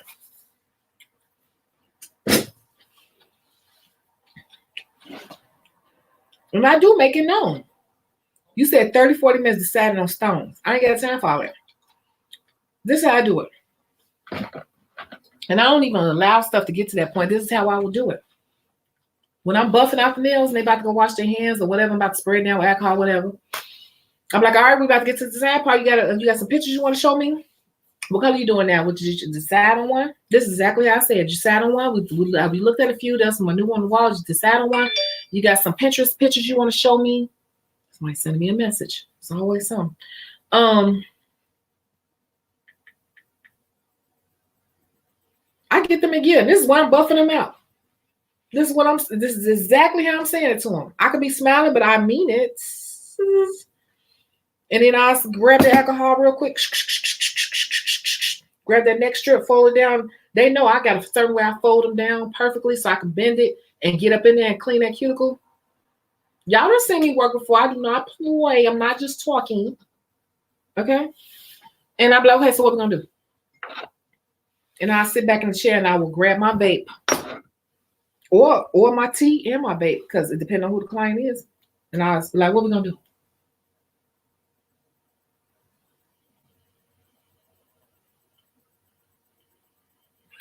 Certain people I know simply got a nervous condition, a few of them.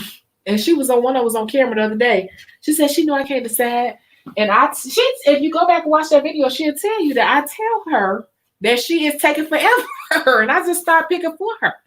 But no, I'm telling you, at that point, I really get like kind of serious with them. Like I'm polite, but I'm very stern at the same time. Like, okay, now what color you gonna pick? You looked at the new colors. Did you decide? Because we about to get to that point in about 30 seconds. Then if they still ain't saying nothing, and I done sprayed them down and wiped them down, I'm like, okay, which one? I'm like, girl, I got somebody coming in about 15 minutes. My phone is about to start going off in about 9 minutes. And it always does. So then if that happens on the first time, they know like, damn, this girl was not playing. I'm like, see this done right now. I'm pulling up. I'm like, oh shit, she pulling up. What you want to do? Give me the pink. You want to do the pink? Okay. Because I saw the picture you showed me and I know what you like. I'm thinking we're going to do this pink, but let me handle it. And at that point, they let me take over. That's how you take over a person that is trying to be the damn boss and they're not a designer. I let them, and then I push their ass into a corner and I let them know I got other stuff to do. And you're not about to, I do it I don't know.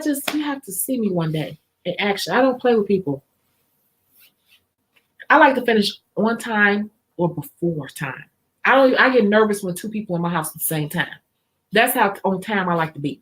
I don't even like two people to see each other coming up and down the stairs. That means I cut it too close. I want people to leave my house and I got a few 5, 10, 15 minutes in between to breathe and clean up and look at my books and check my email, check my Instagram, answer my DMs before the next person comes. That's how my day likes to run. So when people come in my chair doing this, I got a client. You know that I'll never say no names. I got a new person that came through a referral from one of my regulars. And she was the absolute most. And she came in here, thought she was gonna do what you talking about, trying to be the boss, and she trying to one up me. Well, I've been in this industry for 40 years and I own a salon. I'm like, okay. At the end, I had to muscle her a little bit. I had to get really like on some people because they will try you. And she thought because she was older than me and she had a little bit more experience than me, both our hair gray in certain areas. So what now? All this money she making, all that, but you know my famous quote, I do not waver. What is your budget? I just want you to hook it up, girl. Just do it because it's my birthday weekend. Okay, I can do that. But you say you saw my client. I know which client you're talking about. You know she spent almost $200 on her nails. Really? Mm-hmm. And she's been coming to me for about a couple years now. She spent almost $200 on her hands and feet. Do you want to spend that much? Because you're telling me to do, you keep telling me do what you want to do. She said like 5 times. It was like with this particular client, it almost became a debate. Do what you want to do. I'm just saying, because I'm in the client chair right now. I'm just saying, girl, just do what you want to do. I'm telling you, this the client. Just do what you want to do. No, I can't. That irks my soul when people start saying that. Like I just got one flat price for every fucking thing. How much you trying to spend? But she was older and she got all this more experience than me. I said, no, I had to, that's when I had to turn my hat backwards, so to speak, man wise. I said, you know,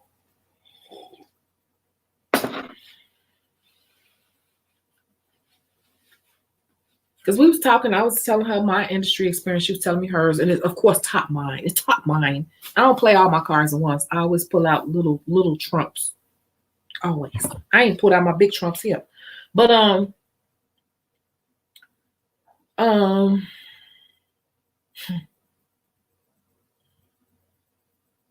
y'all already know what I had to say to her. And when I told her how much that referral, the person referred her, how much she spends, and what she was talking about, how she saw, I said I had to break it down to her. And her whole tank, like I say in every video, her whole tone changed. What I tell you, don't wait. As much money this lady say she made, and all the big things she say she doing. And I know who exactly referred her, but she don't know her, it's just a customer of hers. And I know how much that client spends. She saw her working and she saw her nails at work. I was like, she ain't ready to spend as much. As much she bragging everything, she ain't gonna spend that much on them. I just know people enough.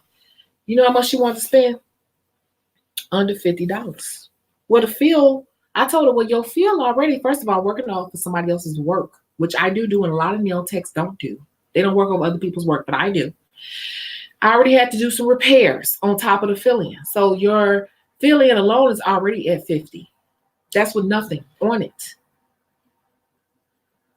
Whole tone, everything changed. I don't care. And then she started going on, I need you to do. And then she tried to tell me about the manicure. I said, that's not a real service, what you're telling people. I had to go off of them Asian people, because they wouldn't give me a manicure. I said, that's not really a service. That's why. She thought because she was telling me that the Asian people, I'm like, well, what they weren't really wrong. What you asking for is not really a service. I was like, you need to exfoliate, you need to do this, And I think, I don't know. I think that because she thought, because I was black and she was black, that I was supposed to be like pandering to her or something. And I'm not that person. I'm a real businesswoman. I don't care. I don't give a shit how much you're trying to spend. I don't care what color you are. I keep telling people that. I work with all races. I don't care. She came to me a couple times, but I don't think she'll ever be back because she tried to muscle me and I held my ground with her. And I don't care about all that talk about what you say you got going on, what you're doing. You could keep telling me all the places you go and all the money you spending and who you are and where you been and who you know. I never say as much as I say at first because I don't want you. It's a chess game. I don't care because all I got to pull out is my price list game, and that's all we need to talk about on my end. You can tell me everything about your life, but all I'm gonna tell you about is my price list, and you either get with it or you don't. But you're gonna pay me today, and you don't never have to come back. But you will get them clients who will try to muscle you. I don't play with them people because my thing is a strategic and long term. And who do I want with me long term? I'm not about to let you give me anxiety like we talked about earlier and stress me out to get your money every time I see you. We're simply not a good fit. Okay? Because if you got all this money, you're doing all these great things, when it comes time to you're not gonna keep telling me do whatever you want to do because I'm not some little 15-year-old girl playing. This is how I pay my bills, and I got a structure to how I make my money. Just like you go to work and you expect to make so much money for so much work. Same here. And they always try to pull it with the nail techs. They always try to pull it with us, thinking that we just playing on somebody's damn nails and we just do whatever you want to do, whatever you feel like it at the moment, hoping that they get you to give them everything you got for $40. That's what they really hoping for. They hoping that you're going to get them everything you got, every new thing that you done ordered. They want you to test out on them and play. They can get as much as they can for free on the free. Because they bet on you not knowing how to price yourself. And they don't know how to handle me because I know how to price myself. And the only way you're going to get a deal on it is if you prove yourself to be a loyal client. And then I start giving you a decent price on stuff. In the beginning, you're going to get charged. You're not going to come in here and pimp me out for everything I got, everything new I bought, because you think I want to play. Y'all already know how I feel about that. And people like that, I will muscle up right to them. You get them bullies in your chair. You do get bullies in your chair. And bullies, I handle bullies by charging them for every little thing. I ain't gonna lie to you. Because I don't want them in my chair. And while you in my chair, you about to pay me for every little thing you owe me. And I'm hoping you don't come back. Because you're not about to put me through this stress every time.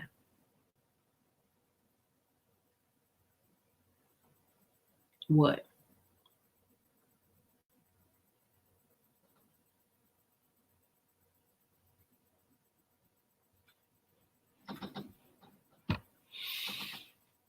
Shell, don't worry about losing a client. They're really a customer taking up space. A real client will come for that spot. Exactly. Y'all worry about customers. See, back in the day, you got to realize the psychology. Y'all know I'll be talking about y'all. It's keywords I'm gonna always say no matter what. I'm gonna always say what, y'all. After I do that, what am I gonna say? I'm such a freaking lady. It's certain things I say, and I'm gonna be consistent with that. I'm a consistent person. I talk about what's your budget. I'm always say that. That's the key. What's your budget? Certain things I'm always say. And I am always going to be consistent about understanding the difference between a client and a customer. That was no more than a customer that was referred by one of my real clients who don't mind paying.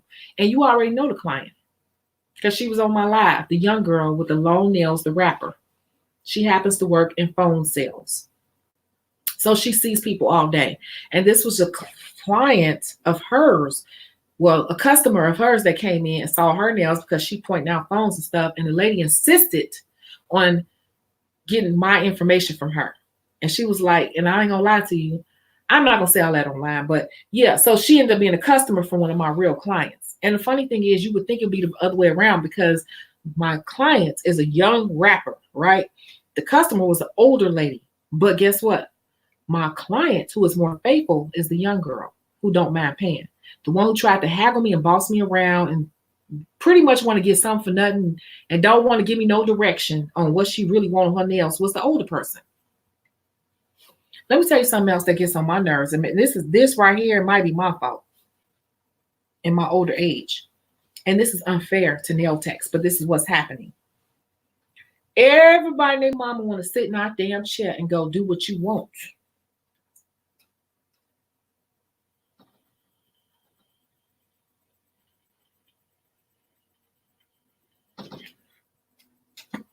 I don't don't know how y'all feel about that, but that becomes annoying after a while. If you a new nail tech right out of school, that's exciting to you to say do whatever you want.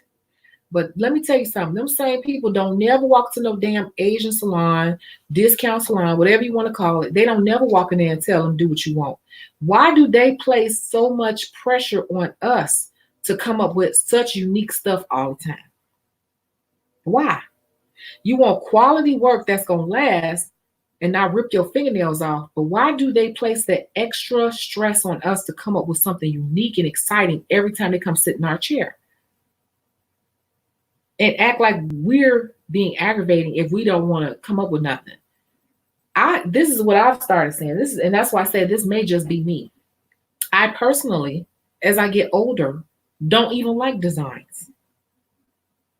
If you look at my nails right now, the most you're gonna see is one nail is matte, and that's it.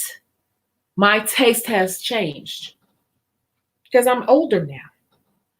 But every person want to sit in my chair talking about do what you want to do. And then whatever you want to do, whatever you want to do. And I'm like, this is my new answer.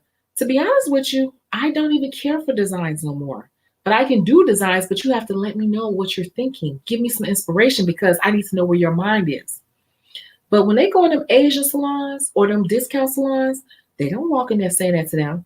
But we a shitty nail tech or we don't know what we're doing if we can't answer that question. But they never walk into the Asian salon saying that. So why do they put that same stipulation on us?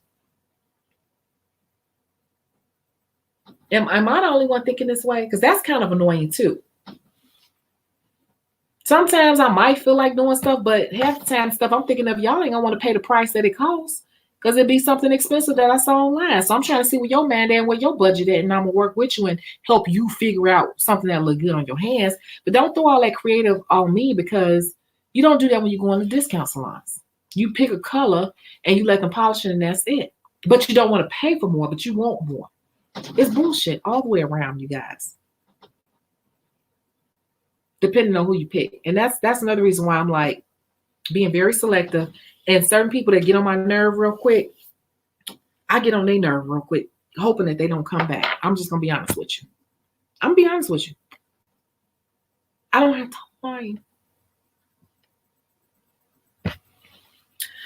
Precious Me said, I gave a bad referral once. I felt so awful. I thought the person I brought in was gonna mess up my spot. I was so upset.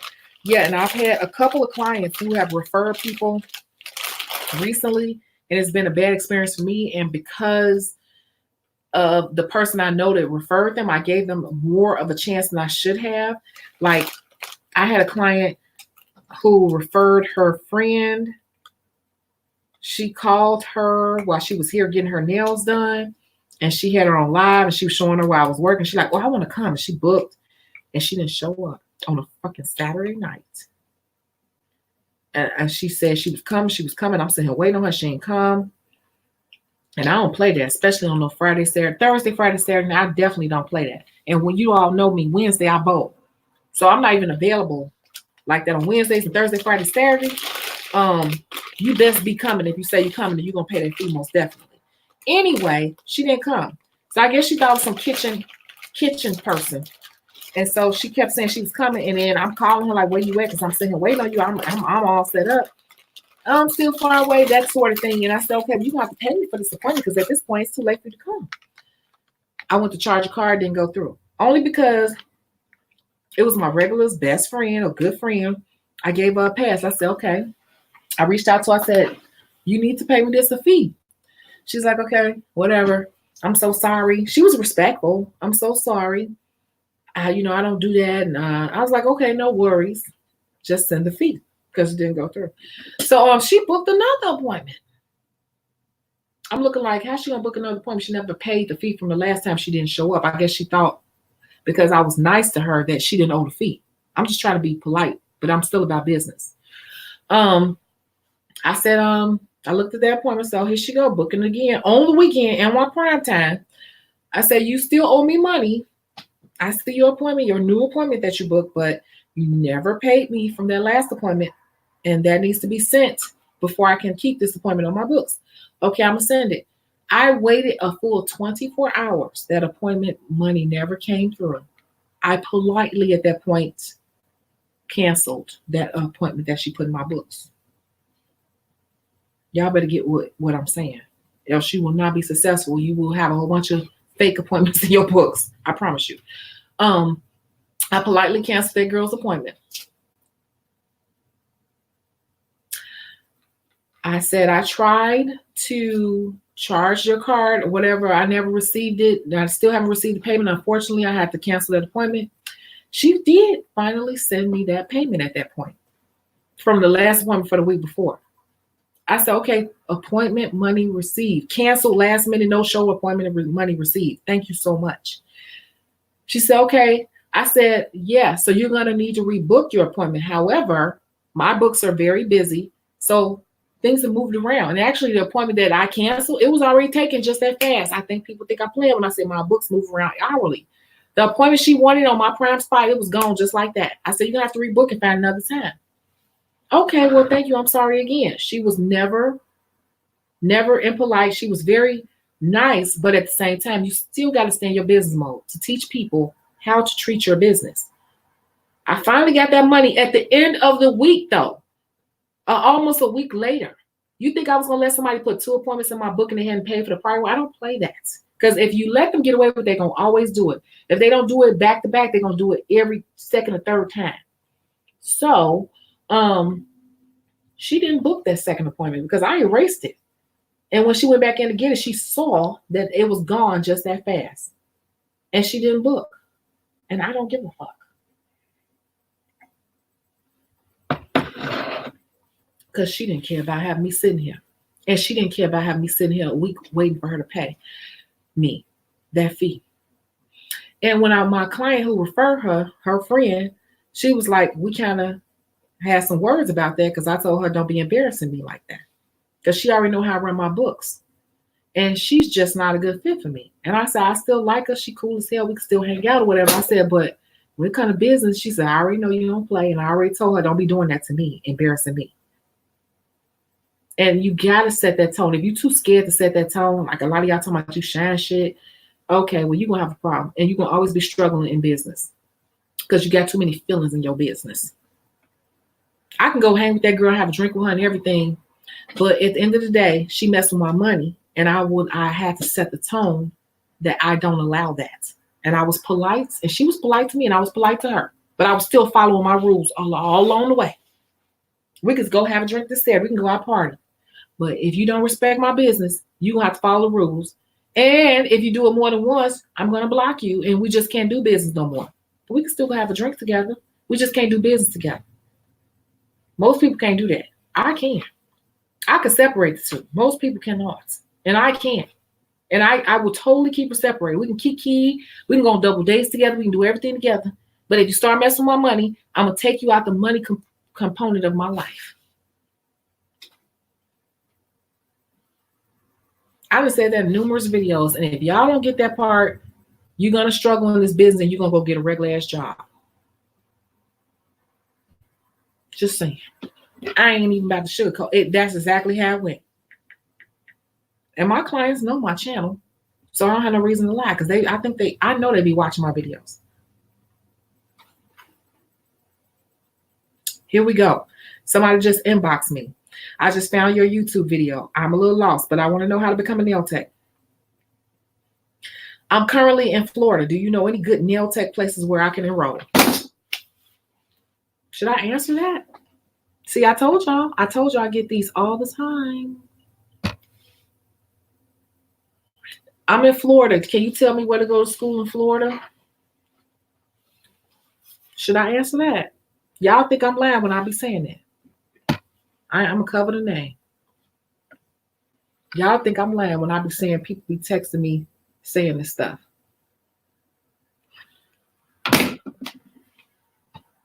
There can't be a serious person asking me to find them in school and they won't even. Okay. I told y'all it's 2 o'clock in the morning. Somebody asking me that all day long. I get those type of messages. Dominia said Google. Person me said Google. Polish me said Google. Person me started laughing. It's not funny when you get 15 to 16 of those a week. People telling me, find me a school to go to. They don't realize that's what they're saying. Find me me a school to go. So I really want to do this. Can you find me a school? If you too lazy to find your damn self a school, baby, you ain't ready for this because this ain't nothing nice. I told y'all. When I read that now, I just be like, that's why I went and made a whole video about it. What to say? First, go on Google. Y'all all say Google. That's the first thing. Go on Google. Google the shit. Call them. Go visit them. Now, this is where the good information come in. This is what you should say. This is what you should look for. And this is how you can negotiate. Okay. Yeah. But you ain't did the first step and you want me to do it for free. Now, sorry. You're lazy. This is not a lazy business. It's hard. I'm sorry. Somebody can be watching this video. Look, if you watch all my other videos, I keep saying the same thing. And you ain't the only one asking me that same question. The time you took to type that out for me, you could have Googled and found that answer out. The time it took for them to type that to me, they could have did it themselves. Sassy Beauty, how do you know in Chicago? How you go know? That don't make sense. Let me read again. Maybe it's me. How you go know in Chicago? Can you retype it? Because I'm like, maybe I had too much tea.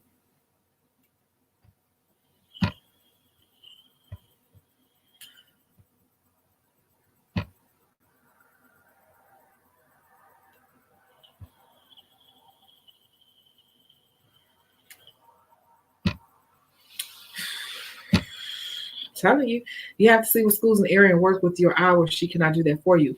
I swear I get that same email, DM. I get that same DM so many times a week from people all over the country, DC, everywhere, California, Florida, a lot in Florida, North Carolina, Virginia, New York. What schools can I go to? Why are you asking me? You all the time. I'm not even gonna keep saying that. That's just like, you are not resourceful.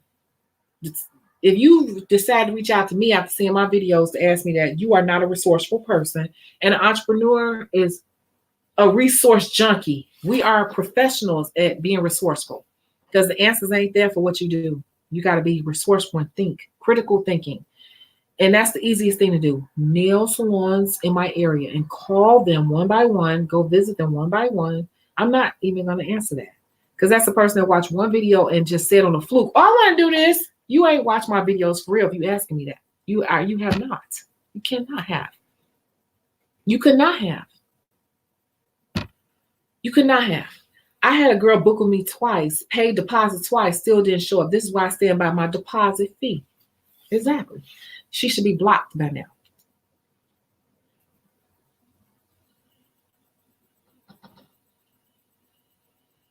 That's a bullshit person. Which one we say? She got the money. She just don't respect your business. And that's a bullshit person. They don't respect other people's time because money is not the issue with them. They just don't respect other people's time because they think they could throw a few dollars at it and clog up your day. And unless you're charging her for the full service in advance, she should be blocked. And you know what?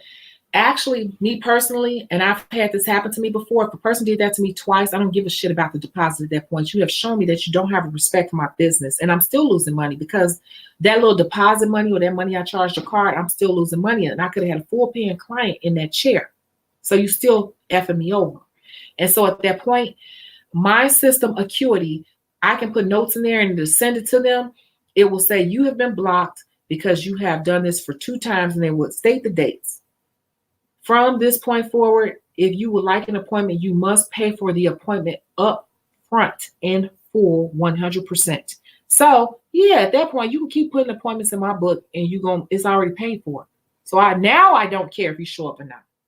But you're not about to keep giving me $20, $25 and $15 and all that stuff and not showing up when I could have been making way more. Whatever it is, at this point, you will have to email me directly. And you will tell me exactly what you want. And I'm going to give you a price. And that's exactly what you're going to get. And you're going to pay me up front via Cash App plus the fee to download the money or whatever way. And we're going to do it that way. And I have had a person or two to do that because they know they screwed me over and they paid up front in advance. But they didn't show up no more after that first time of doing that because I stuck to it. Because technically, I didn't even want them as a client because they were going to do it again. And they said, oh, I know I messed up. This is the person. When people do stuff like that, they do that to everybody. It ain't just you. That's just who they are as a person. They are constantly screwing over people. Understand the psychology. I keep saying that. Understand the psychology of people. They did that to you. They do it to everybody. Okay. And with you, because they don't know you, they went ahead and paid the fee because they really, really like your service. And they paid it that one time. They ain't gonna keep doing it. They think that after you do that, even if you go to that extreme with them one time, after that one time, they think you're gonna go back. Because now they think they done bamboozled you into going back to the regular scheme of things. They're gonna screw you again. So I've had to do that to one or two people in my career, but they usually don't show up after that first time. Because they get in my chair trying to explain. I'm like, yeah, but you got to start paying up front. At that point, I done put them on a pay up front plan 100%. And they don't show up after that because they realize that I'm not even going to put them back in that category because they done screwed me twice. It won't be no third time shame on you. Because it was already shame on you on the second time. So at that third time, it's like you just a fool. Or you got low self-esteem about what you do to keep allowing a person to do that to you. It's relationship. So you're going to keep allowing a person to shit on you, basically. And I will not. I know I'm good enough. Just like you know I'm good. The next person know I'm good and they won't do this to me. So go find somebody else go find some little young girl that don't have no real bills. Because I can't fool with you like that.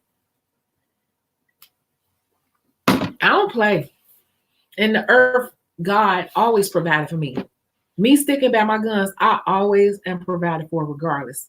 All my bills paid and trips and everything I want to do. Even sticking by my guns. Here go another message.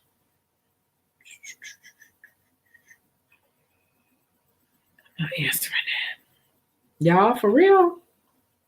That type of stuff irked my nerves. So when she asked that question, yes, I go through that a lot. And the older I get, the less tolerance I have for bullshit with people. I don't play.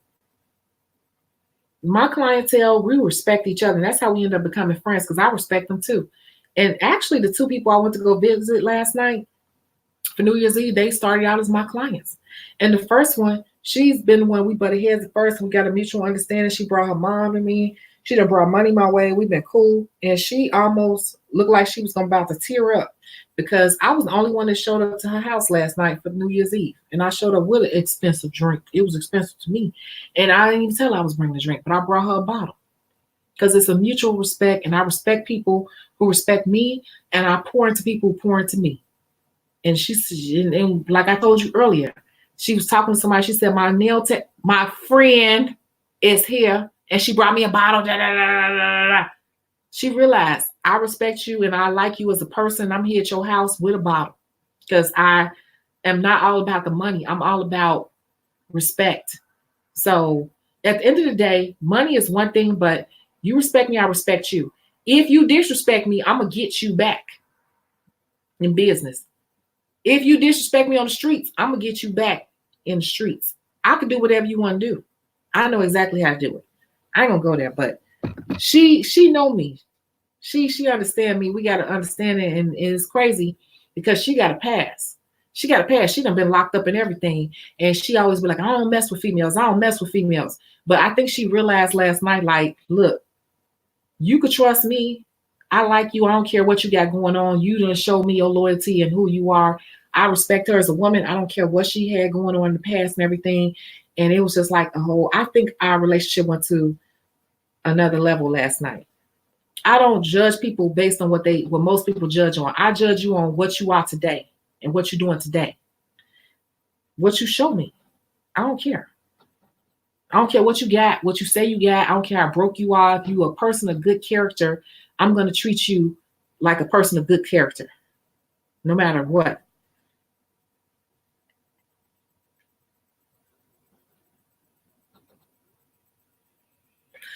Okay. That person who booked you twice and paid deposit twice didn't show up should be booked, should be blocked. If you accept them a third time, you are shorting yourself because They know that they can just give you a deposit, and that's the person that already got money. So give me you what, $20, $25? You just lowered your own value with that person. Set it higher, replace their ass. Or if you want to take them, make them pay the full amount up front before you even put an appointment in your books for them. Up front, 100%. 100%. If they don't want to do that, say, I'm sorry, I won't be able to do it. Most people can't say what I say. I'll be like, I won't be able to do it. That's just how I run my books. You have made me, I've actually lost money, even with your deposit. Even with your deposit, I've taken a loss with you. So from going forward, I need you to prepay for all future services. So what service would you like? Question mark, ... See what they respond and say. I want to get this. Okay, that's $80. You want to send a cash app, this. Let me know, because appointments are filling fast. Leave it at that. If they pay, get them in your check, give them exactly what they want. They get in that check, they start switching up, start upping the price. Don't give them no fucking breaks, because they didn't give you no break and they didn't care nothing about you when you were sitting there waiting on them, and you charge them for every little thing. The thing of it is, you're going to get 100% of what you are worth from that person, because they don't care, or they can go on to the next person. And that's it. That's all there is to say, because that person don't respect you and what you do. I promise you. If you need the money, get the money. But you better get 100% up front from now on. 2 times. That's it. Too much. I don't like stuff like this. And people want to talk about support Black business, support each other. This is how we do each other all the time. And then I'll be in these groups and everybody be talking about how some nail techs charge too much. But they want to show you the designs out this world that the discount Asian salons can't even do. You want us to do Asian salon prices, but you don't want to pay for it. I mean, you don't want to, you want better service, you want higher quality stuff that lasts longer and all of this, but you don't want to pay for it. You expect to pay that price, but you don't like the quality and the sloppiness and disinfection that they don't follow or whatever. You want to come over and get all that for little or nothing out of us. And we sit up here bending our silly ass over trying to appease them. I don't agree that you should either. It's millions of people on this earth. Next. I'd rather do less people. Like the young man was saying the other night, he got 11 people. That sounds good, but really, is it good? Yeah, that's what you got to do in them salons to make some money. Is it good? You breaking your body down. Is it good? Think about it. Is it? Is it?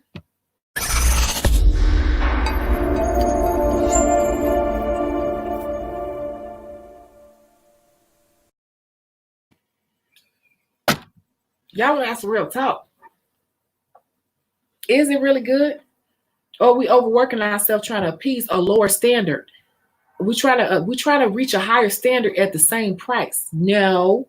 You can find those few little people that want to pay you a higher price that's worth the work that you do and work less. Work smarter, not harder. You will be working harder trying to please all these people. That person will keep putting appointments in your book and don't show up and just, we'll keep the deposit. They don't respect what you do. And if you don't understand it, you're going to keep going through that. And then they're going to keep referring more people. And that's who you're going to attract. You're going to keep on attracting people that are inconsistent in your books. And your money going to be way lower than it should be. 40% lower than it should be. I don't play with people like that. And I've only had a few people that do that twice. And I would get on the phone and call their damn number. I would call them face to face and be like, look, I ain't scared to talk. I'll be like, look, you didn't show up for this. You didn't show up for that. You just made me lose money. I'm not going to be able to do that. And I'm just letting you know. I will call a person face to face. And people be keyboard bullies. People be keyboard gangster, but I'm gangster in real life. People be keyboard gangster and bullies. And they say a lot of stuff and talk all this stuff, but they will straighten up and change their tone when you address that stuff straight on. And I will tell them what it is.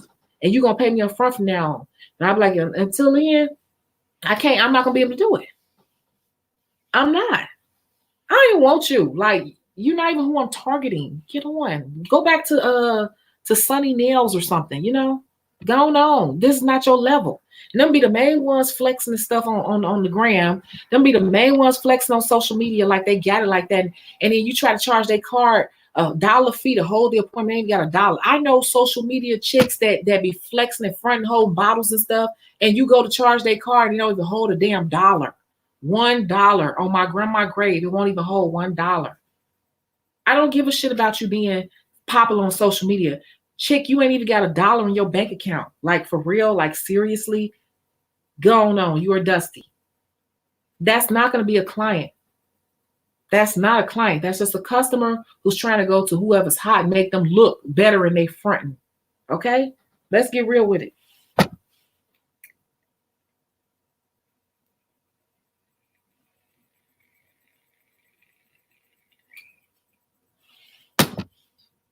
Y'all done got me upset. I don't like hearing stuff like that. And I don't want y'all taking people that's doing that to y'all. Because them type of people are in environments where those type of people go. And all they're going to do is keep referring that type of person to you.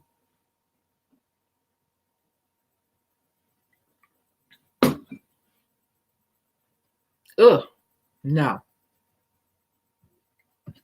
I don't play there.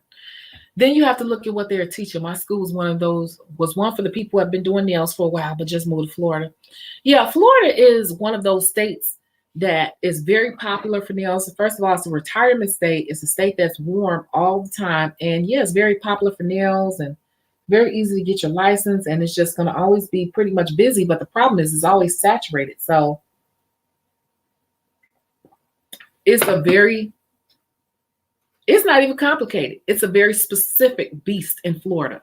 Florida, if I lived in Florida, I would have no problems because I am a brand specialist and I would go and brand the shit out of myself. And guess who I'm very cool with? Pretty cool with on the associate level. And that's the girl Dana Cody. The girl who was on TV and had the TV show Tippy Toes in Florida, married to the older white guy, 80-year-old white guy. She likes my stuff and says stuff to me all the time. I know she's in Africa right now. And she's out of Florida. So Florida is not hard. Florida is just one of the places where building a brand is essential to stand out because it's overly saturated because of the conditions of where you live. Chicago is easy to brand yourself because ain't nobody really branding themselves here. It's good people here, but these girls don't know much about branding themselves. They just doing it. Well, good for me. I only been back in town 2-3 years, and I'm hearing people mentioning my names everywhere. And then my clients telling me they hear my name different places. And I only been back in town, not even 3 years? As of Thanksgiving May, 3 years I've been back in town. And people saying they hear my name everywhere. Like, seriously. And people tagging me on stuff. I don't even know them. And I've only been back in town 3 years. First people been there all their life. They don't brand themselves here. So branding is very important here, but it's uber important in Florida. It's easier to do here. It's undersaturated here in Chicago, in my opinion.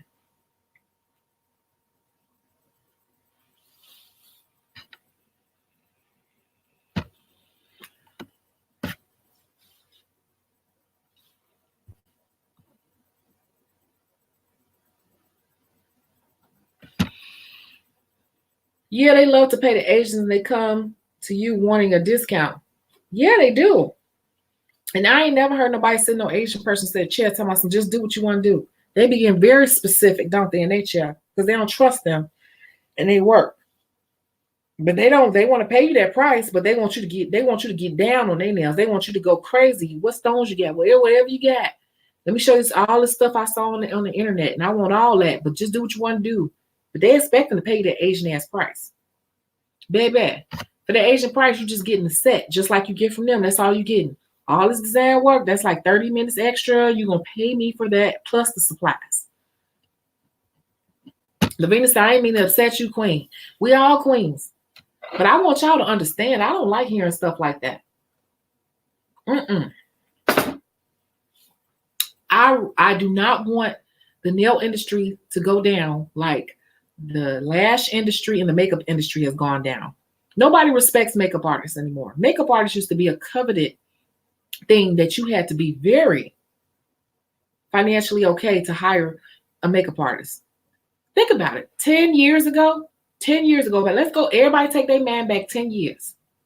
Think seriously, like close your eyes and Think back 10 years.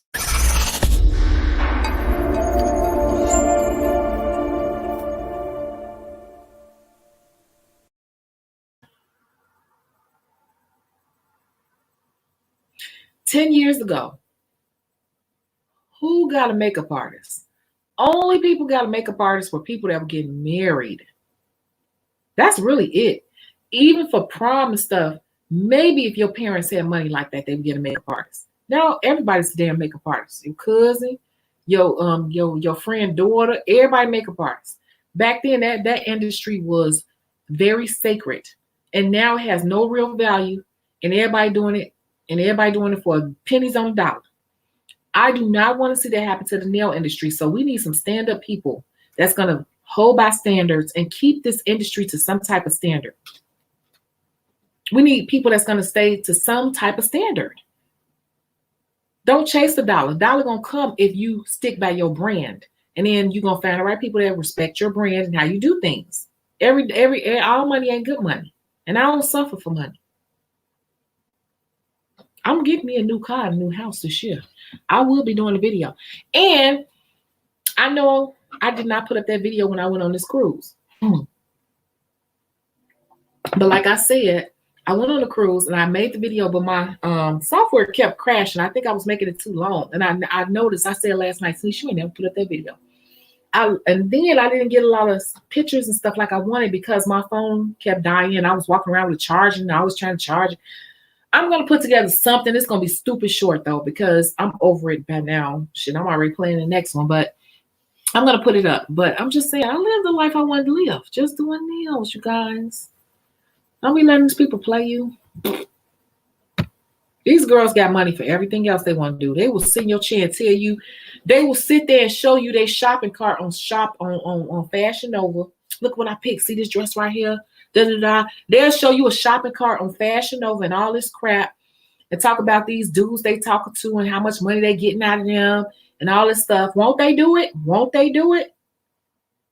And then don't want to pay you.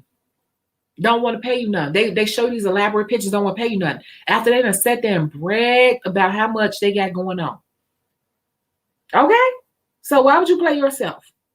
Because these chicks ain't really got it like that. Wean they ass out. Boy, take your butt back to the Asian salon where you belong because that's your budget.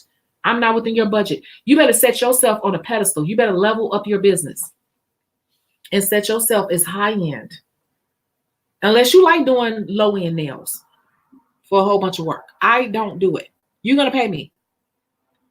And I have had clients that I've upgraded their service and they done got spoiled and expected like I'm just doing it and I owe it to them. And I'm like, you don't even understand. I ain't even been charging you the real price. And that's why I'm going to make it clear in 2020 what my real prices are and that you are getting special treatment because you are a regular. And if you keep acting up with me, you're going to get charged for every little fucking thing. Or you're going to take your ass on, or you're going to get the plain little nails like you was getting. They just going to be better shaped. But you're going to get the plain nails you was getting when you came to me. Because that was still an upgrade from what you came in the door with, if you really want to be real with it. Y'all don't want to get me to go in there because I could really go there. And I'll be telling the truth. Truth.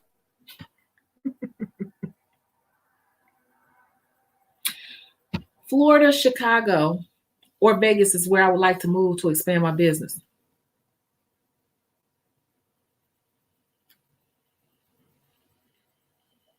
Vegas. If you want to do something, do Vegas. But it don't matter where you move if you don't understand how to properly brand yourself and run the business. I ain't saying you don't, but I'm saying like before you do that, understand what you're going to do once you get there. Or else you're going to be in a rat race with all the other nail techs. I can go to any city and I'm going to make it. I'm tired because I'm old. But if my new boo say, look, they moving me to Vegas and I want you to go, you ain't got to worry about the mortgage. Well, I ain't paying no mortgage anyway if I'm with a man. But move with me. And you know, you can do that. I will move and I will brand myself as a very high-end exclusive salon set up a certain way. See what y'all see right here? This is not really me. I'm just working with what I got. If you saw Nail Fetish, you would know that that's how it ended up in all the magazines, which is in another live where I showed all the magazine articles and stuff because of how it was set up and how polished it was. Da, da, da, da. If I got to that point, it would be on such another level where I would come and do 2 people a day, and that's it, baby. And you got to be on the list. I knew a girl. Let me tell you the story, and I really want you all to open your minds up to understand what I'm trying to say. Like, for real, when I say this, I really want you to get this. Like, wrap your mind around, like you just said, Florida, Chicago, or Vegas. I want you to wrap your mind around it.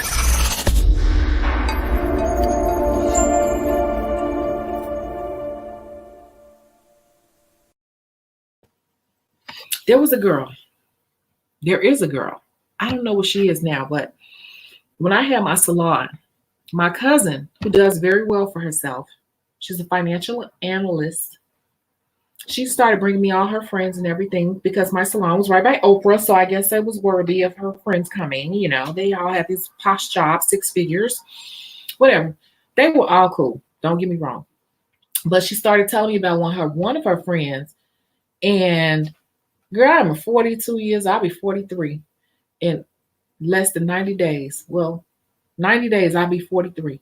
But she told me about one of her friends who had a business near me because I was in a pretty good area. It was a yuppie area, meaning yuppie buppy area, which are perfect for starting businesses. That's a whole nother story. But yuppie buppies are where you want to start your new incubator business. In Chicago. It's the hot spot in Chicago by Oprah. And she said, I need you to go to Rashida. Rashida only does eyebrows. Look, the count going down, but y'all missing some meat right here. See, we almost at 6 hours again. It's a lot to this. Rashida. I don't think she does it anymore, but she was on to something. Rashida B nails. Sorry, Rashida B brows in Chicago. Let me tell you Rashida's story. Rashida started out working in a nail salon near me, a very popular nail salon called the Mojo Nail Spa. We opened up not too long from each other. We were both killing it. It was no problem because it was new back then, so it was enough business for everybody. Everybody was booked until the economy crashed. But anyway, Rashida came up with this excellent idea. I'm trying to pull this up on my phone, see where we are.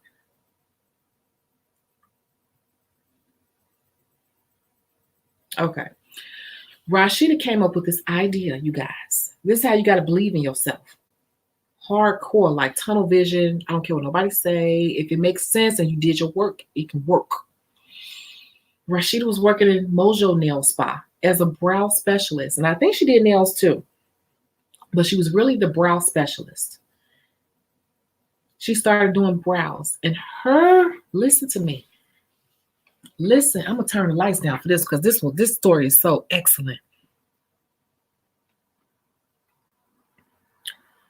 Her story was just that she did brows only with a set of tweezers. No wax, no nothing. Just by hand with tweezer and scissor. Yeah, tweezer and scissor. That's all she did. All she did.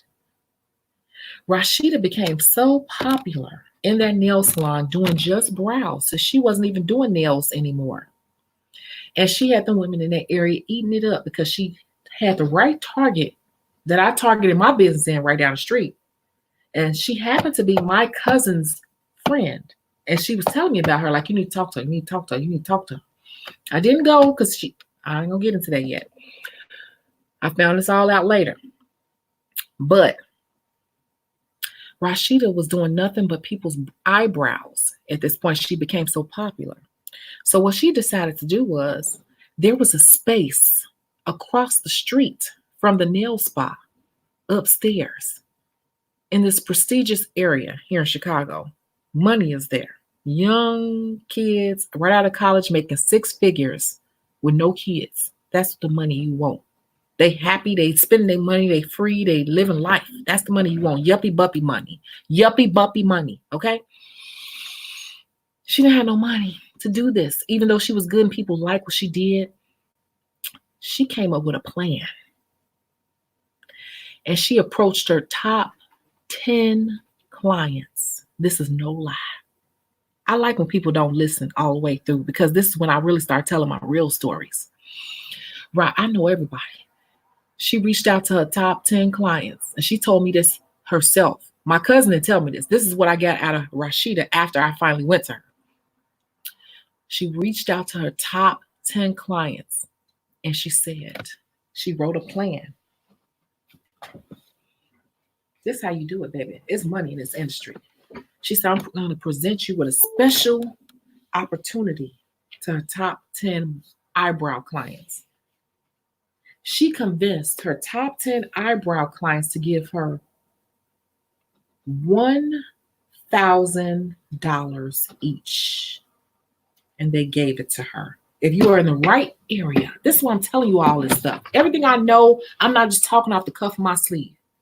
Okay, I'm telling you from my own experience and from people I know, real boss bees. Okay, she said she talked to the top 10 clients and convinced them and showed them a little plan she had for the place across the street, and they could become mini investors, not in the business, but she worded it like they were investors in the business, but really they were just really VIP clients.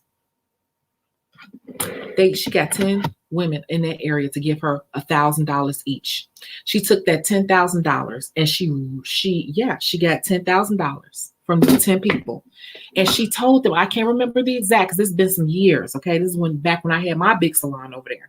But, and she told them that they could come. I think she said anytime they want, they had unlimited services for like a year or two for that $1,000.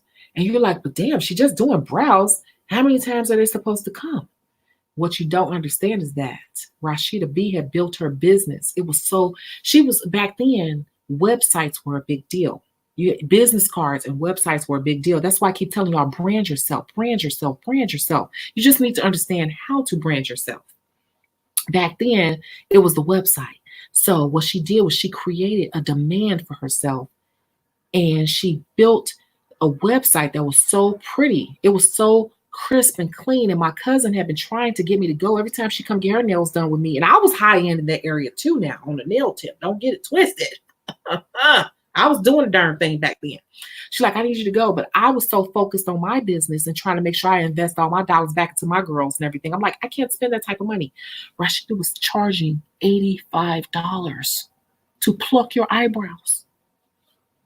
I think it was 80 or 85. Can you believe it? Can you believe it?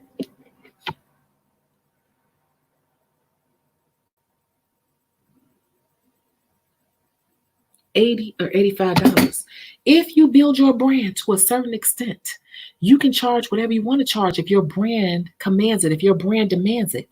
And what she did was she built a demand to where you had to wait 2 to 3 months to get in with her. No, not microblading. Fuck microblading. It wasn't even out then. She was just plucking with a tweezer and tweezers. That's all she did. I'm not done with this story. My cousin kept telling me, you need to go see Rashida. You need to go see Rashida B. You need to go to my girl. You need to go to her. That's my girl.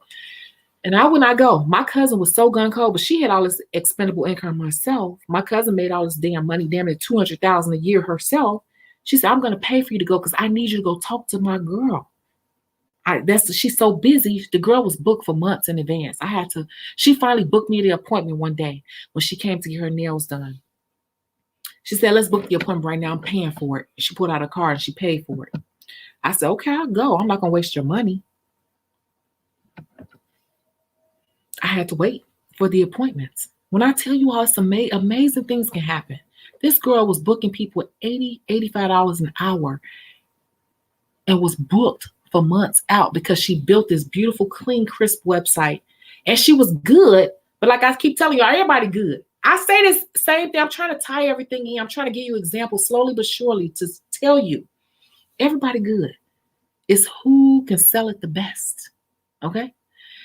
This woman had people waiting on her for 2 or 3 months just to get their eyebrows, just the eyebrows plucked by her.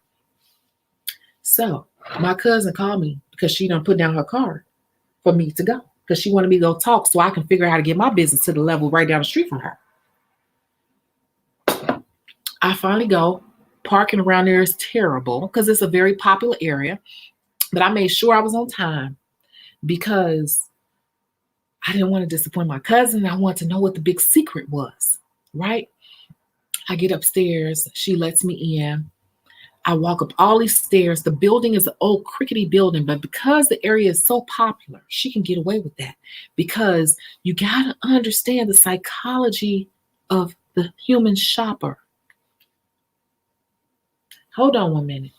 Hold on. Y'all, I really, if you don't get what I'm saying, y'all need to rewatch this one. It's a good one because I'm dropping gems here and there. Many people don't get it, but the few that get it, baby, you could be a millionaire. Hold on.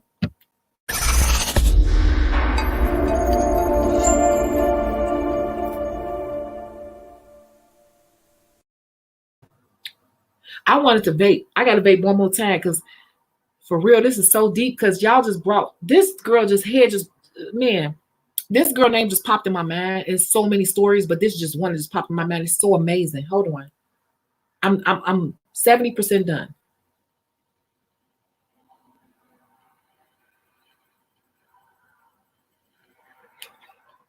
This is an amazing story for real.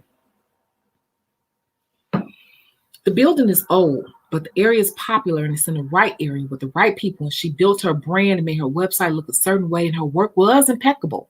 So impeccable work along with impeccable branding can yield you literally $1 million plus easily, just falling in your lap.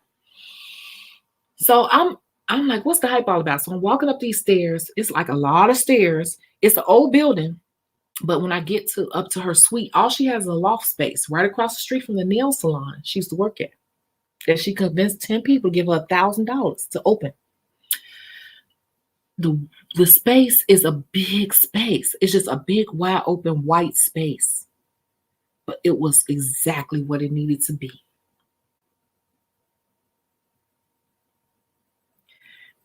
She was running a little bit behind, but I know she felt like she could have ran a few minutes behind because she knew that I would understand because I was a business owner right down the street. And because I was her friend's cousin.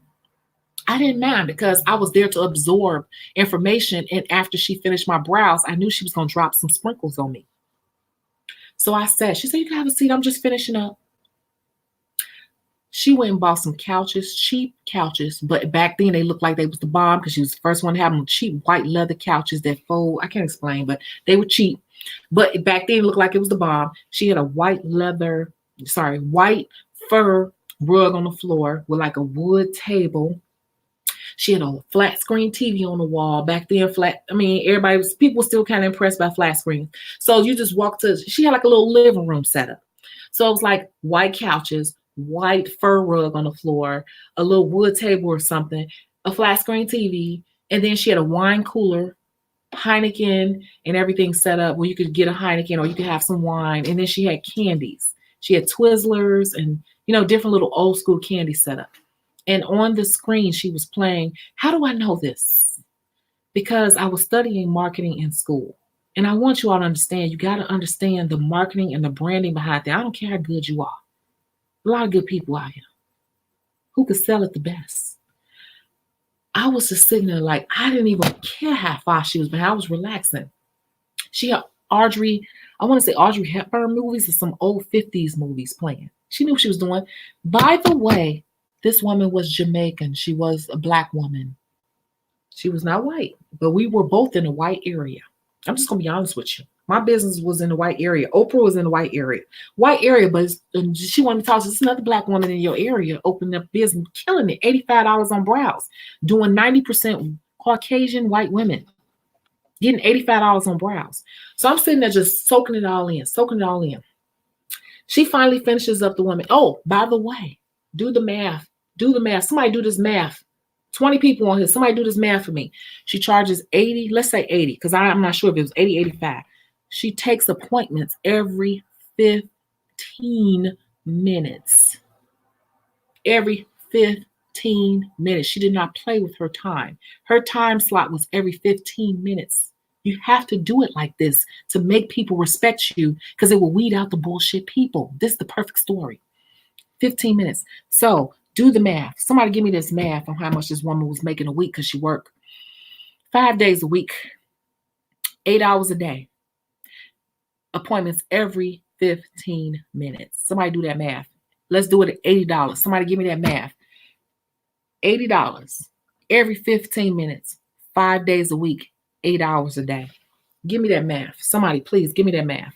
So let me keep going. So I was just so like, wow, this is so simplistic but gorgeous. So the station that she had set up to do people's brows was nothing but the IKEA big mirror with the wood. Everybody's seen this now. The big wood frame around it. She had 3 or 4 of those set up, but she was the only one working there because my cousin was telling me that she had people, but they weren't serious. I keep talking about people ain't serious about this business. It's so much money. 90% of people ain't serious. So she was still in there killing it, making hundreds of thousands by herself because most people didn't really want to get the money. They saw her brand and they wanted to get in on it, but they weren't willing to be as polished as they need to be to get the money. But Rashida was on it. So somebody said 2,800 a week. Give me that number times 4, please. 2,800 times 4. 2,800 times 4. I think that's, yeah. And then give me that number times 12, please, for annual salary. So, man, I sat there and I waited. And when she finally got to me, she started on my brows. She just looked at my brows. She just said something like, oh, I see you have thin brows. And I was like, yeah, they growing a Z like Zorro. I can't get them to act right. She's like, okay. And she just politely started to working. She worked on my brows all of 10 minutes or so. And then she handed me the mirror. Then I looked in the big IKEA mirror and I was like, oh, they look good. But to be honest with you, like anybody could have did it. I'm just going to be honest with you. But it's the ambiance and the excitement and everything she set up around her business and the branding.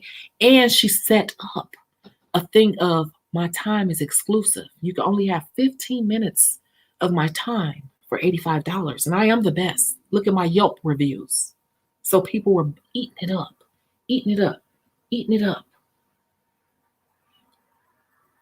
Y'all don't understand what I'll be trying to tell y'all. If you brand yourself a certain way, you can get whatever you want to get and make it quickly, and you ain't got to be working yourself to death.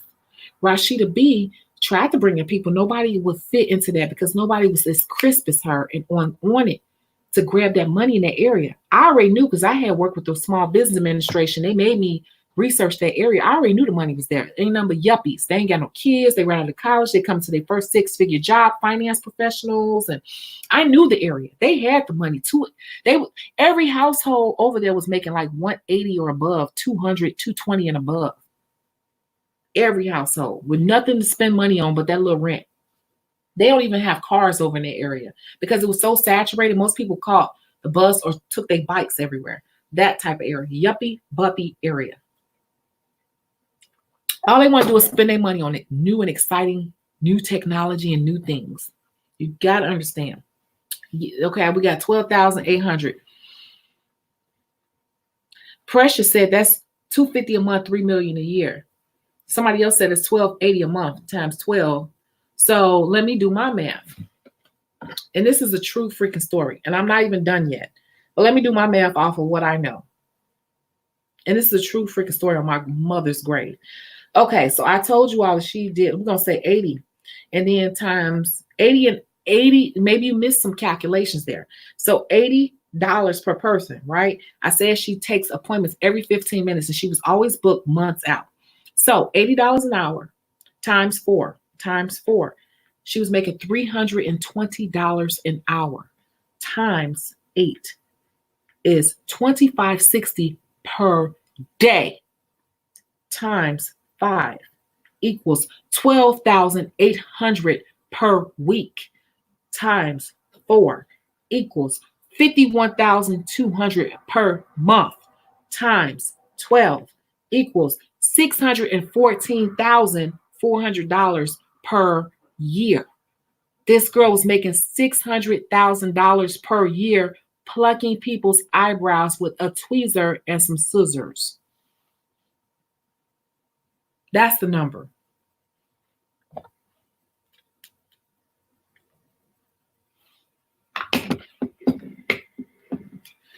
Branding is important. Branding is important. It doesn't matter how good you are. Branding is important. If you understand human psychology and how they want to spend their money for the type of person that you want to target, you can get the money out of them if you appeal to their needs. Rashida B. Rashida B. It was Rashida B. Browse. If you Google it now, some old stuff is going to probably come up about her. Hold on, I'm trying to pull up the YouTube on here.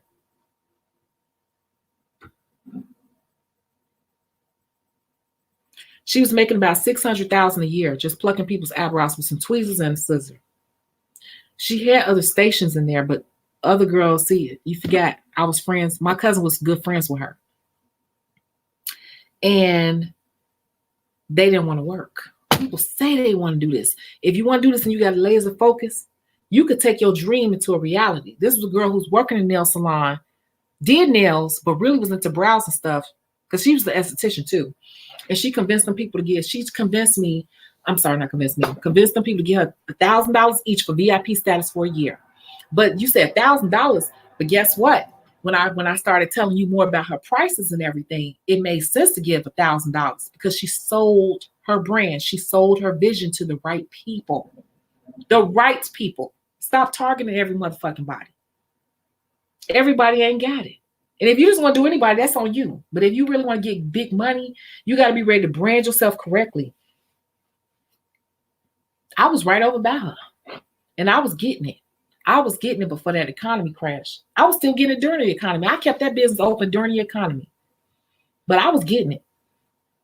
Them girls wasn't even cashing their checks because they was living off their tips. I'm like, can you guys cash your checks? Anna, you got 3 checks sitting up here. Cash a check. Okay, I will, Ruby.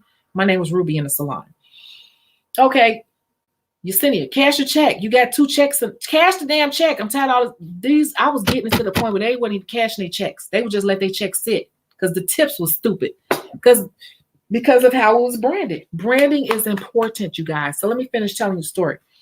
So after I finished, she finished my brows. They would look good. She arched them, but they was like the Asians. I mean, she plucked them and she was explaining to me while she was doing, she was very calm, like plucking the brows. Well, you getting a razor, this, just explaining, doing her consultation. And like I said, educating me, like I tell you all to do. That's what she did. But when she was done, we shut down and stuff. She started telling me how she ran her business and how she got to the point she was. And how she convinced the people to give her $1,000 each. And she sold them her business plan or whatever, a couple pages. And she was saying she couldn't get nobody to work there because most people ain't serious. I was telling her I was going through the same thing. And it's sad because I can't get my own people to come to work and be serious. And I told you all my staff wasn't even Black. My staff was Hispanic, white. Sadly, I'm just being honest. We got to get it together. But she was saying the same thing. She's like, I'm in here working by myself. And then she pointed me to some books to read. And it was like 48 laws of this and whatever. And then I went, but I never went back because I still personally I wasn't invested in that, my brows that much, like whatever. I told you during that time, I was all about my business. I definitely wasn't about to spend that type of money on it because I was all about growing my business. And then the economy crash happened. And so I was like, definitely I ain't spend no $85 on brows. But this girl blew up. She even opened a second location in Miami. And then it was called Rashida B. You can look it up. It should still come up some old stuff. Rashida B, the B spot. And she had a location in Miami. And she was blowing up down there in Miami. So she had Chicago and Miami. And then I didn't hear anything else because I got off into life and I ended up moving out of the city, whatever, the economy crashing. But I'm just saying that branding works. I don't care how much glitter you buy. Who brands the best? Who's the best brand? Who has the best brand? You see, I'm working out this old apartment. My brand still rings here in Chicago, and I'm in an old apartment. My brand is ringing hard in people that live here. And I done been gone, came back, and still built my brand up. And I'm not saying that to brag. I'm just saying, like, understand what I'm saying. Like, I know what I'm talking about, and I know people that have done what I'm talking about. And I've made a lot of money in this industry. Don't be fooled by this environment. Don't be fooled. You'll see. Precious Me said, was that a good story? And it's true. On my mama's grave, every minute of it is true. Branding is important. You don't have to be the best. You have to be the best marketer. If any of you all watch, and I could even tell you some stories about her, because we both moved to Atlanta at the same time. What's her name to sell the hair? Ming Lee. Any of you all watch Ming Lee, about Ming Lee hair? Ming Lee even made a book about it called Best Marketer Wins. And that's the truth. The best marketer wins. It's not about who's the best. The best marketer wins. So everybody talks about their nails and and how good they are. You're not the best marketer, you're not going to win.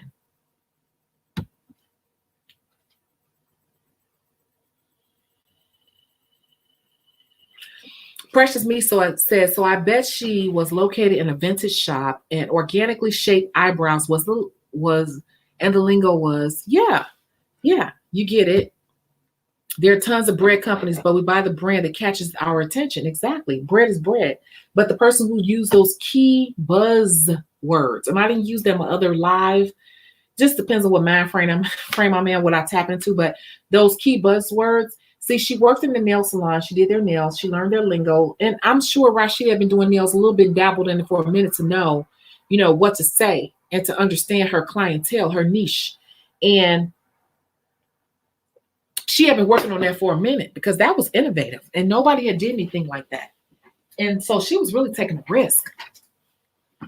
And the nail salon she was working in, they're still there. They open right when I opened. They're still there or whatever. We all open together. But that was the perfect area. We were in there in the perfect time. I just became burned out because I was doing it all by myself with no support. And I almost killed my damn self.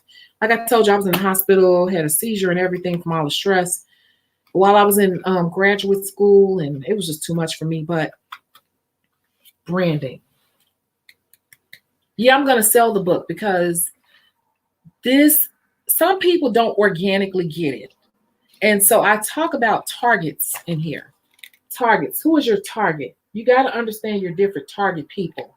So Rashida B, I would say Rashida B went after,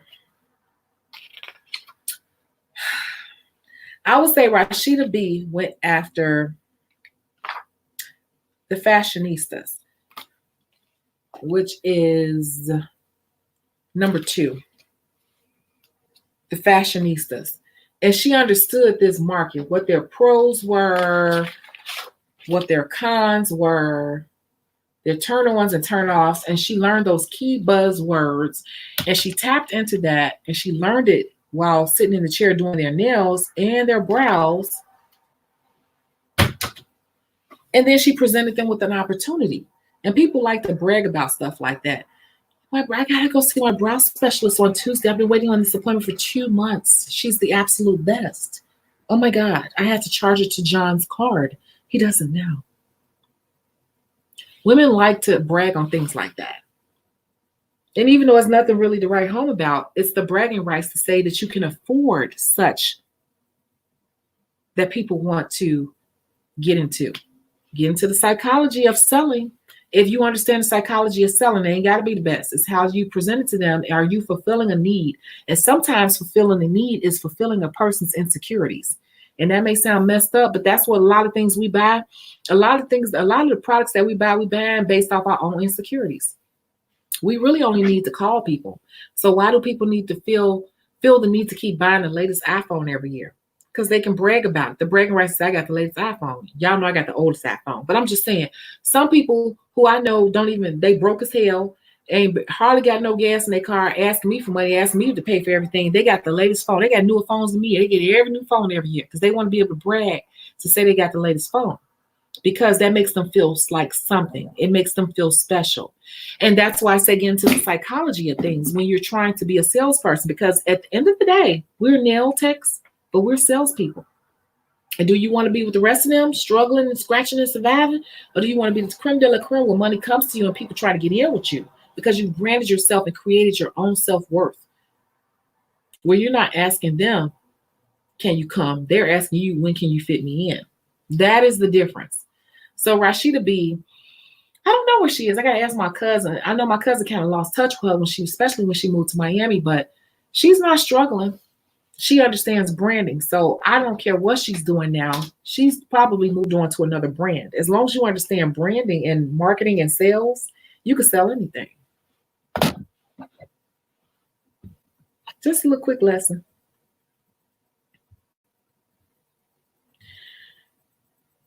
Lavinia said she loved it. Oh, who said they found her? Polish by Shell. Yeah, I found her. She has high reviews. All she do is pluck brows. She don't use no. I don't think she used wax. Lab when I went to her, she didn't use wax. So you see, I ain't lying. I ain't looked at her in years. Years. Do you hear me? I loved it. Yay. Super good story. Yay. It's true. Now you have me reading about Brandon. Well, that's what the book is about. But yeah. You follow her on Instagram? I don't even know what she's doing these days. She's Jamaican, but that's how she got at that brow business started, selling eyebrows at like $80, $85 every 15 minutes. I know every 15 minutes she had another client. I didn't care about waiting, but she did not keep anybody waiting. But she knew she can keep me waiting. My cousin probably didn't even pay her full price because I didn't pay to go to her. My cousin paid because I was like, I'm not paying that. It wasn't that high value to me. That wasn't on my list. But if you found the right people that what you do is on their list, they will pay it. It just wasn't on my list. See what I'm saying? But yeah. Y'all see Rashida B Brows, Rashida B.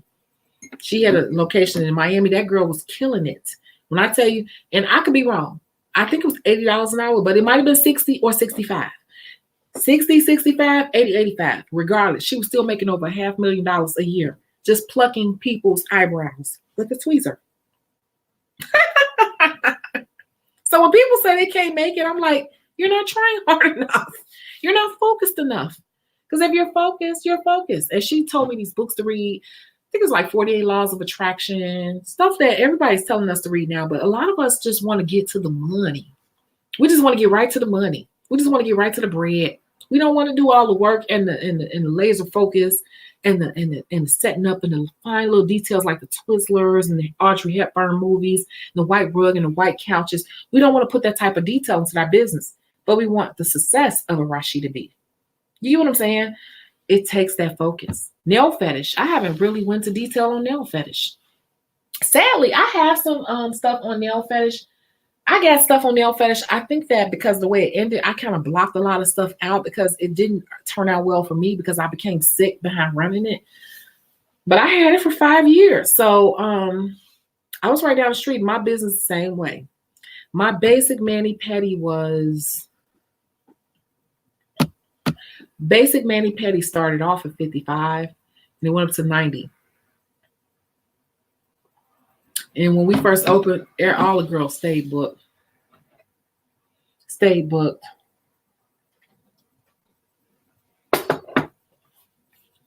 It was the branding. I branded way before I even opened the place. Even when I had my construction crews there, everything was blocked off up front. But I went and had professional signage made out front to say coming soon, blah, blah, blah, blah, blah.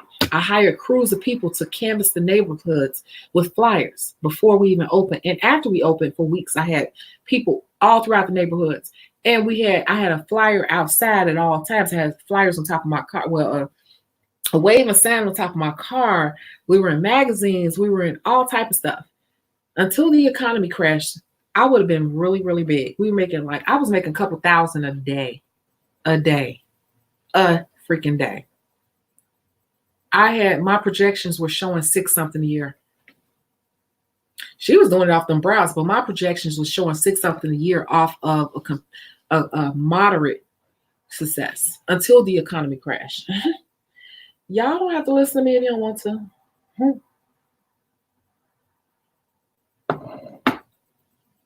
But the next book is coming out. You better get that one. 21 plus ways to secure the bag for the beauty professional. It's going to be a really short book and it's going to be under $10. You better grab this information. Yeah, Ming Lee. It's a whole nother story. I have a vision for my nail room already. When we move, I already have my furniture and decor in my cart, white rugs everywhere. That's the decor. What about your marketing? Do you know who you're marketing to? Do you know what that marketing should look like? We're skipping over some big chunks here. Do you know who you're marketing to and what it should look like? Who are you trying to target? How much are you trying to get them to spend? What should it look like? Who? What's the income level? What is the age bracket? Who already patronizes your current social media? And what do those analytics look like? That's all I'm going to say. Atlanta taught me that. Being in Atlanta, everybody has a pretty space, but a lot of people skip over those fine details. And so that's why a lot of businesses in Atlanta open and close, open and close, open and close, open and close. It's always a pretty business opening in Atlanta. Now, don't get me twisted about that Rashida B story. Rashida B had a cute business, but you forget the first part of that story. Rashida B had been a nail tech for a minute before. And then she became a lash brow specialist and focused in and zoomed in on the brows, whatever. But she had already been studying that area for a minute before she moved over. She studied her target demographic. She studied her target client. She studied them first. So do you understand the client and who you are targeting? Because you're skipping over a big part if you have not. You believe so. Believe, do you know? You got to know. You can't believe so. You guessing. You say, I'm sorry, I'm such a lady. When you say stuff like that, you're guessing. You're going off the cuff of your sleeve. You can't be going off the cuff of your sleeve, putting your money out there. Do you know? Do you know? How do you know? You tell me believe so. How do you know? What do you know? You saying believe so. What do you know before you go spending your money? You're still working on it. That's what I'm saying. Whatever, and that's why I always tell people the first thing you should do is to be set up your social media, because social media, I'm gonna tell you all. My YouTube channel already told me what I needed to write that first book about, because I started just talking and talking and talking. It's not my first channel, it's my second channel. And everybody started telling me all these questions. I'm like, these people need to know how to brand themselves. They don't even understand how to start their business, what they're doing. They just know how to do nails. They don't understand the business. That's what made me create the 30-day nail challenge. You got to look at your people. Your people will tell you what they need. A lot of us create stuff and create businesses off of what we like and what we feel and what we personally like. And that's why it ends up failing. We don't build businesses around what we like. We build businesses around a need.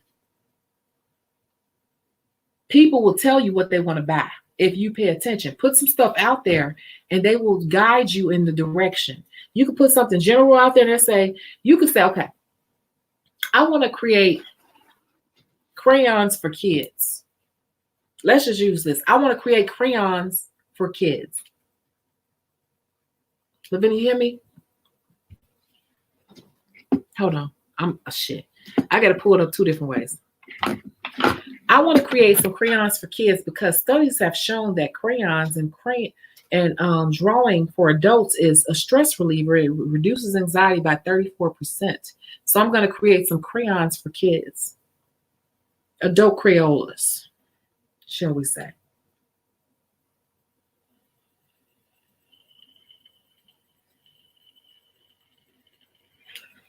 Y'all gotta let me have this because I've been talking for 6 hours again.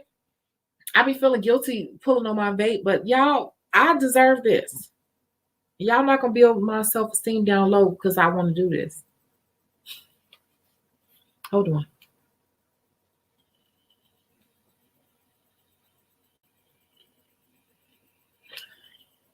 Listen, I want to create Crayolas for kids. I'm sorry, for adults, because studies have shown that adults enjoy, and this is true, I don't know the exact numbers, but studies have shown that adults can decrease their anxiety by 34% by coloring and drawing to release their emotion and anxieties. So I'm going to create a line called Adult Crayola. So you build this brand. I'm looking at my phone because this is the real time. You build this brand called Adult Crayola, and you start posting up your pictures and showing your pictures of you, your designs of your how the crayon is going to look in all the different arrays of colors and everything. And so the first week you're like, yes, people are engaging, people are following my page. I'm great. I'm good. I'm going to have to move forward. 3 months go by and you start really reading the comments and people are like, yeah, crayons are kind of silly. They break. I'm not going to walk around with crayons. I'm just throwing this out here. I'm not going to walk around with crayons looking like a moron. Da da da da. I like drawing. I like drawing pencils personally. And then that one particular post gets 67 likes. You got to pay attention. That one particular post gets one post. You get likes, but that one particular post and somebody's voiced their real opinion says, I personally would rather have stencil or drawing pencils because they're more mature, you know, and I still get the same satisfaction. And it gets 67 likes. You've never seen stats like that. You got to pay attention to your analytics. Even now on YouTube, I watch my analytics. I know exactly who's watching me, who's following me, where they are. And on my website, I study my analytics like every 2 to 3 days. I know where people are shopping. I know which states have the highest sales, all of that. So regardless of what I think will sell, I see what is selling. It tells me my top products that are selling, and I build out my store according to that. Anyway, you think one thing based off your personal ambitions and goals, but this man said this on your page, 67 likes. And then you start posting what you're going to post. And then you go ahead and you put all this money into building this prototype. You done paid for this crayon to be built out with a mold, with a KK or whatever on the crayon and all this stuff. And then it's not really selling because you did what you wanted to do and not what the customers told you to do. Customers will tell you, and that's why I tell everybody social media is your friend. And if I had social media back in the day, I would be a millionaire by now. And people who know me now, they keep saying, oh, you about to be a millionaire, because they already know how I am and how long I've been in this. They're like, oh, you got it now. You about to be a millionaire. I'm on my way. What I'm trying to tell you is, you say you think you got it. You're still working on it.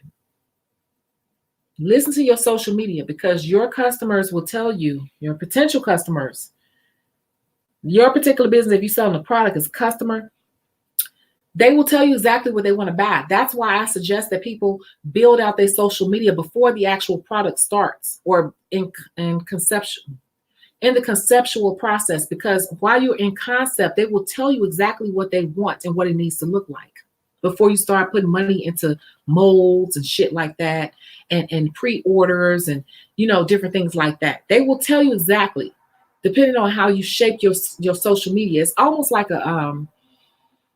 it's an experiment, depending on how you do your social media. Which colors do you like the best? How do you feel today? I'm feeling blue. What's your color today? Okay, you know, you could play around with people and kind of pick their brains to figure out what it is that you need to be selling to them. I do this on YouTube and you all don't even realize it. The more I talk to you guys, the more you all talk to me in the comments, it tells me what the needs are. And that tells me what videos I need to create. That tells me what ebook I need to create next, based on the needs of you guys. So make sure that when you're building out products and services and everything, that you are meeting the needs of the customer and not your own personal satisfaction. That's all I'm going to say about that.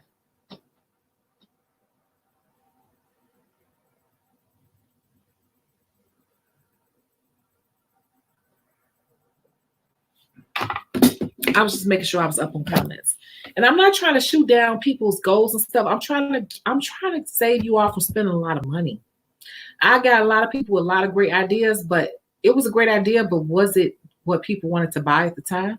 No. And people's feelings get hurt. People's feelings get hurt from that. And people take stuff too personally instead of removing their feelings from it and tapping into what people saying they want to buy from you. I know that people want to buy a smock from me that says designs, designs, designs. People want to buy stuff from me that says designs, design. I just been too busy to do it, but I know that that's what people want to buy. I haven't designed anything lately. I just been too busy to do it because of the holiday and all these sales and stuff and orders I got to keep up with. But I know that one of the designs I need to make is designs, designs, designs, because they said in the comments, you know.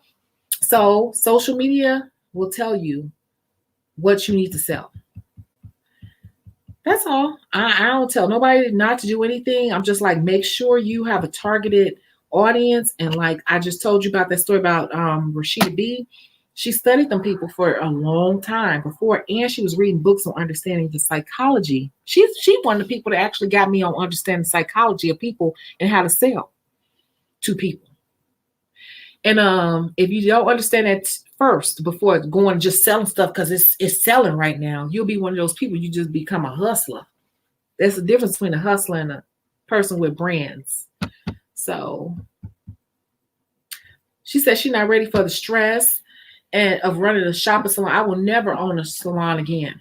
And I've said that many a times. I ain't even about to go into that. It's in other videos. Never, ever own a salon again. Ever. Everybody want to do that. They think they made it in life. That's when your worries begin, honey. Y'all don't even know. The J Discovery said, I need to hurry and finish nail school so I can consult with you for marketing and branding.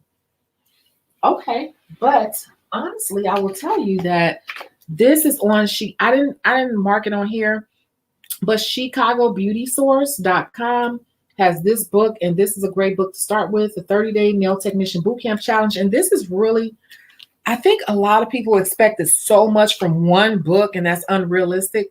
This book is about getting started or rebranding yourself, because a lot of people are just good at what they do, but they don't understand how to build a business. So that's how to build and brand your business. So that is a good book to start with to get everything framed out. And it is available hard copy or digital, where you can get it right now, $20 less digital right now. And it downloads instantly and you have it. You know, you can print it out yourself or just download it and work on it electronically. I suggest you print it. But that is really a great framework. And I worked on that for a long, long time. And for some people, they may look at it and be like, that's it. Nobody has said that to me, but I'm just, we are our own worst critic. But I'm finding that a lot of people are reading the book and not sitting down and doing the work. If they did the damn work, they would be busy. But I think a lot of people are just reading the book and not really doing the work. That's just my assumption. Precious Me said, I still got to clean up my Instagram. It looks like a hobby page. I still got my kids stuff on and other stuff. You see me go on the lady's Instagram earlier. I told her it was not a business page. There was no way to click. It did not look like a business page. It looked like she was somebody with a family and she likes to do nails. And that's a person that I don't even know if she would do my nails. Just looks like she likes to showcase what she does for fun. The psychology of it. I'm glad you realized that. I haven't looked at it. I'm glad you realized that. If you saw it, other people see it that way too. You said you can't study your analytics until you cannot, until you get that cleaned up, because your numbers will be skewed because you got too much personal business mixed in. If you look at my page, I put something, my page is strategically set up right now. I'm adjusting how I'm shifting the pictures. It's going to be business, personal, business. It's going to line up differently. So it's going to be like 2/3 of the page is going to be nail pictures, and the last one on the right is going to be my personal, showing my personality. So that's what I'm doing because it's the beginning of the year. You got to clean it up though. My analytics are real because I don't have personal stuff on my page. Anything that's up there is only to show that I am a person. It's strategically put up there as it relates to my business. And I have a business. I have a personal Instagram and I haven't posted on there in years. I only personally post on Facebook. You got to separate the two. You cannot be mixing personal social media with business social media. Else you look like a hobby.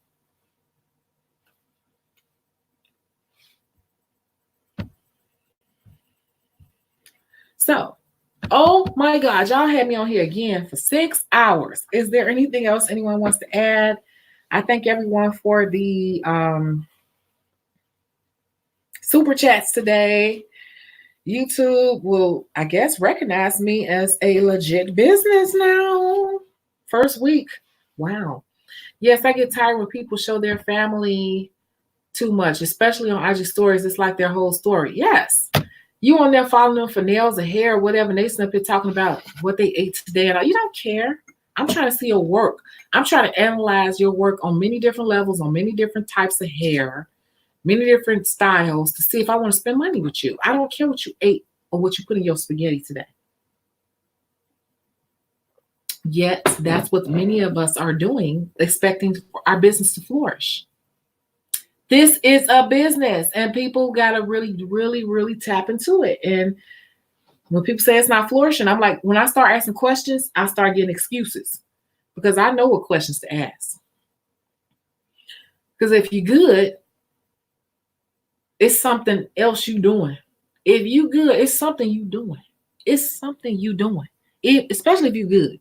If you're not good, I'm like, okay, baby, we got to work on your work a little bit and your branding. And we're going to start over and it's going to get better over time. But if you good and you don't have no clients, it's something you're doing. It is something you are doing or not doing enough of.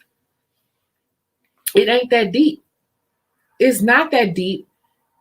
It's just that specific. And you cannot be intermingling and intertwining the two. Social media is serious. And I don't think that people really still respect social media for what it is. It's the new media. It's the new way to reach people. And it's the new way to be judged on how you make your money. And people don't read anymore. They are all about the visuals and the popularity and all of that. And it is what it is. And so regardless of how you feel about it, if you want to work for yourself and do your own thing, you got to get into this and understand it. Ain't no more printing flyers and putting out flyers and cards and all that. You can, but really, that's not the way. Everybody want to instantly know what's your IG, what's your Snap, what's your Twitter, what's your this. That's all they really want to know. If you don't have that, they already done judged you. I don't care how good your work is. If you don't have those things, you already judged. It's like, oh, you whack. Because you're not even up on what's happening. So they instantly assume that you're not up on beauty trends. If you're not up on how people look at beauty trends, you definitely can't be on the trend. If you don't know how people get to the trends, how can you know what the trend is? Just saying how people think.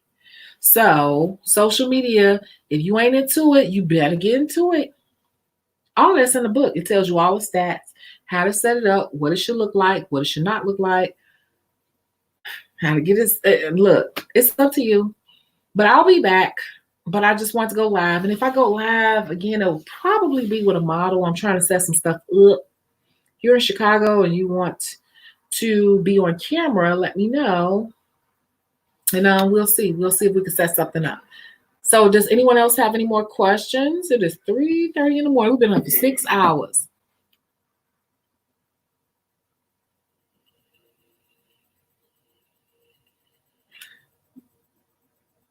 No? Okay. Well, I will catch you all in the next live. Thank you so much for your support. Share, comment, hit the notification bell, all that good stuff. Okay. Good night.